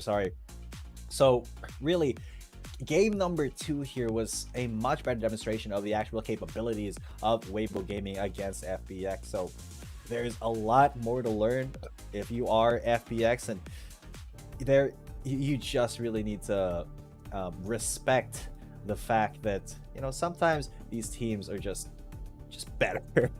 I don't know how else to say it. They just really did perform better than FPX today. This is the standard Weibo Gaming that we know already. The composition into the execution, everyone, look at the damage that they have dealt. Everyone was just making sure they do something in this game. Even Wake Up had more damage than Fado and the rest of FPX. That's how impactful every single member of Weibo Gaming is. And they are going to be looking for more ways to climb up the ladder here in the ASEAN Conference. And with this game, it should allow them to be above Trace Esports and secure 4th spot as well, while FPX is going to be, you know, having a much harder time in securing being in the top 8. So again, still some opportunities, I would say, here for FPX after this particular match, because they have 4 more games. They have a match against JDG this Saturday. They have a match against Cerberus Esports next week, and a match on Trace Esports next week, and even a match against Woohoo Gaming in our week number 10. Some more ways still to try and climb up the ladder. Yeah, but quickly these opportunities are starting to become fewer and fewer as we get deeper into the league. It is week number 8. We have 10 weeks of regular play, and then we get straight into playoffs. Faye is going to be the MVP this time, and instead of Chi. 5-1-6 on the Corki. Definitely did a lot of work, a lot of damage to the enemy team. FPX was, they were able to shut him down one time, but he was just so well protected by the support, man. It's so hard to actually get past that front line of Weibo Gaming without, you know, a hard engaged support just like in Nautilus. So with the Rakan, they really did risk not being able to get those perfect engages, and unfortunately that was just how it went for FPX. So congratulations to Weibo Gaming for that very dominant 2-0. We saw his confidence as well with the Corki, just getting even a 2-kill advantage for Weibo Gaming in one of the fights, killing Chow and then killing KF16 after that, or killing Sky with a flash in. So more really good plays is going to be seen here from Weibo Gaming after this one. But we have Nigma Galaxy and JDG up next. Yeah, so I hope you guys are excited for that. APAC fans, Filipino fans, give us your energy. Spirit Ball for Nigma Galaxy, because they are going to be going up against JDG when we come back from this break. Me and Gian will see you in a bit. Dear Summoners, Wild Rift League Asia is about to begin. With a brand new tournament format and teams, what changes can we expect? Let's take a closer look. WRL consists of 2 conferences, WRL CN and WRL APAC. 12 teams from the WRL CN conference and 8 from the WRL APAC conference will compete through the regular stage, playoffs, and finals to view our ultimate glory. All matches will be played in the BO3 format in the regular stage. The 20 participating teams will compete within and across their conferences. Each team will play a single round robin with every other team within their conference once, and half of the teams from the other conference once. Throughout the regular stage, teams will be ranked based on their points within their conference. The top 8 teams from the WRLCN conference and the top 4 teams from the WRL APAC conference will qualify for the playoffs. The playoffs will also be held separately for each conference, adopting a BO7 double elimination format. Only the top 2 teams from each conference's playoffs will advance to the finals, vying for the championship. Of course, a new tournament brings unique challenges. The Wild Rift League Asia Season 1 WRL A1 Finals will be a 3-day extravaganza. On the first day of the finals, the 4 qualifying teams will play a single round robin in BO1 format.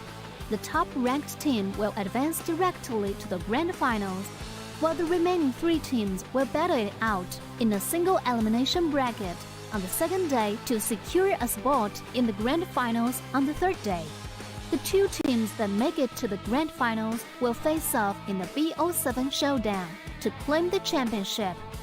Additionally, in both the WRL A1 regular stage and finals, teams will participate in the Fight for Side FFS match before the official games commence. The FFS match will be played in a 1v1 solo mode. Each team will send 1 player to compete.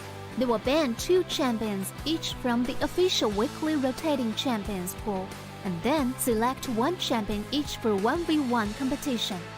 The winning team of the FFS match will earn the right to choose their side first. Wild Rift League Asia Season 1 regular stage will officially kick off on April 8th, with 20 top-tier teams assembled and ready for action. Who will climb to the summit and seize the crown? Let's wait and see.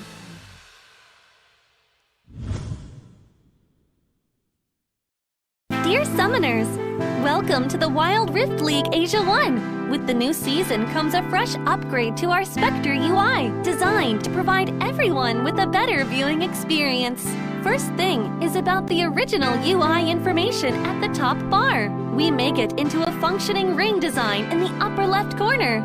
The ring not only includes basic information such as team names, match duration, kills, towers, but also displays the gold difference through the red and blue rings. What is a great game without the competition for map resources?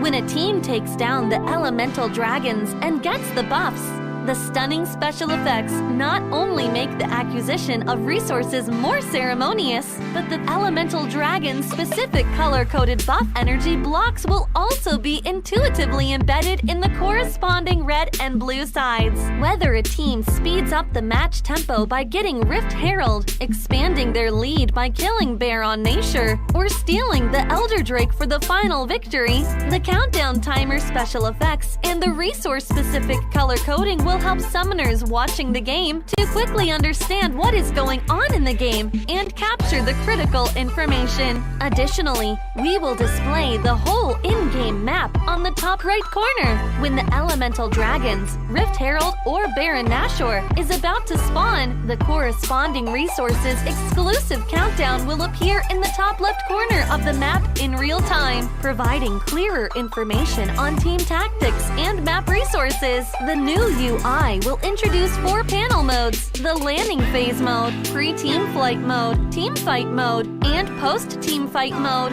a combination of 4 refined panel modes to ensure that the most important real-time data in the game is presented more intuitively and comprehensively than ever before. In the landing phase mode, in addition to the real-time images of the players, champion selections, summoner spells, and champion experience, we will also supplement real-time gold, KDA, and items during the landing phase. Meanwhile, team stats history will also be displayed based on the progress of the game, allowing summoners watching the game to stay informed of the comprehensive information in real time. In pre-team fight mode, we refine and integrate the information on the gold difference between the matchup to help summoners keep track of the players' items builds in real time through the items column. This makes the state of both teams clearer before the team fight. In the highly anticipated team fight mode, we visualize the damage dealt comparison. The real-time dynamic display of champions' avatars can be more intuitively express the damage dealt of each player during the team fight. The closer to the red-blue intersection, the damage is higher. We maximize the screen space for exciting team fights and gameplays. After the fierce team fight, we integrate the damage comparison of each champion to help summoners quickly understand the damage difference between the champions in each matchup during the team fight. Depending on the different game situations, there are more diverse UI combinations waiting for summoners to unlock. Our comprehensive, intuitive, and comfortable UI design aims to provide summoners with a better, more informative, and higher quality viewing experience. The exciting first season of Wild Rift League Asia is waiting for you. Summoners, we'll see you in the Rift. Dear Summoners, Wild Rift League Asia is about to begin. With a brand new tournament format and teams, what changes can we expect? Let's take a closer look. WRL consists of 2 conferences, WRL CN and WRL APEC. 12 teams from the WRL CN conference and 8 from the WRL APEC conference will compete through the regular stage, playoffs, and finals to view our ultimate glory. All matches will be played in the BO3 format in the regular stage.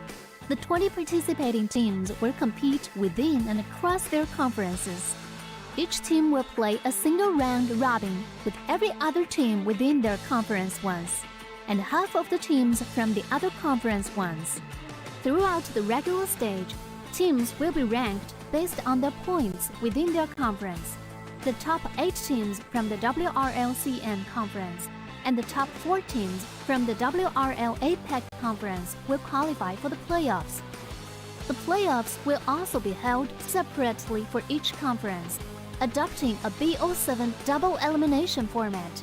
Only the top 2 teams from each conference's playoffs will advance to the finals, vying for the championship.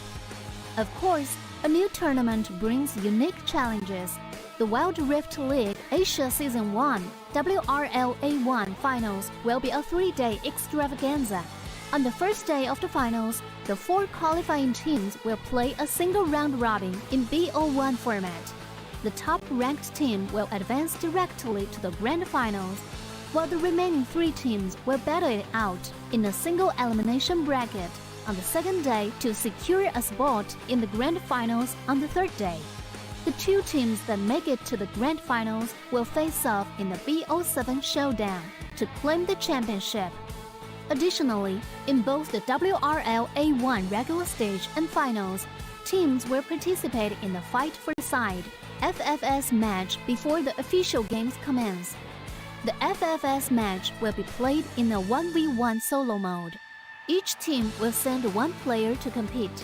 They will ban 2 champions each from the official weekly rotating champions pool, and then select 1 champion each for 1v1 competition.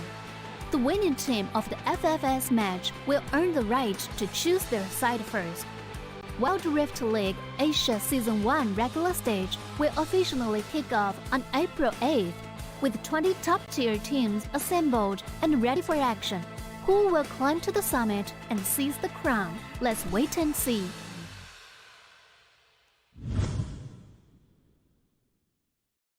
Dear Summoners, welcome to the Wild Rift League Asia 1. With the new season comes a fresh upgrade to our Spectre UI, designed to provide everyone with a better viewing experience. First thing is about the original UI information at the top bar. We make it into a functioning ring design in the upper left corner. The ring not only includes basic information such as team names, match duration, kills, towers, but also displays the gold difference through the red and blue rings. What is a great game without the competition for map resources?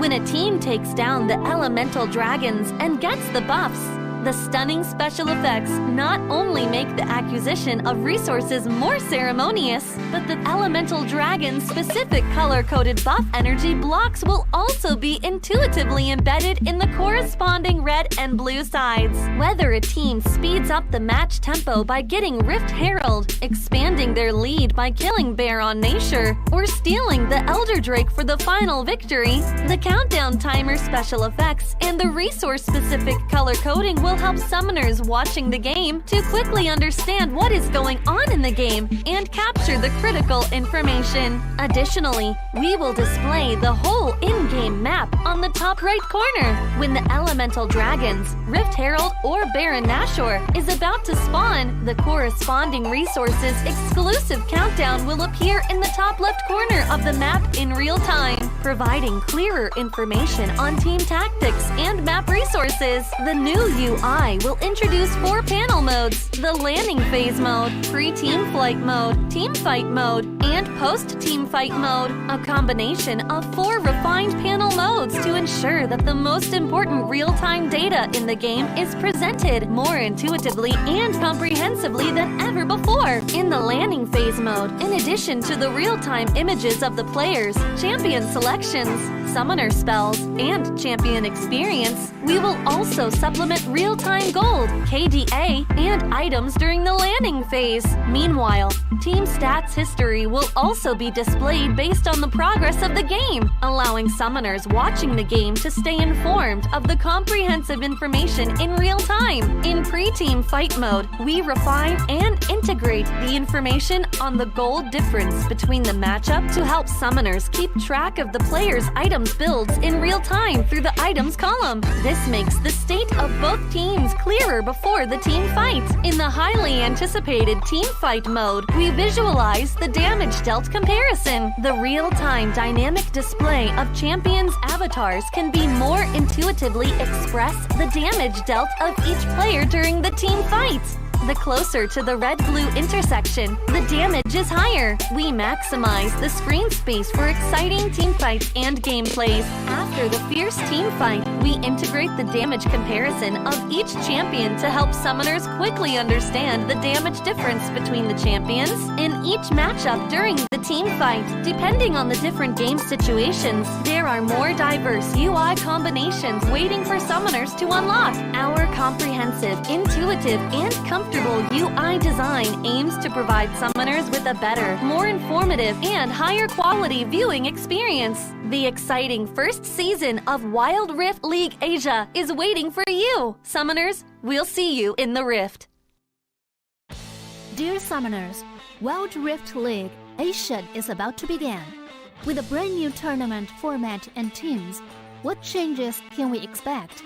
Let's take a closer look. WRL consists of two conferences, WRL CN and WRL APEC. 12 teams from the WRL CN conference and 8 from the WRL APEC conference will compete through the regular stage, playoffs, and finals to view our ultimate glory.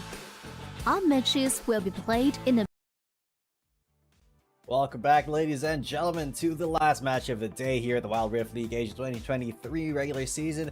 This is going to be a pretty hype match, and I need all of you guys, if you're a Filipino, if you're an APAC fan, to raise your hands to the sky and give your energy to Nigma Galaxy. We need the spirit ball for them because they are going to be going up against one of the toughest teams in the Chinese conference, Jingdong Gaming. So they need every single ounce of support that we can give them.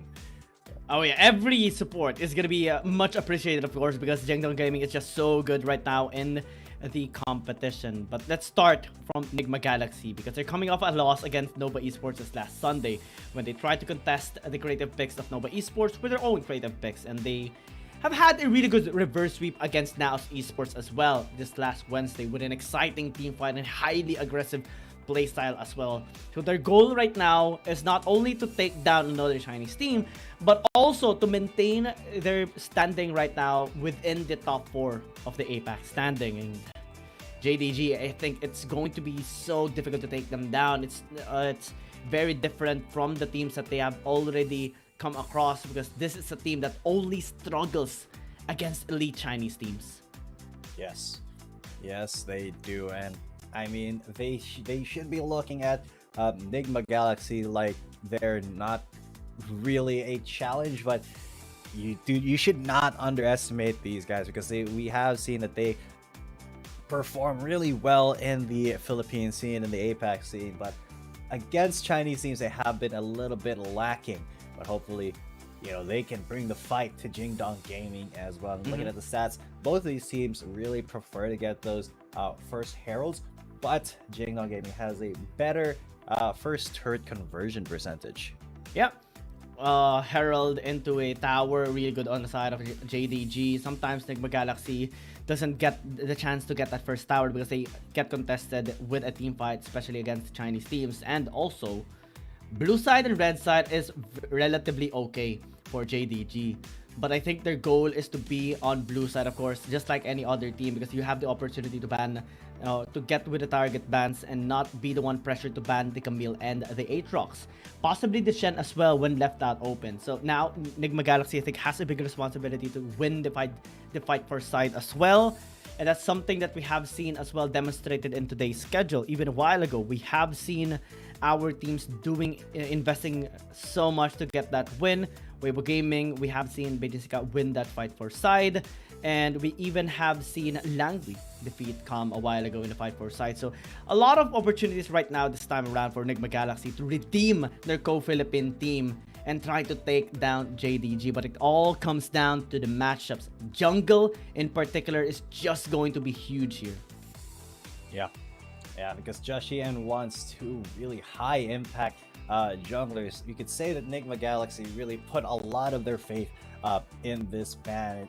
For Jingdong Gaming, though, I mean, a lot of their games really have come down to, well, not the wire per se, but they haven't been super reliant on ones, because Jingdong they have a lot of really good teams, really good players to kind of pick up any sort of slack. They're just a really well balanced team with Fei Bai, Juju, Sani as well. All really high impact players too. So let's take a look at our stage. Hello， 各位现场以及屏幕前的召唤师们，大家晚上好！欢迎大家回到2023英雄联盟手游亚洲联赛的比赛现场，我是主持人维佳。今天的最后一场比赛将由帕赛 NGX 对战京东。作为各自赛区名列前茅的队伍，他们已经在过去几场比赛里向我们证明了自己的实力，而他们的对决也一定会成为今天比赛的亮点。强者对决，孰胜孰败，让我们拭目以待。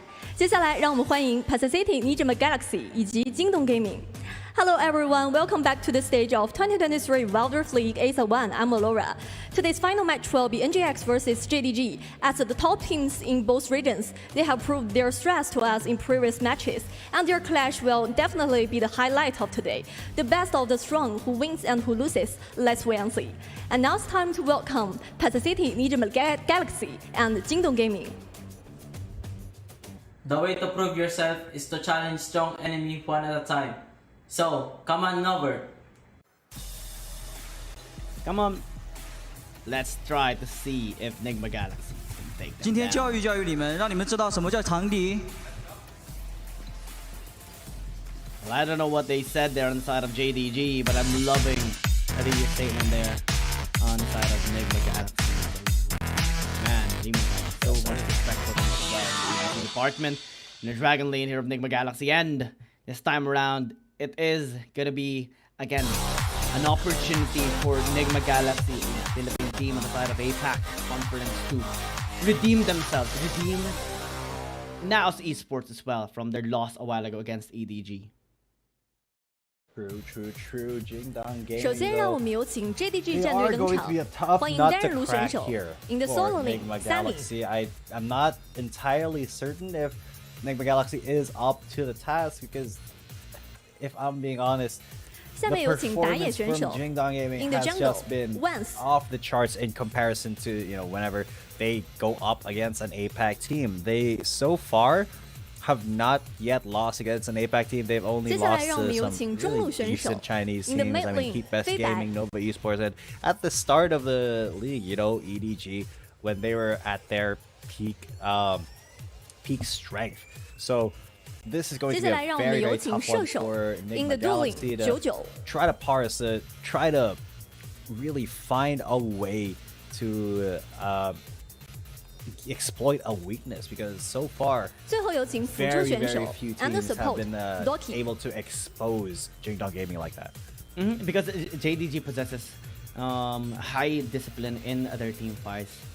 Actually, in the jungle matchup, Jessie has a big responsibility to try and enable the team, especially with this very aggressive playstyle, with a good synergy on draw, and enable hide and Aaron early into the game as well. Because once is more of a supplementary enabling player for JDG with his Wukong, with his Shen, and with other CC-based champions. So it is going to be a tough champion, a tough team to beat here by Nigma Galaxy. There is always going to be a way.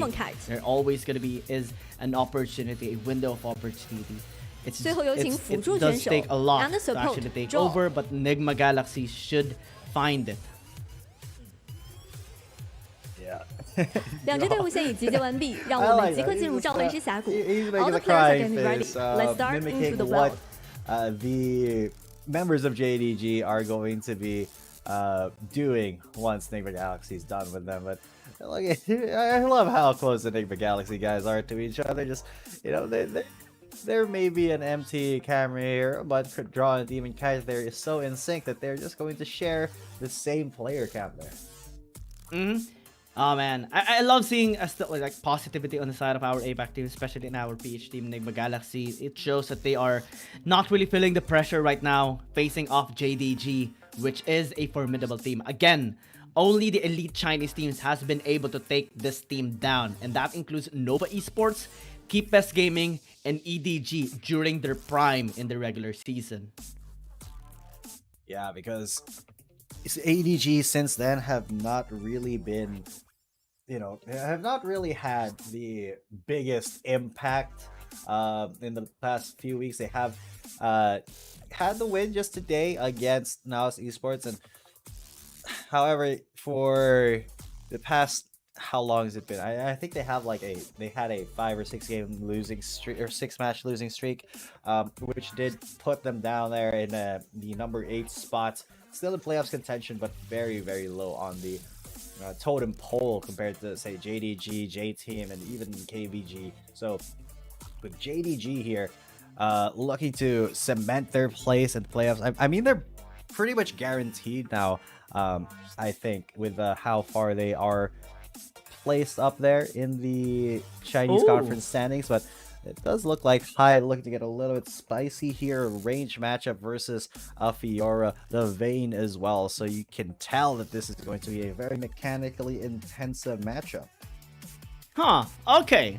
It is going to be very challenging, of course. You're going up against a Fiora here of Sunny of all people. So again, eyes on Hyde later on as he tries to out-kite Sunny. If it is going to be, a Vayne, if a Vayne is actually going to be picked up, I'm just looking forward to seeing Demon Kite pick up this champion, because I believe they have tried that champion already in this tournament when they went with the ADC composition. Never mind, they have tried Kaisa for Demon Kite during their match against KT Roser Y. And it's something that I've been just adoring here on the side of Nigma Galaxy. It shows confidence, it shows creativity, and trust as well. That their members, their players are going to be able to fully utilize it and make it count, make it work against these formidable teams. Yeah. The thing is with Nigma Galaxy, they have some really good ideas, some really good creative compositions and ways to execute during the match itself. However, they just have not been the most successful at it. They are still in the top 4 of the APAC conference, but that's just because the rest of the other 4 APAC teams on the bottom half of the standings all have just 1 win each. Things are not really looking good for our APAC representatives coming into, the final few weeks of the league, but hopefully when playoffs come, they will be able to pull something out that will impress all of us. And Hyde here really hiding in the bush, pun intended. That is an old reference for you League of Legends PC fans. But yeah, Hyde versus Sandy here in the fight for side, a range matchup versus a Fiora. Of course, Hyde is going to have the advantage in the early phases of this game, but if Sandy is able to get those lunges and dual Hyde when he's not at his best, just like that. Look at that. The exhaust coming through, and Sandy forced to back away, but Hyde's the one who takes quite a lot of damage here. Yeah, and every time it goes with a tumble, right, Sandy just lunges in, and look at the emote, just mimicking what Draw did a while ago. Crying emote with a star, and Hyde is just, oh man, the grasp of Sandy. Good riposte as well to deny even any trade coming in from Hyde. It's so hard to use the Vayne in the fight for side, because again, this is a late game champion. Yeah, you do have Tumble, yeah, you do have the Silver Bolts and the Condemn, but you're going up against champions like a Fiora, any other champion aside from Tank, then you're just gonna be wrecked all throughout this matchup. Exactly. And you pretty much need to be super careful here if you're Sandy, but he doesn't care about being careful. He cares about doing damage. And look at that, he's gonna go for the dive here, but there's a flash condemn under the tower. Sandy goes down, the first blood onto Hyde. What? But a revenge kill from the minions. So that is a 1-for-1. And I don't feel about that, because now it just puts us in the sudden death super early in the game. Yeah, I mean, Hyde even just laughed after that. We have seen Sunny as well reacting a little bit after that mishap. While TG, and just here on the camera, is just chilling. You know, said, oh, okay, Hyde has this in the bank. I have full trust on my comrade, full trust on the team as well. No matter which side they actually are in. Sandy still dealing a lot of damage, able to repose at least one as Hyde. Just trying to kite away. Good dodge here by Sandy again. But we're starting to see the pressure being made here by Hyde. Yeah, the pressure is starting to mount up because, as I said, a melee versus Vayne matchup is really historically not great for the melee. But Sandy with the Fiora is really making it work because the lunges actually counter the short auto attack range of Hyde. He makes it really easy for Sandy to get in there. But the discipline from Hyde not to do the condemn there actually might have saved his life, because if that riposte connected, man, Hyde would have been in a lot of trouble. Still nothing to be afraid about. I wonder what item Hyde is going to be getting here in this game. Will it be the Blade of the Ruin King? Will it be something like a crit item? Will it be a Trinity Force for the extra balance of the movement speed and the stats and the damage? Looks like it is going to be the BRK. Good cancel on the recall here by Sani, but nothing to be worried about here for the meantime. Still, no boots for the Vayne means lack of mobility, means Sani can just easily close in the distance with the Trinity Force. Even if there is the active or the passive for the Blade of the Ruin King in terms of movement speed, it's still a Fiora. They can easily just close in the distance and land the damage here onto the Vayne. Fiora with Trinity Force as well, because Sani does want to, you know, make sure that his lunges deal the most amount of damage that he can. Divine Thunder would have been another option, but I think Trinity Force just gives him that extra little bit of oomph, that extra little bit of tankiness that he needs to survive against this Vayne when it does come to the Dual Grand Challenge. Will be available, so will the Hunter mode for Vayne. So it is a little bit touch and go now with level 6 coming up. Hyde once again backing to try to get just a little bit more combat efficiency. That may be just the play here. Just push lane back until you get far enough along that you want to risk that 1v1 duel. Phage picked up here for the additional movement speed. Didn't go for the boots. Maybe it is lacking a little bit on gold. Executioner's Calling has been picked up here by Sani to negate the healing of this Vayne. And again, there has been a stalemate a while ago. Kills has been made by both players, but as the time goes by, we can still, recognize the bursting potential of a Fiora, especially with the Grand Challenge. Good condemn to draw him away, but Hyde still is feeling a little bit of the pressure here coming from Sani. Again, the kite is real, the damage is real coming in from Sani, especially whenever it goes with the proc. Grand Challenge is gonna be used already, and Hyde just gonna be running away. Yeah, unfortunately for Hyde, that Executioner's Calling really messing with his ability to stay in these fights and even, heal up from those health fonts too. So he has to be super, super careful not to give Sani any sort of opening.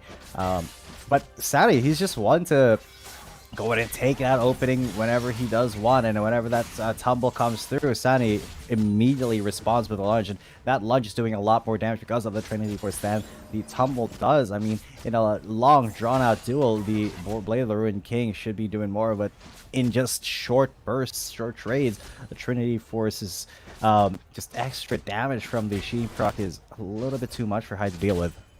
Yep, he is going to be cleaning up this way before he recalls. BF Sword has been picked up, as well as a Steel Caps for Sani. So again, movement speed, auto attack, damage denial as well, or damage reduction on the side of this Fiora of Sani, and also is ahead a little bit in terms of gold. And now Trinity Force. Movement speed wise is still not good here on this Vayne for Hyde, so he has to be really careful whenever he closes the distance, because Sani can just easily close out on his own as well with the lunge. He does possess again the parry whenever he opts for the condemn. A while ago it did not connect, but it's only a matter of time before he does. Yeah, Hyde has to be really disciplined with that condemn. He has to wait for that repose to expire and then go for the condemn, and that's exactly what he did right there. But Sani still getting that poke off, looking like Hyde a little bit more reactive now with the tumble than proactive, because he knows if he tumbles straight into Sani, immediately the lunge is going to come out. Actually, I like this better of Hyde. You know, using the lunge or using the roll to dodge away on Sunny's attacks, or using the tumble as well. Still cap's gonna be picked up, but oh man, Steroth Gauge is a big item to actually have it on the Fjord. That will give him enough shield to actually buy enough time for him to proc the Grand Challenge later on, which deals damage onto Hyde. So Hyde has to be very careful. Again, every single lunge deals at least a bar of HP onto Hyde, and that doesn't even include the auto attack that Sunny can actually deal with whenever he closes the distance. He has to be very, very safe. Almost got hit there, but now final all gonna be used. Also Grand Challenge, good condemn to shove him away, but again, the damage still done here by Sunny. Is wanting to shove him away from the heal font, but still, Hyde able to get it. Should be able to heal himself back up while auto attacking the minion. Yeah, and it's just back and forth here. You can see Everyone's the members. watching now. Everybody, yeah, exactly. Everybody from Nigma Galaxy, just putting a lot of pressure onto Hyde, really, to perform, because it is getting very dicey. Now he's got the plated seal caps as well, but the Steroth Gauge from Sandy, okay, he might not even make it in time to save this tower. He flashes actually to get into it, but with one more auto attack left, Sandy just goes for the tower win, and Hyde not able to defend the tower. A little bit too ambitious with that back, and that means that the side priority will be going to Jingdong Gaming. Yeah, a little bit sad there for Hyde, but it's okay.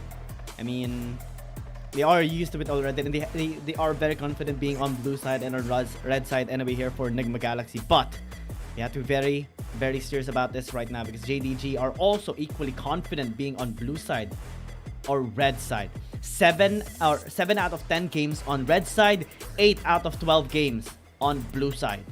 And I think we are going to be seeing JDG on blue side after this. It is yet to be announced, but given the win rate of Nigma Galaxy on red side being 2 to 8 or 2 out of 8 games, JDG might actually be interested in putting them in that spot once again. Yeah, Jingdong Gaming, they do want to kind of put pressure on Nigma Galaxy, even at the very, very start of the match, even just in the pick and ban phase. Anything they can do to lay the fire on this Filipino team, they will do it. I mean, at this point, you just kind of feel for Nigma Galaxy, and you're kind of rooting for the underdog. But Jingdong Gaming, they definitely are going to take this very, very seriously. If they can get a quick 2-0 here, it would do a lot to solidify their playoffs bid, and really confirm them for the playoffs after this regular stage. Blue side gonna be picked up by JDG as expected. Should now be able to threaten the picks here of Nigma Galaxy. Also, first pick priority maybe to target Varus.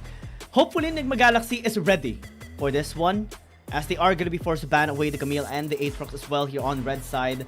And a while ago, when we watched NAOS Esports and EDG alone had the biggest of moment there, picking up the Varus and also making sure that he lays out the chain of corruption perfectly into all of the team fights. I think that has to be respected here by Nigma Galaxy, especially that we're talking about Juju right now, which is equally as deadly in utilizing this Varus on Chi. Yeah, it's Varus really is a champion that has been really prioritized here for a lot of the Chinese teams, especially in the first rounds picks when they are on the blue side, especially. So Jingdong Gaming, I don't expect them to kind of deviate from that. But Nigma Galaxy, of course, on red side, they have some champions that they need to ban. Camille is one of them. She is basically never going to see play ever again. We just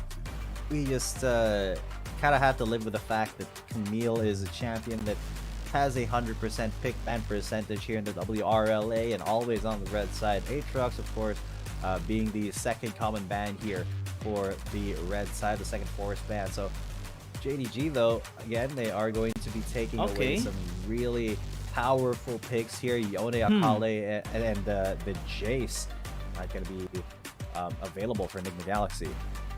honestly, at this point, since Shen is available, Nigma Galaxy can just leave the Varus open because they can pick up the Shen either way if ever, and maybe take up something like Igalio along the way, have that shield medic squad composition, but they are going to be banning out the Varus as they respect the Juju and JDG wanting to pick up that champion either way. But now JDG responding, okay, you take out the Varus, leave out the Shen open, we get the Gragas. We have the priority on this isolation prey, and Doki is just so good with his champion as well.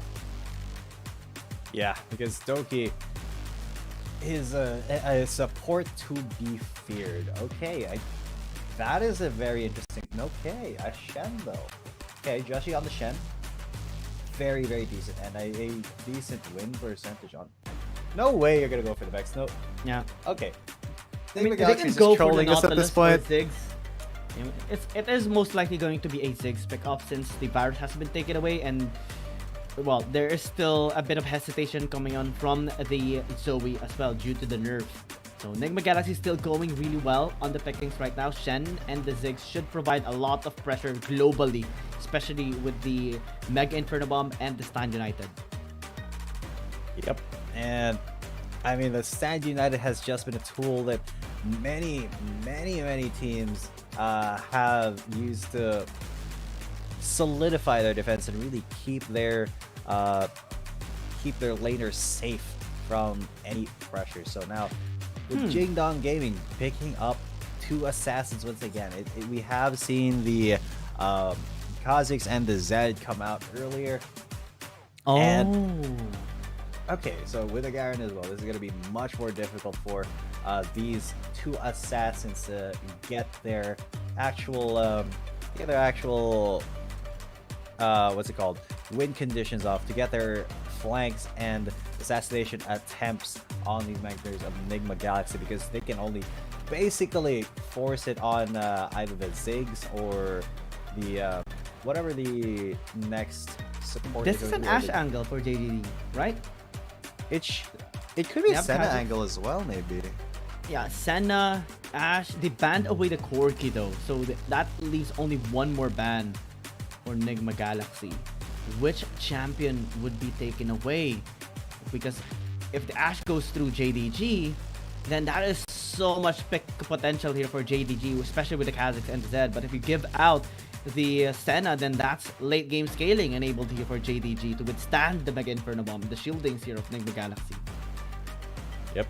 And Nigma Galaxy, they do want to keep their laners safe. That's why they picked up the Shen. And I honestly think if Once and Fei Bai are not able to burst down their intended target, then it all falls to Joshi to get that Stand United in and really be the staunch defender of Nigma Galaxy. The Jack's still going to be coming through, securing that late game scaling option for Jingdong Gaming against Hyde's Riven, most probably. So the onus is now on no way. Oh! Okay. Nigma Galaxy is trolling us somehow. Joshi on the Rengar. The Rengar, we've seen it a couple times now. Not really had the best performance in WRLA so far, unfortunately. I mean, they tried this out already. They used this Rengar during their match against Nova Esports. Joshi didn't really have the best of time there, but oh man, they really want to make this work. Now, we are going to be seeing again rivals in the Summoner's Rift. Kha'Zix and Rengar again on the same map. And Nigma Galaxy, yes. I mean, this is a team that is, just likes to take things on a different level. I am nervous about this because you don't really see a lot of win rate on the Rengar. It's so difficult to make it work. Yes, in the ranked games and in a solo queue and stuff, you can actually make it work, especially there because it's not team fight based a champion. But in this one, it's just so difficult to do that. But seeing it being picked up by Nigma Galaxy, yeah, it's scary. It's a reckless decision. It is an ambitious pick, but it shows confidence from Nigma Galaxy that they can just make it work. True. And now the hunt is on here. Nigma Galaxy picking up the Kha'Zix picking up the Rengar versus JDG's Kha'Zix. This is promising to be, if nothing else, a very entertaining match, even if it's going to be a little bit of a slower one in the early game once the level 5s hit. Once that Rengar gets his ultimate, once he's able to stalk the halls of Summoner's Rift and find entries into team fights where, you know, because of his invisibility, he would be able to get him. It's such a cool thing to see Rengar being picked up once again here in the WRLA, although historically Rengar has really worked out so much. And I think Rengar is like at a 0% win rate, I believe. Wait, no. 33% win rate. 33% win rate so far. Out of 3 games that Rengar was picked in, he's only won 1 time. So not the best champion in terms of stats, but you know, it can still be a good pick. And what's really interesting right now is Draw is on the Shen. So, you know, River Shen is alive and well in 2023. That's another old league reference for you guys. You know, ask your grandpa who River Shen was. You'll probably know. I want to give a short background on Nigma Galaxy first, especially on the Shen, because they tried this champion. They tried the Rengar during their match against Nova Esports, but they tried having the Vex instead into the mid lane. Go for the reset, go for the initial burst. It didn't really work out against Nova Esports, especially with the discipline, especially with the Blitzcrank as well, interrupting the combinations. But now, the goal is to have the Rengar engage with the Thrill of the Hunt and then the standard line. That is suddenly 2 people engaging, especially maximizing the gap close capability of the Rengar, funneling, allowing the Shen, allowing Draw to use the taunt as well so that they can maximize the chain CC as well. And I think that is a good angle to actually have it for Nigma Galaxy. Sani taking a bit of damage there from Hyde as well, from the broken wings, and Joshi now level 5, Thrill of the Hunt. Can he land it on 1? Not able to close out distance. Never mind. Still able to fall back.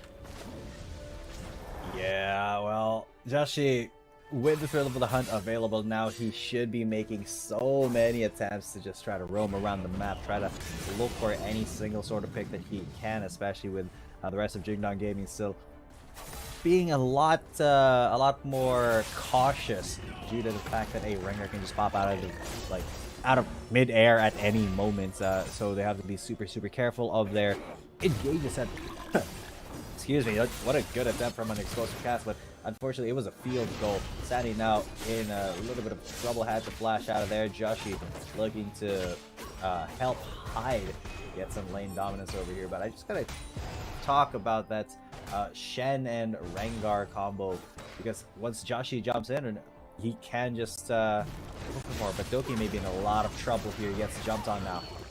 Oh yeah, Doki just gonna be falling back, respecting the damage capability of Joshi and Hyde as well.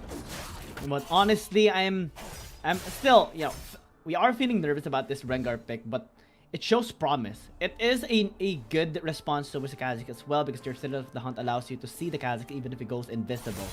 So I think that is one of the ways that Nigma Galaxy can catch once as well in the fight. They have Aaron to stabilize the laning phase either way, and in team fights as well, soaking a lot of damage as a Garen.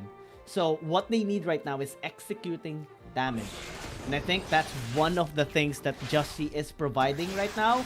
Since they do have the Ziggs, they do have the Viven already, gap close capabilities now more prominent with the Shen. And I think that global presence is going to allow them, or overall map presence is going to allow them to have more confidence to just work around the map. But they have to still be very careful. Hyde gonna be forcing the Stand United here by Draw just to help him out.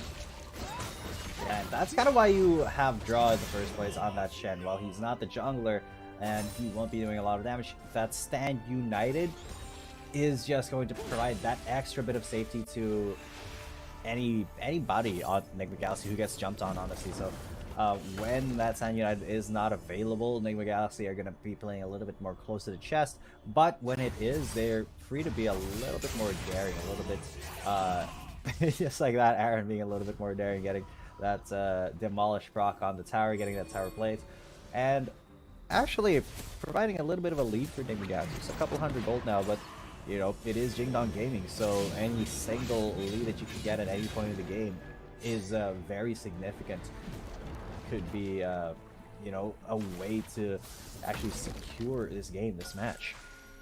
I don't know if Nigma Galaxy can take this dragon right now, because JDG has a lot of ways to go with the isolated play. Again, Doki and Juju could just work around and getting that cast into the Transcendent Embrace, knock up, and just layer it down for JDG. They have done that before as well in one of their matches against the other Chinese team. Now, Nigma Galaxy trying to get some room here again in the monster side. Ritter, Doki taking a bit of damage there, being chased out here by Just G, but still able to flash away. JDG loses their grip, but top side, Sunny is already starting the taking of the RH, and NGX knows this. They want to contest, they want to stop him. Yeah, and they are going to try. Sunny's baiting it to come a little bit further into the river. Doki's there as well. Now Doki gets jumped on, and Doki immediately dies. The Mega Inferno Bomb takes the kill, and now they're going to be jumping onto Juju. There's Joshi, and he can't just jump onto the Karma. Yep, Juju gonna be taken away. That's 2 kills picked up. That is good here. Also RH picked up here by Nigma Galaxy. Now they're gonna use it in the mid lane. Yeah, they will 100% get that first tower even without the help of Satchel Charge, because Shelly just charging it down, and they want to kind of extend this lead a little bit. Yes, the second charge gonna go down for Nigma Galaxy. A beautiful, beautiful start to the game. Let's check it out, how that actually happened, because there was a lot of hesitation on the side of Jingdong Gaming, and then suddenly Doki just got jumped on and immediately blasted. Oh man, Juju as well getting taken down as Joshi just chase him down. It's just perfect right now to enable Nigma Galaxy's early game. Yeah, because the early game is really where Nigma Galaxy has the better chance of actually getting this game, because Sunny, once this game actually starts going and he starts scaling, getting 3-4 items, it's going to be very difficult to stop that Jax from split pushing without sending at least 2 people for him. And that is the goal here for Sunny, to just become that late game tower pusher that Nigma Galaxy have to respect, even when they are just trying to get some macro control, and they have to think about that Jax barreling down any single one of their lanes and trying to distract them from contesting an objective. Excuse me.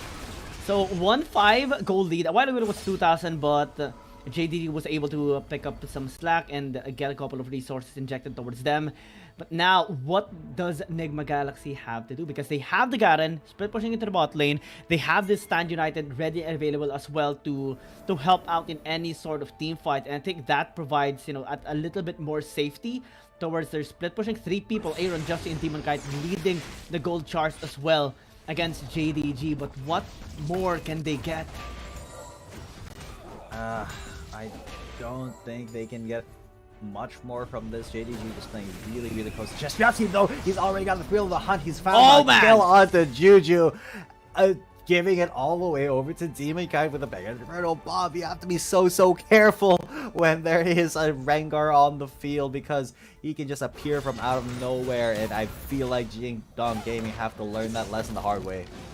Oh yeah, I mean, that's the delivery. The ball delivery, the Sand United delivery, the taunt delivery as well. Whenever the Tron is going to be used here by Joshi, and nobody's going to be safe here on the side of JDG. Not even Doki, the Tanky, as a member, if ever. And Nigma Galaxy, again, putting the gold into a 2,000 lead against JDG. But again, the question is still, what else can they do? Can they transition it into a tower push? Because right now, Feiba is dealing with Aaron. So he doesn't have the Hull Breaker to work around and counter the Hull Breaker of Aaron. But they're working on top side.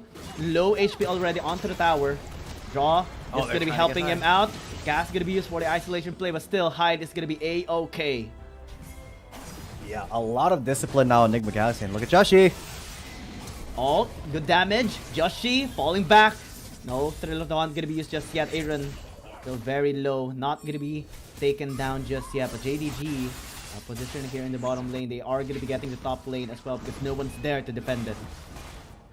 Yeah, but this does mean that Nigma Galaxy, they are looking for more place to make around the map, more places to apply pressure on, and that was the mid lane, though. they are going to angle towards the Rift Herald now. It is up in about 5 seconds, and with Joshi being there first, this could be Nigma Galaxy looking for a better objective to push down, but no, Jingdong Gaming have actually gotten the better positioning on the Rift Herald, and they are just going to take it for free. Nigma Galaxy just now trying to hunt them down and contest, but Hyde flashes in. Yeah, good engage as well by Joshi. Good transcend to the blaze, but not going to be working at all. Joshi though getting fired by 3 people will get taken down as Aaron picks up 1 as well. Draw, buying some time here for Nigma Galaxy as Hyde is channeling down the broken wings, but still Sandy dealing a lot of damage, gets a second kill as well, gets a third. As now Draw going to be the last member standing. Nigma Galaxy gets almost aced here by JDG as Aaron, the only one standing strong, will be going back to the base. Aaron kind of agreed there, left his team alone, and let's take a look at how that actually happened, because it was a very ambitious play coming in from Nigma Galaxy. Look at Hyde flashing in and getting the knock up onto Doki, but unfortunately he wasn't able to get the 1s2. Maybe if he was able to knock up the Kazakhs, that would have been a better end to that fight, but Joshi just kind of stuck in that bush with 3 people. Nigma Galaxy separated themselves during that fight, and unfortunately that is not the right thing to do against a team fight heavy monster of a team like Jingdong Gaming, and everything just fell apart when Sandy came into the fray. And now Jingdong Gaming, they want to get this dragon as well. Let's see if Nigma Galaxy can actually contest. There's Explosive Cask. Draw gonna be taken down early into this fight as well. Hyde trying to deal some damage here onto Doki without really dealing a whole lot. Wind Slash gonna be thrown down. Nigma Galaxy 4 versus 5. Can they actually take it? Because this is the second dragon. JDG has the confidence already. They know that they can just take them on. They are gonna be going into the bot side for now to clear up the waves to reset the dragon. Oh yeah, but with that being said, Nigma Galaxy, they are still at a man disadvantage, and with Sandy pushing down the bot lane, Nigma have to be either super aggressive and super committal here, or just back away, because Demon Kite is already done half, and Aaron is gonna try to engage. Delivery again, but still not gonna be able to kill Juju right now. Aaron taken down instead, but Demon Kai being chased out by Feibai as Justin tries to help him out, but Dressmark gonna be used to try and take both of them down instead. And JDG finds more and more kills. Even Doki picked up 2 kills along the way, and they even get the Ocean Drake. Tragedy has struck for Nigma Galaxy. They tried to engage with a man disadvantage, and they just were not able to make that connection. Doki now from the back trying to intimidate Draw into backing away to give this tower for free to Jingdong Gaming, and just like that, everything has fallen apart here for Nigma Galaxy. Their towers are going down. Let's take a look at that once again, because yeah, Aaron just went a little bit too ham there trying to get onto Juju, and that shield just honestly saved that karma. But there's another fight going on here. Mustn't Justice not really gonna get that kill onto 1. That's again opportunity here for JDG to reset. Top lane is being pushed as well by Feibai. Joshi trying to jump, but only spots a ward instead. Jumps in a little bit too deep. It's questionable, but still is able to fall back. Oh my god, that's too risky. Gets counter-strike it away. Sandy gonna be used to try and help him out. Good sustain as well. Good taunt onto the back line. Now Nigma Galaxy gonna take down the Jax. Sandy falling down is key now as they took a tower as well. But again, 2 towers picked up by Feibai just negates everything that Nigma Galaxy has taken in the bottom lane. Yeah, so far we are equal in terms of towers. Wait, no, it's, you can barely see it, but the first tower in the top lane is still alive for JDG. But that was such a greedy fight from Nigma Galaxy. Joshi almost just got absolutely bodied because he went so greedy here. It's just fortunate that Draw was there to back him up, because Sandy could have absolutely messed him up. And the good thing that the Jax had no mana as well. But these small mistakes, Nigma Galaxy cannot rely on Jingdong Gaming to give this to them all the time. So wow, it is going to be a very tough situation for Nigma Galaxy to try to force more of those fights, especially with the gold lead that JDG now has. Yeah, scaling as well is being enabled here on the side of JDG. We're seeing a 4,000-5,000 gold lead now being taken by JDG on a scaling lineup as well, with the Jax lineup, with the Hull Breaker as well. So Hyde won't be able to take him down anymore. He needs more members to actually help him out. Maybe Joshi, but I don't think it's going to be enough. JDG now collapsing here into the bottom lane to try and secure a tower. Stasis is going to be used to buy some time after the Transcendent Embrace has been used already. But now Deathmark onto Demon Kai, pressing him down as well, forcing Stasis. But it's not really going to be doing a whole lot of safety here for Nigma Galaxy. Fortunately, they're still able to fall back. But the tower's still taken down now. They're trying to chase down Juju as Doki is being threatened here by Aaron. But can he actually do a lot of damage here? I don't think so. This is just a Garen with a Hull Breaker. So JDG just gonna be getting that tower in the bottom lane, a blue buff as well, without any sacrifices. Yeah, and Aaron on that Garen can't really do all too much for the Hull Breaker. He's being prevented from actually getting a split push going, just because the threat of JDG collapsing onto him is a bit too strong, even with the draw San United, speaking of collapsing onto him. Once and Feibai already responding to that split push attempt by Aaron. Joshi though with the Field of the Hunt, jumping out once. Not able to take him down though. So that's again an opportunity for JDG to work around whenever that's ulti is not available for Rengar. Yeah, unfortunately the Thrill of the Hunt is not something that Nigma Galaxy have been utilizing to its fullest potential, but now Doki gonna be jumping on him. That's a catch off the Rengar, unfortunately, and Joshi just goes down. Taken down already. Sani gonna be using the counter strike as well to work around in the front line. Hyde gonna be flashing away. Now JDG can just posture down this Baron. It's going to be a pretty free Baron for them because the jungler for Enigma Galaxy has gone kaput. I mean, he just wanted to take his Raptors, but the rest of JDG was there. That's the danger of not having any wards there, but Aaron trying to do something here, gets death marked.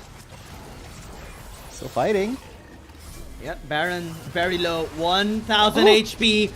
The patience play there coming in from once, able to take that Baron for themselves. And now Nigma Galaxy losing a key objective in this match.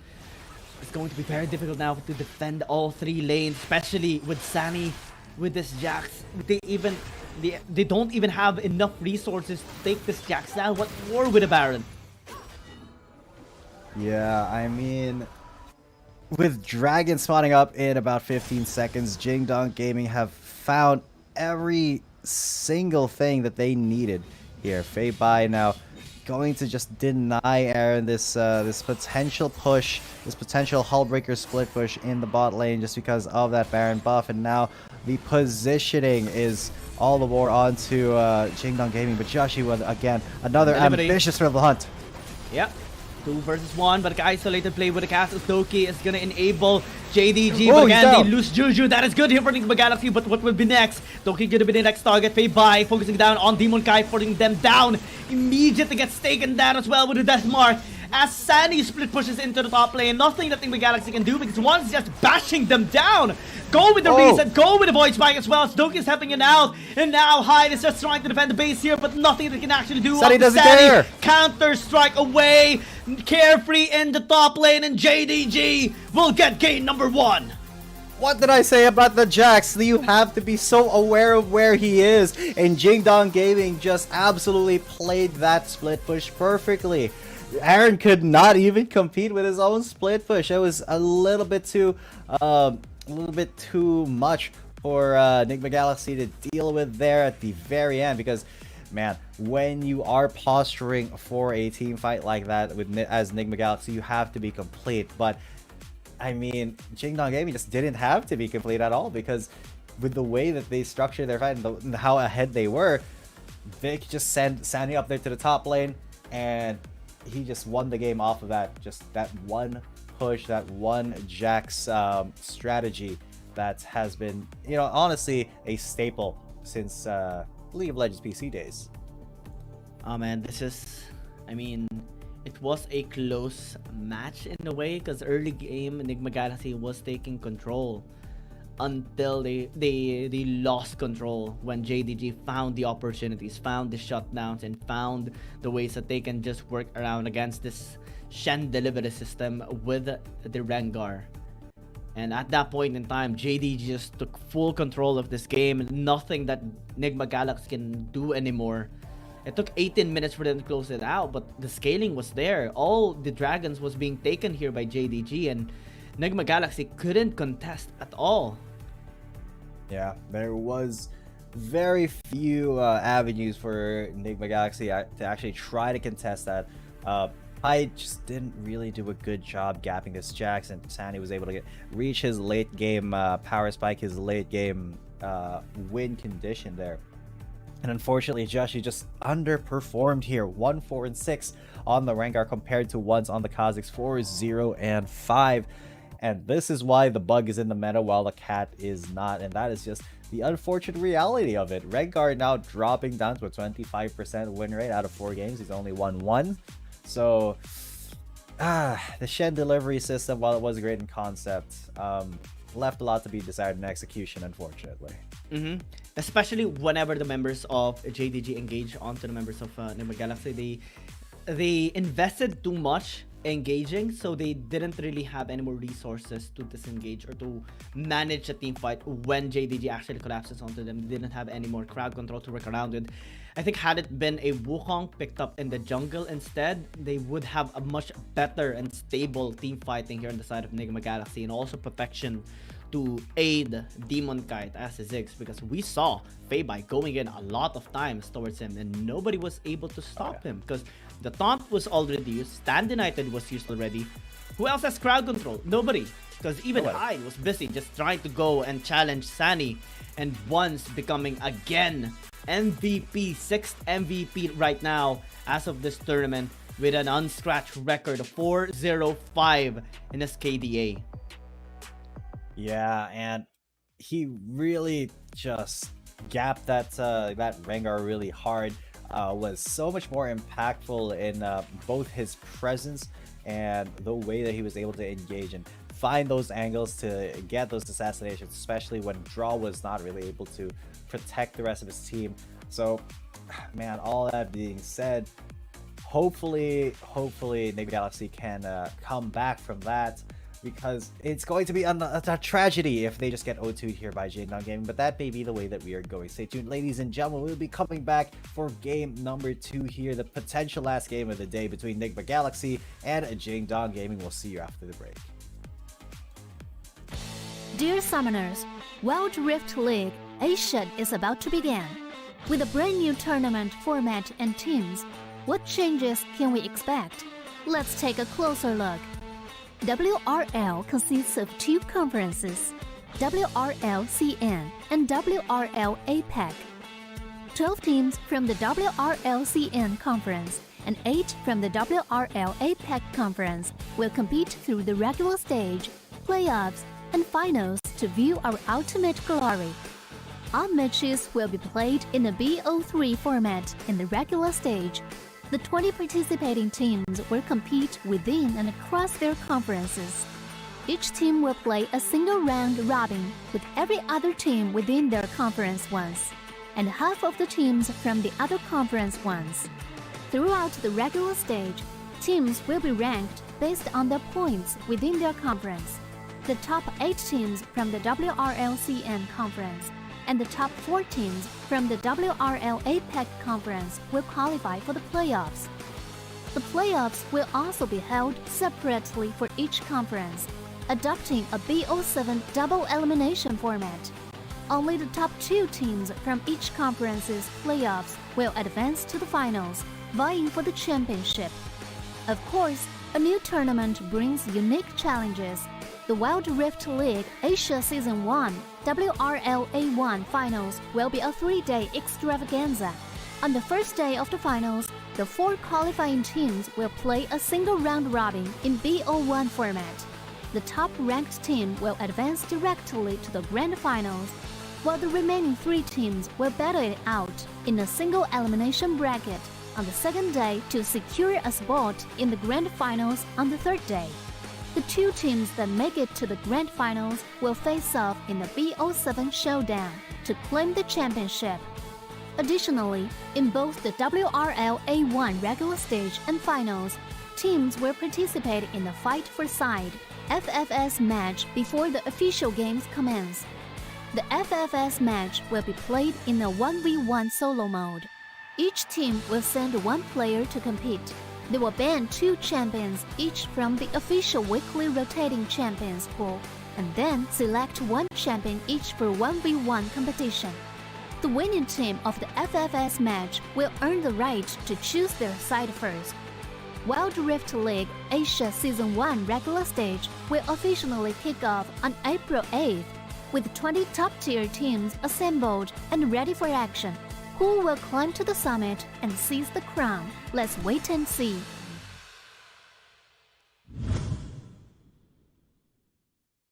Dear Summoners, welcome to the Wild Rift League Asia 1. With the new season comes a fresh upgrade to our Spectre UI, designed to provide everyone with a better viewing experience. First thing is about the original UI information at the top bar. We make it into a functioning ring design in the upper left corner.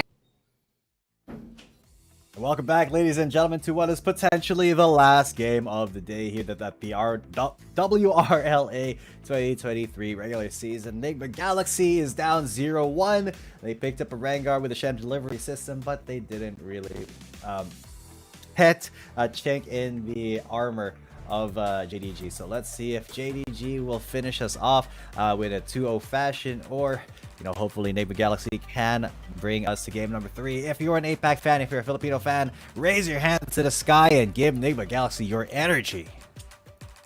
They need it. We need it right now. That game number 1 wasn't really the best here of Nigma Galaxy, but they did have an early game. They just need to maintain the pressure and keep the ball rolling so that they can shut down JDG. It is a challenge. I mean, this is JDG. This is a team that only struggles against the elite Chinese teams. And they have battled against many teams already. They took down Fennel, they took down Invade Esports, they took down even the likes of Weibo Gaming during day number 1. So it is a challenge. They even took down Trace Esports. That's how good they are. So now, Nigma Galaxy, after having a good early game, they just need to be able to close it out. Avoid the engages coming in from JDG and try to work on. Being on blue side should give them now the priority in the first pick. Jace is something that they have been, a fan of. So maybe have the opportunity to take it out. But I'm liking seeing the Gragas picked up instead, actually. Yeah, the Gragas, something a little bit more standard, a little bit more safe for Draw to perform on. But that does open up a lot of possibilities for JDG. The Nautilus is still up. They can't counter with that. But the Jace is going to be picked up first. And now the Shen is on the other foot here for JDG. No, not coming to the Shen. Once more used to the Kha'Zix. It worked once. It should work again against Nigma Galaxy. But I wonder what they're going to pick into it, because they can go for the jungle counter pick, or just solidify their bot lane, go for a mid lane pick. But yes, go for it, Joshi. The Lee Sin is what they need to in this game, in this match. Yeah, and it's a better matchup as well against the Kha'Zix, right? Because Lee Sin is very aggressive into the game. You have more tools to actually engage and disengage. You have the burst potential as well. And Josh is just so good with his champion too. But I'm liking seeing the priority this time around with the Wukong. Because while it was available, Nigma Galaxy wasn't able to pick it up. I think they focused more on the Rengar instead of the Wukong. And now it's a good sign to have it being picked up here for Aaron or Hyde. It doesn't even matter. Both can just fully utilize this champion. Yes, they can fully utilize this champion. I'm very, very hopeful here.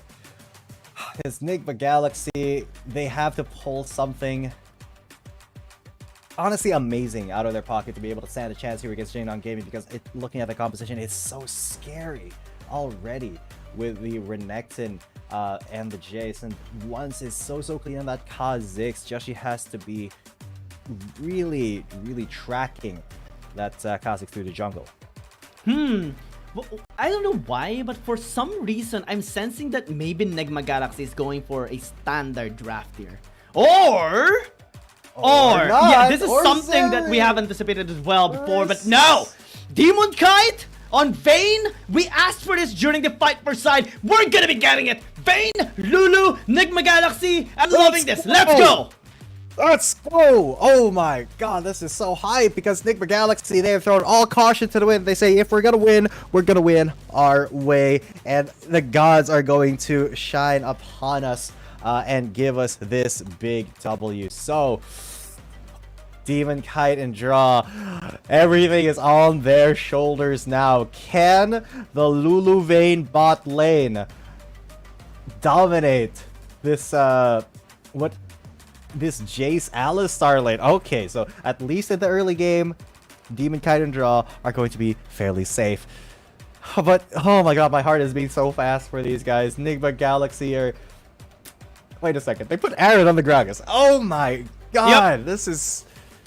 No, Hyde on the Gragas. It's either way, right? It's okay. And Hyde had history as well, picking up the Gragas into the Baron lane, going for tank build. Wukong as well. I think it's much better being used right now. Because again, these three champions, outside of Nigma Galaxy, Gragas, Lee Sin, Wukong, they're designed to protect Demon Kite.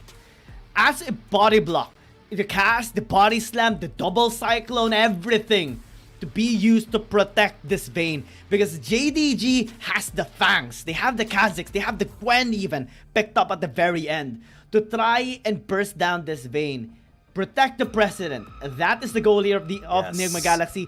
But again, Demon Kite on the Vayne, he has been a master of this champion ever since the local community tournaments here in the Philippines.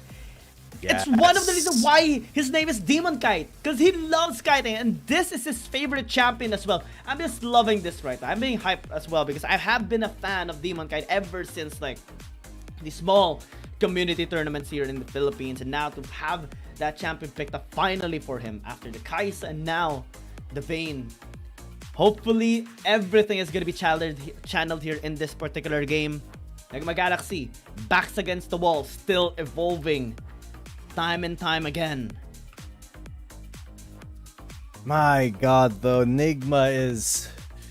They're putting everything on the line, right? They are putting everything on the line for something that has worked for them in the past.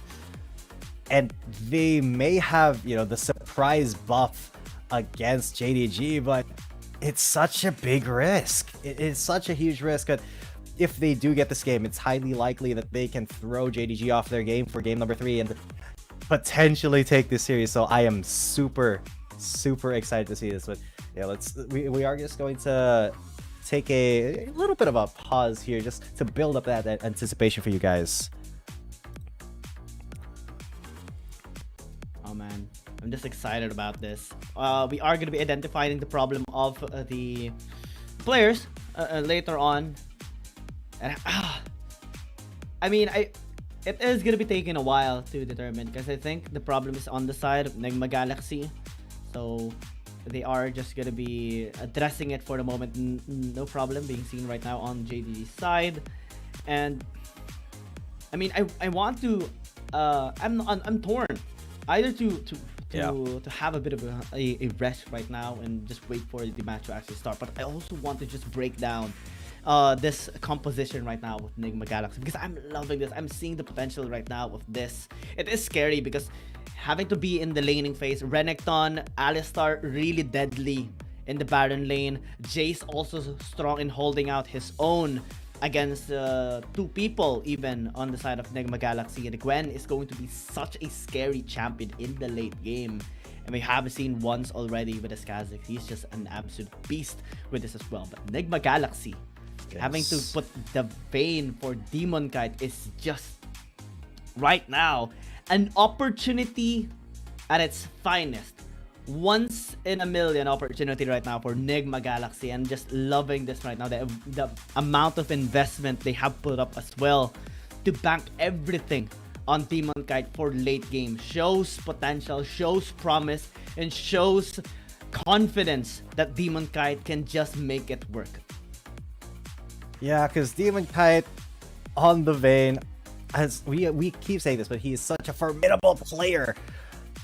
And we're so excited to see him finally perform something that we have been so waiting for so long to actually see from our Philippine teams here in the WRLA. So yeah, we have just gotten word that technical problem has been solved, and we're going to be heading back into the Rift. Demon Kite and Draw going to be heading up to the top lane to start the game out.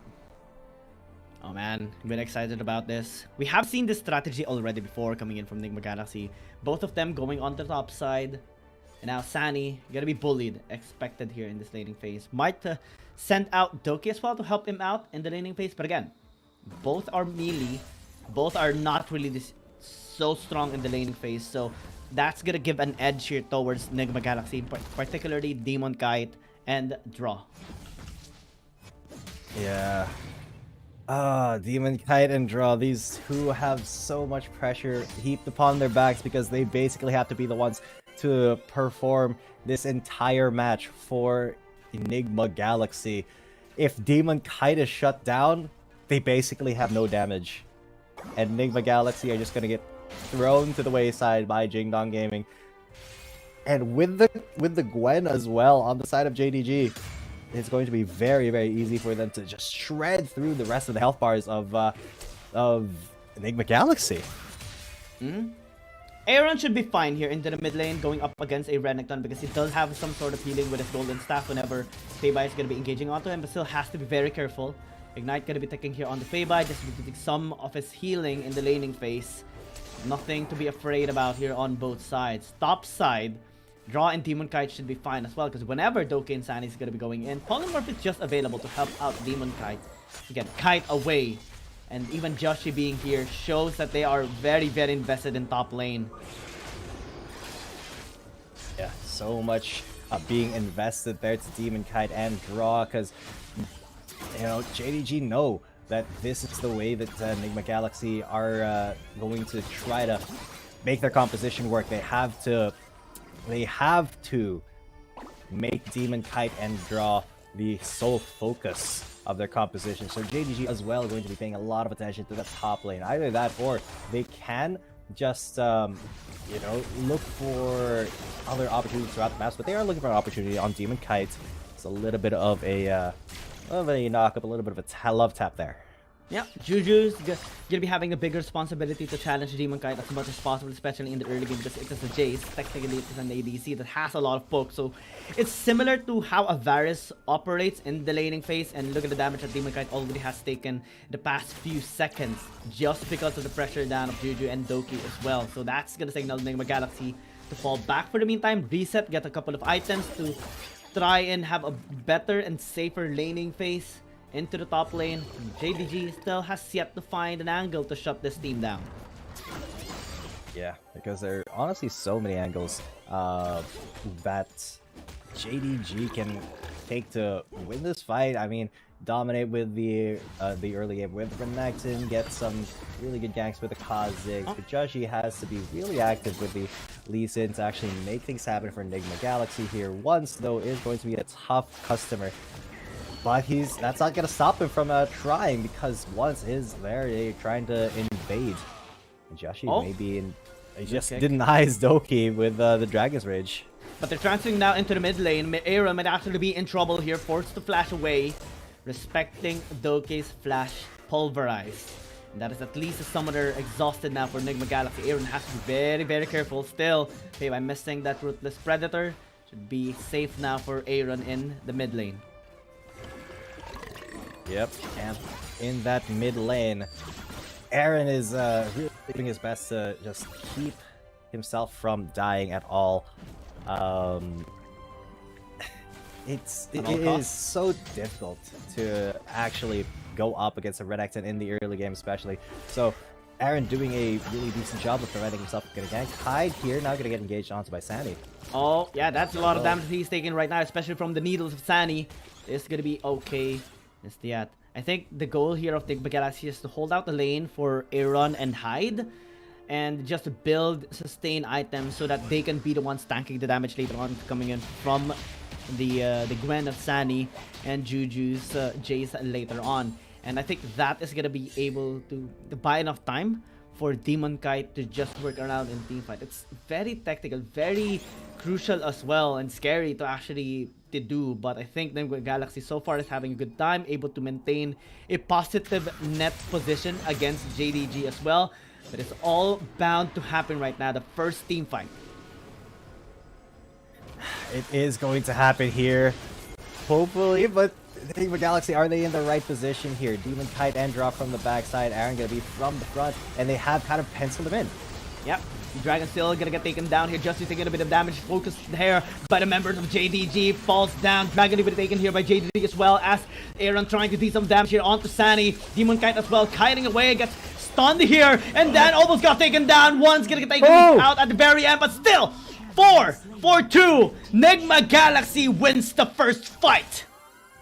And Demon Kite was a casualty, but it's still a really decent chunk of change for Nigma Galaxy. Look at how they did the pincer maneuver here. Joshi, honestly, with a great Dragon's Rage there. And then Demon Kite immediately engaging onto Juju.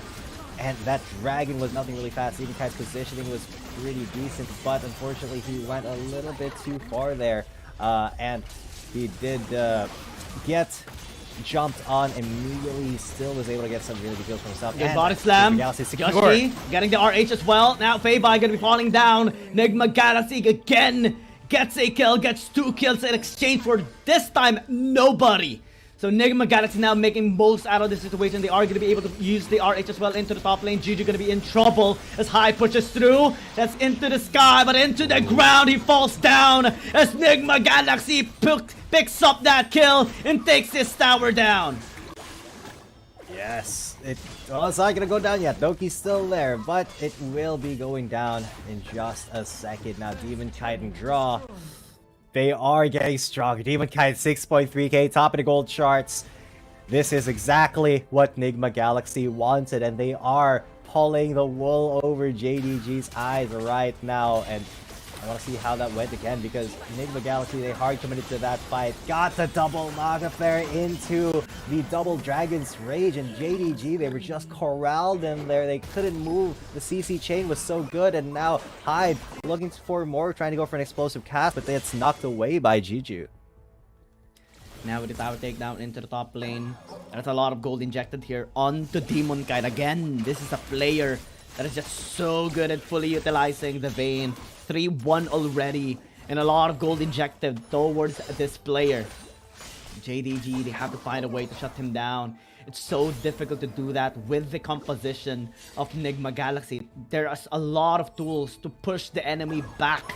The Cyclone, the Dragon's Rage, the Polymorph, the Wild Growth, and even the Cask Body Slam here of Hyde. So in terms of closing the distance for Demon Kite, it's almost impossible unless everyone from JDG finds a way to initially burst them down. Now mid lane, Sonic going to be in trouble. Sonic may not be able to be connecting onto anyone, and that will pave the way for Sonic to survive. Yeah, he's able to flash out of that situation, a little bit sticky situation there, but Jingdong Gaming now, they are playing it really, really safe. They don't want to give anything over to Nigma Galaxy that may be, you know, giving them any sort of advantage. So even when it's just the hint of an engage, they immediately back away, just like Feibai did, sliced away and diced back in to get a little bit of damage and heal. Doki now maybe try to make a play, but it is going to be dangerous because Demon Kite is so aware now. Sandy and Hyde as well in the top lane, just kind of saying hi to each other with their skills. Cast dodge there by Sani, I would say, because it was aimed to put him in harm's way. He was able to dodge it anyway and go the other distance with the isolation.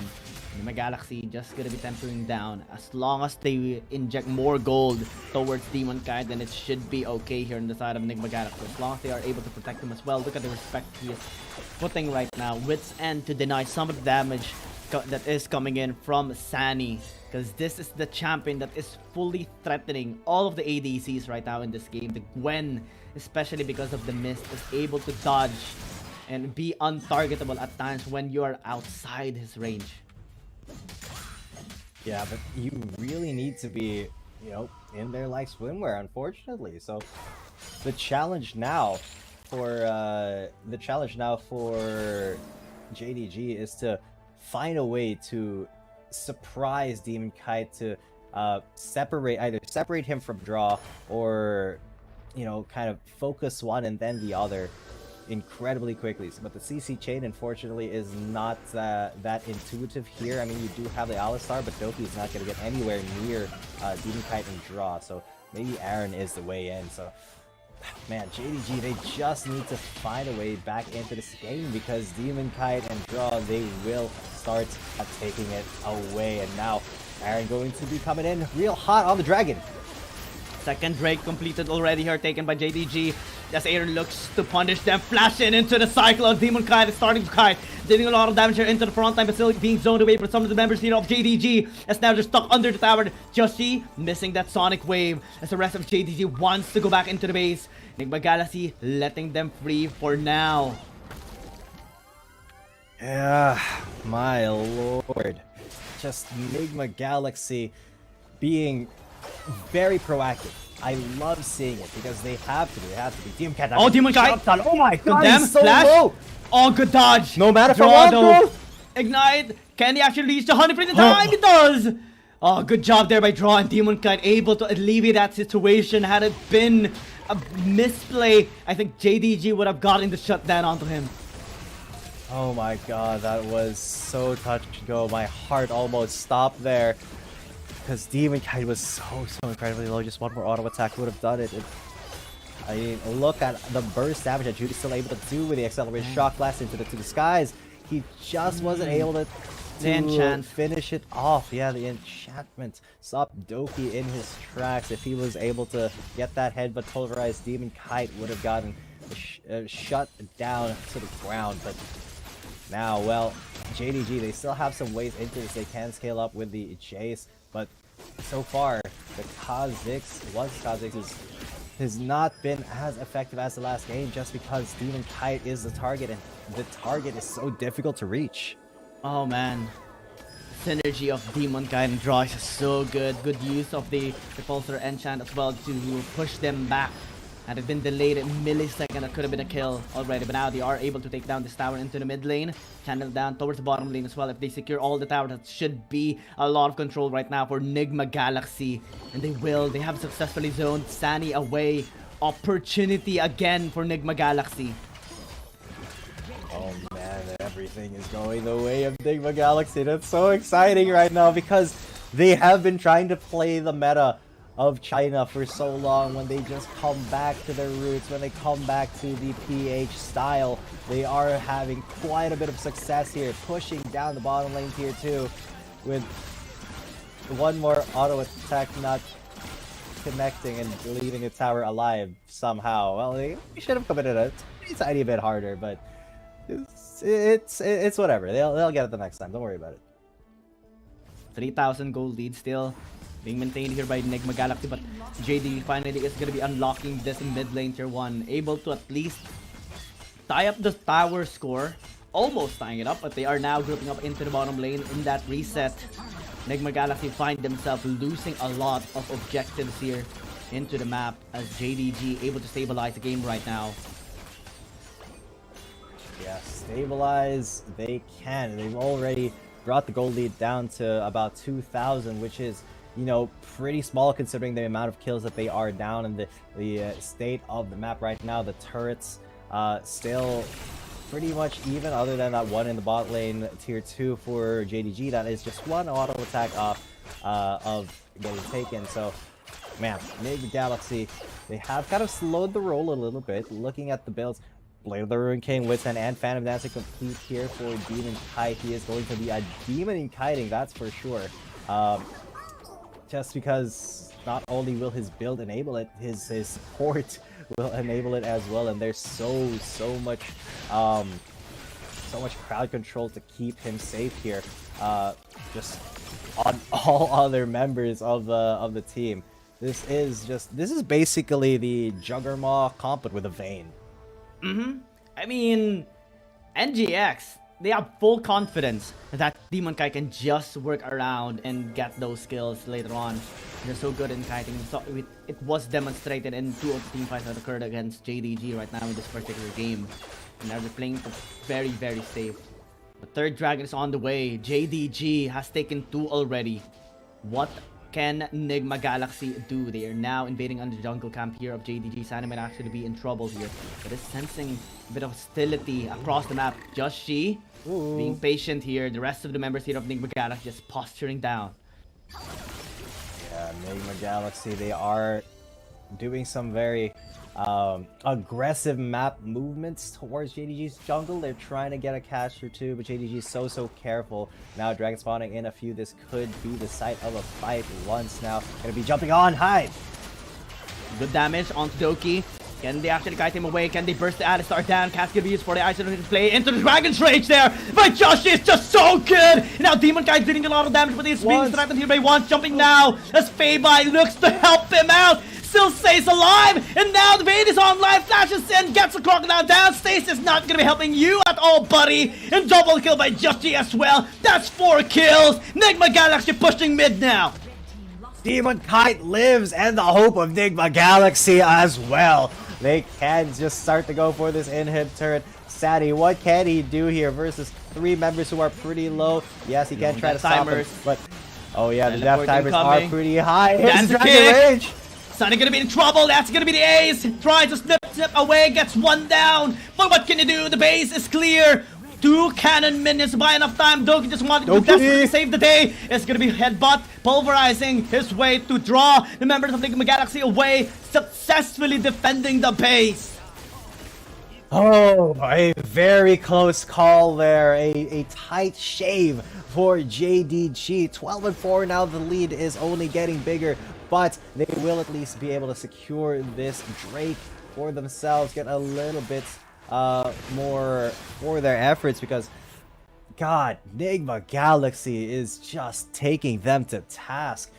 JDG, it looks like they don't know who to focus on during the team fight, because they try to go onto Demon Kite and then everything just falls apart, because I mean, whoever tries to get onto him gets away, or just you know, Cyclone or Explosive Cask as well, and then if he gets low, Wild Growth. So many ways to protect the Vayne, but you know, they may try to go for other picks, and then just that's a catch-22, because if you try to go for other picks, Demon Kite just shreds you down. Again, this composition is designed specifically to protect the President, protect Demon Kite at all costs. Look at the investment. Iceborne Gauntlet even picked up here by Hyde, just to have that slowdown to anyone that is chasing down Demon Kite. Guardian Angel as well picked up. A lot of defense utilities items picked up already, just to extend the team fight in the favor of Nigma Galaxy. But again, Demon Kite is a little too far back. And now, a lot of damage being taken here by Aaron. Justy as well, serving the front line. Feiba has really good access. Aaron gonna get taken down already. Cast. Oh no! Bad position by Nigma Galaxy. Turns into a catastrophe as JDG cleans them up, taking 4 kills already, leaving only Joshi alive, and suddenly the whole team collapses. And this is what Jigdog Gaming is really good at, capitalizing on every single mistake that the opponent makes. Joshi now trying to 1v1 Feiba. He has to slice and dice out there. Sonic Wave. He kicks Juju actually, but not the Crocodile. Joshi, he still gets a kill there for his life, but that does mean that JDG, they are going to be barreling down the mid lane. Just one mistake in a late game team fight, and that could be it. And that must be it for Nigma Galaxy. What a heartbreaker. They tried their heart out to make this work, but unfortunately it's still going to be a 2-0 for Jigdong Gaming after just a 1 crucial mistake from Nigma Galaxy. Oh man. Oh no. Again, we said this time and time again. JDG, you cannot give them an opening. Even a slight inch, even if it's a millimeter of an opening. They will put it wide open and slam it in your face. And Nigma Galaxy, despite having almost a game-ending push into the mid lane, just one mispositioning in that topside river. Demon Kite going for the Gromps, Hyde clearing out the top lane as the rest of Nigma Galaxy suddenly gets engaged by JDG. Turned into catastrophe and a disaster here by Nigma Galaxy. And JDG, just one more move left in that particular game. Push mid lane. There's nothing that Justy can do to stop them now. That was a heartbreaker of a match, a heartbreaker of a game, because Nigma Galaxy were doing so well until the final minute. Look at that gold graph. It was going all the way until just the tiniest bit before the end. It went bam right into JDG's favor. They were able to come back from such an insane deficit. Look, they only had a 300 gold lead at the very end, and that one team fight at the final part of the game changed it all. Look at that. Nigma Galaxy still even have more kills than JDG, 13 to 9, and they still lost because at the end of the day, you cannot make positioning mistakes against these Chinese teams, man. JDG just knowing exactly how to exploit a team fight that you maybe were not prepared to engage in. At the end of the day, it doesn't matter if you're 2,000 gold up or 10,000 gold up. If they get the ace on to you at the best possible time in the late game, they can just push mid and end the game. That's exactly what JDG did. 971 HP, I believe, is the HP of the Nexus of JDG when Demon Kite fell down. And with Doki as well being able to shove them away, they denied and bought enough time to reset, have a better position in the topside river to take down Nigma Galaxy. It's that close of a game. It was so close. They could have actually hard committed to the Nexus stick and maybe brought us to game number 3, but it just wasn't meant to be, I guess. And unfortunately, they will end the day with another 0-2. The Filipino fans, unfortunately, just like Goku versus Beerus, even with the Spirit Bomb, not going to win. 0-2 in the score. The Kaioken acting up, the Tall acting up. That's what happened here to Nigma Galaxy. JDG suddenly found a good opportunity, a good angle, good position to take them down. It was unfortunate. I was actually nervous and thinking that might happen in that particular match, because when I saw them having to lose a bit of the grip in after that particular fight, oh man, it was very devastating. And can understand why we're feeling like this as well. We had our hopes as well. And I believe, it is a loss. It is a devastating loss that could have been a win. But it's still, an opportunity and confidence being shown here by Nigma Galaxy. This composition has worked against one of the strongest teams in the CN Conference. It didn't turn out to be a win, but all throughout the game, they were leading. So the only patch to that is not be isolated. And it can actually work. Nigma Galaxy has been making it work all throughout the game. And it took so much for JDG to even get that win. Almost losing game number 2. That was how close the game was. So props to Nigma Galaxy still.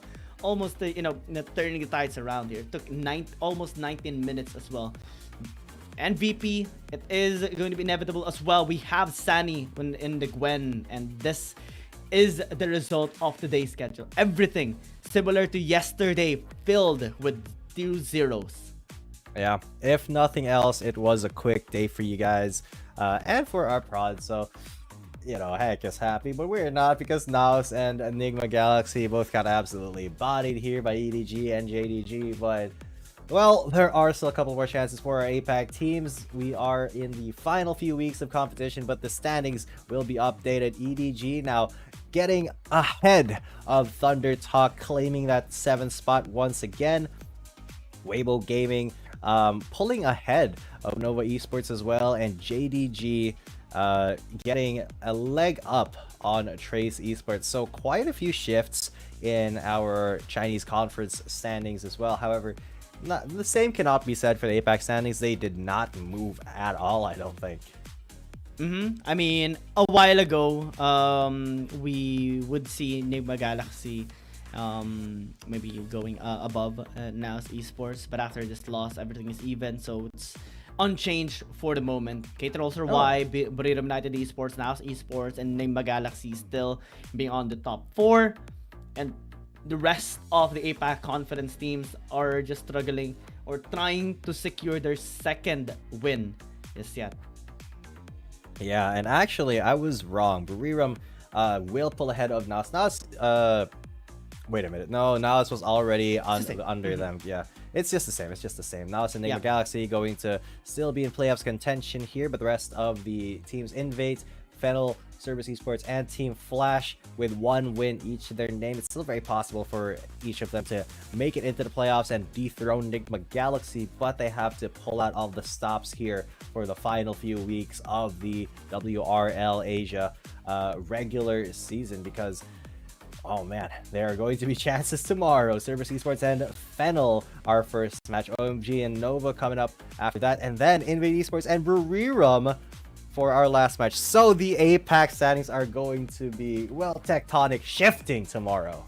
Oh yeah, I mean, every single day for this week, we are going to be seeing an APAC matchup, but specifically a PH matchup. Tomorrow we have Fennel versus Cerberus Esports and BRU against Invade Esports.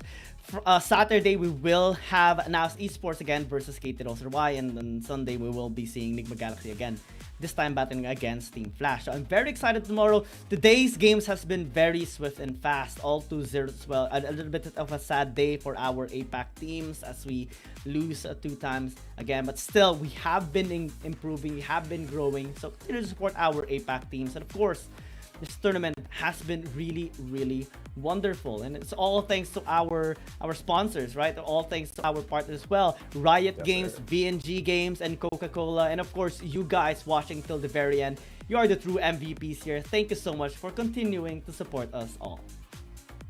Yeah, and with all that being said, it has been a pleasure once again to be casting for you guys. My name is G10 coming at you. With me is Giyang, and we will be back once again tomorrow for day number 3 of week 8 of the WRL Asia 2023 regular season. Hope to see you guys there, and hopefully a lot of APAC fans will be coming through, because we got 4 APAC teams on the chopping block as well. So me and Giyang will see you guys tomorrow. Have a good night.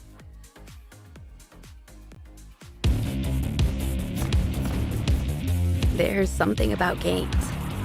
What you doing there gives you real chills. There is one thing that can't be stopped. Feelings. And if you can feel it, it must be real, right? And that's real magic.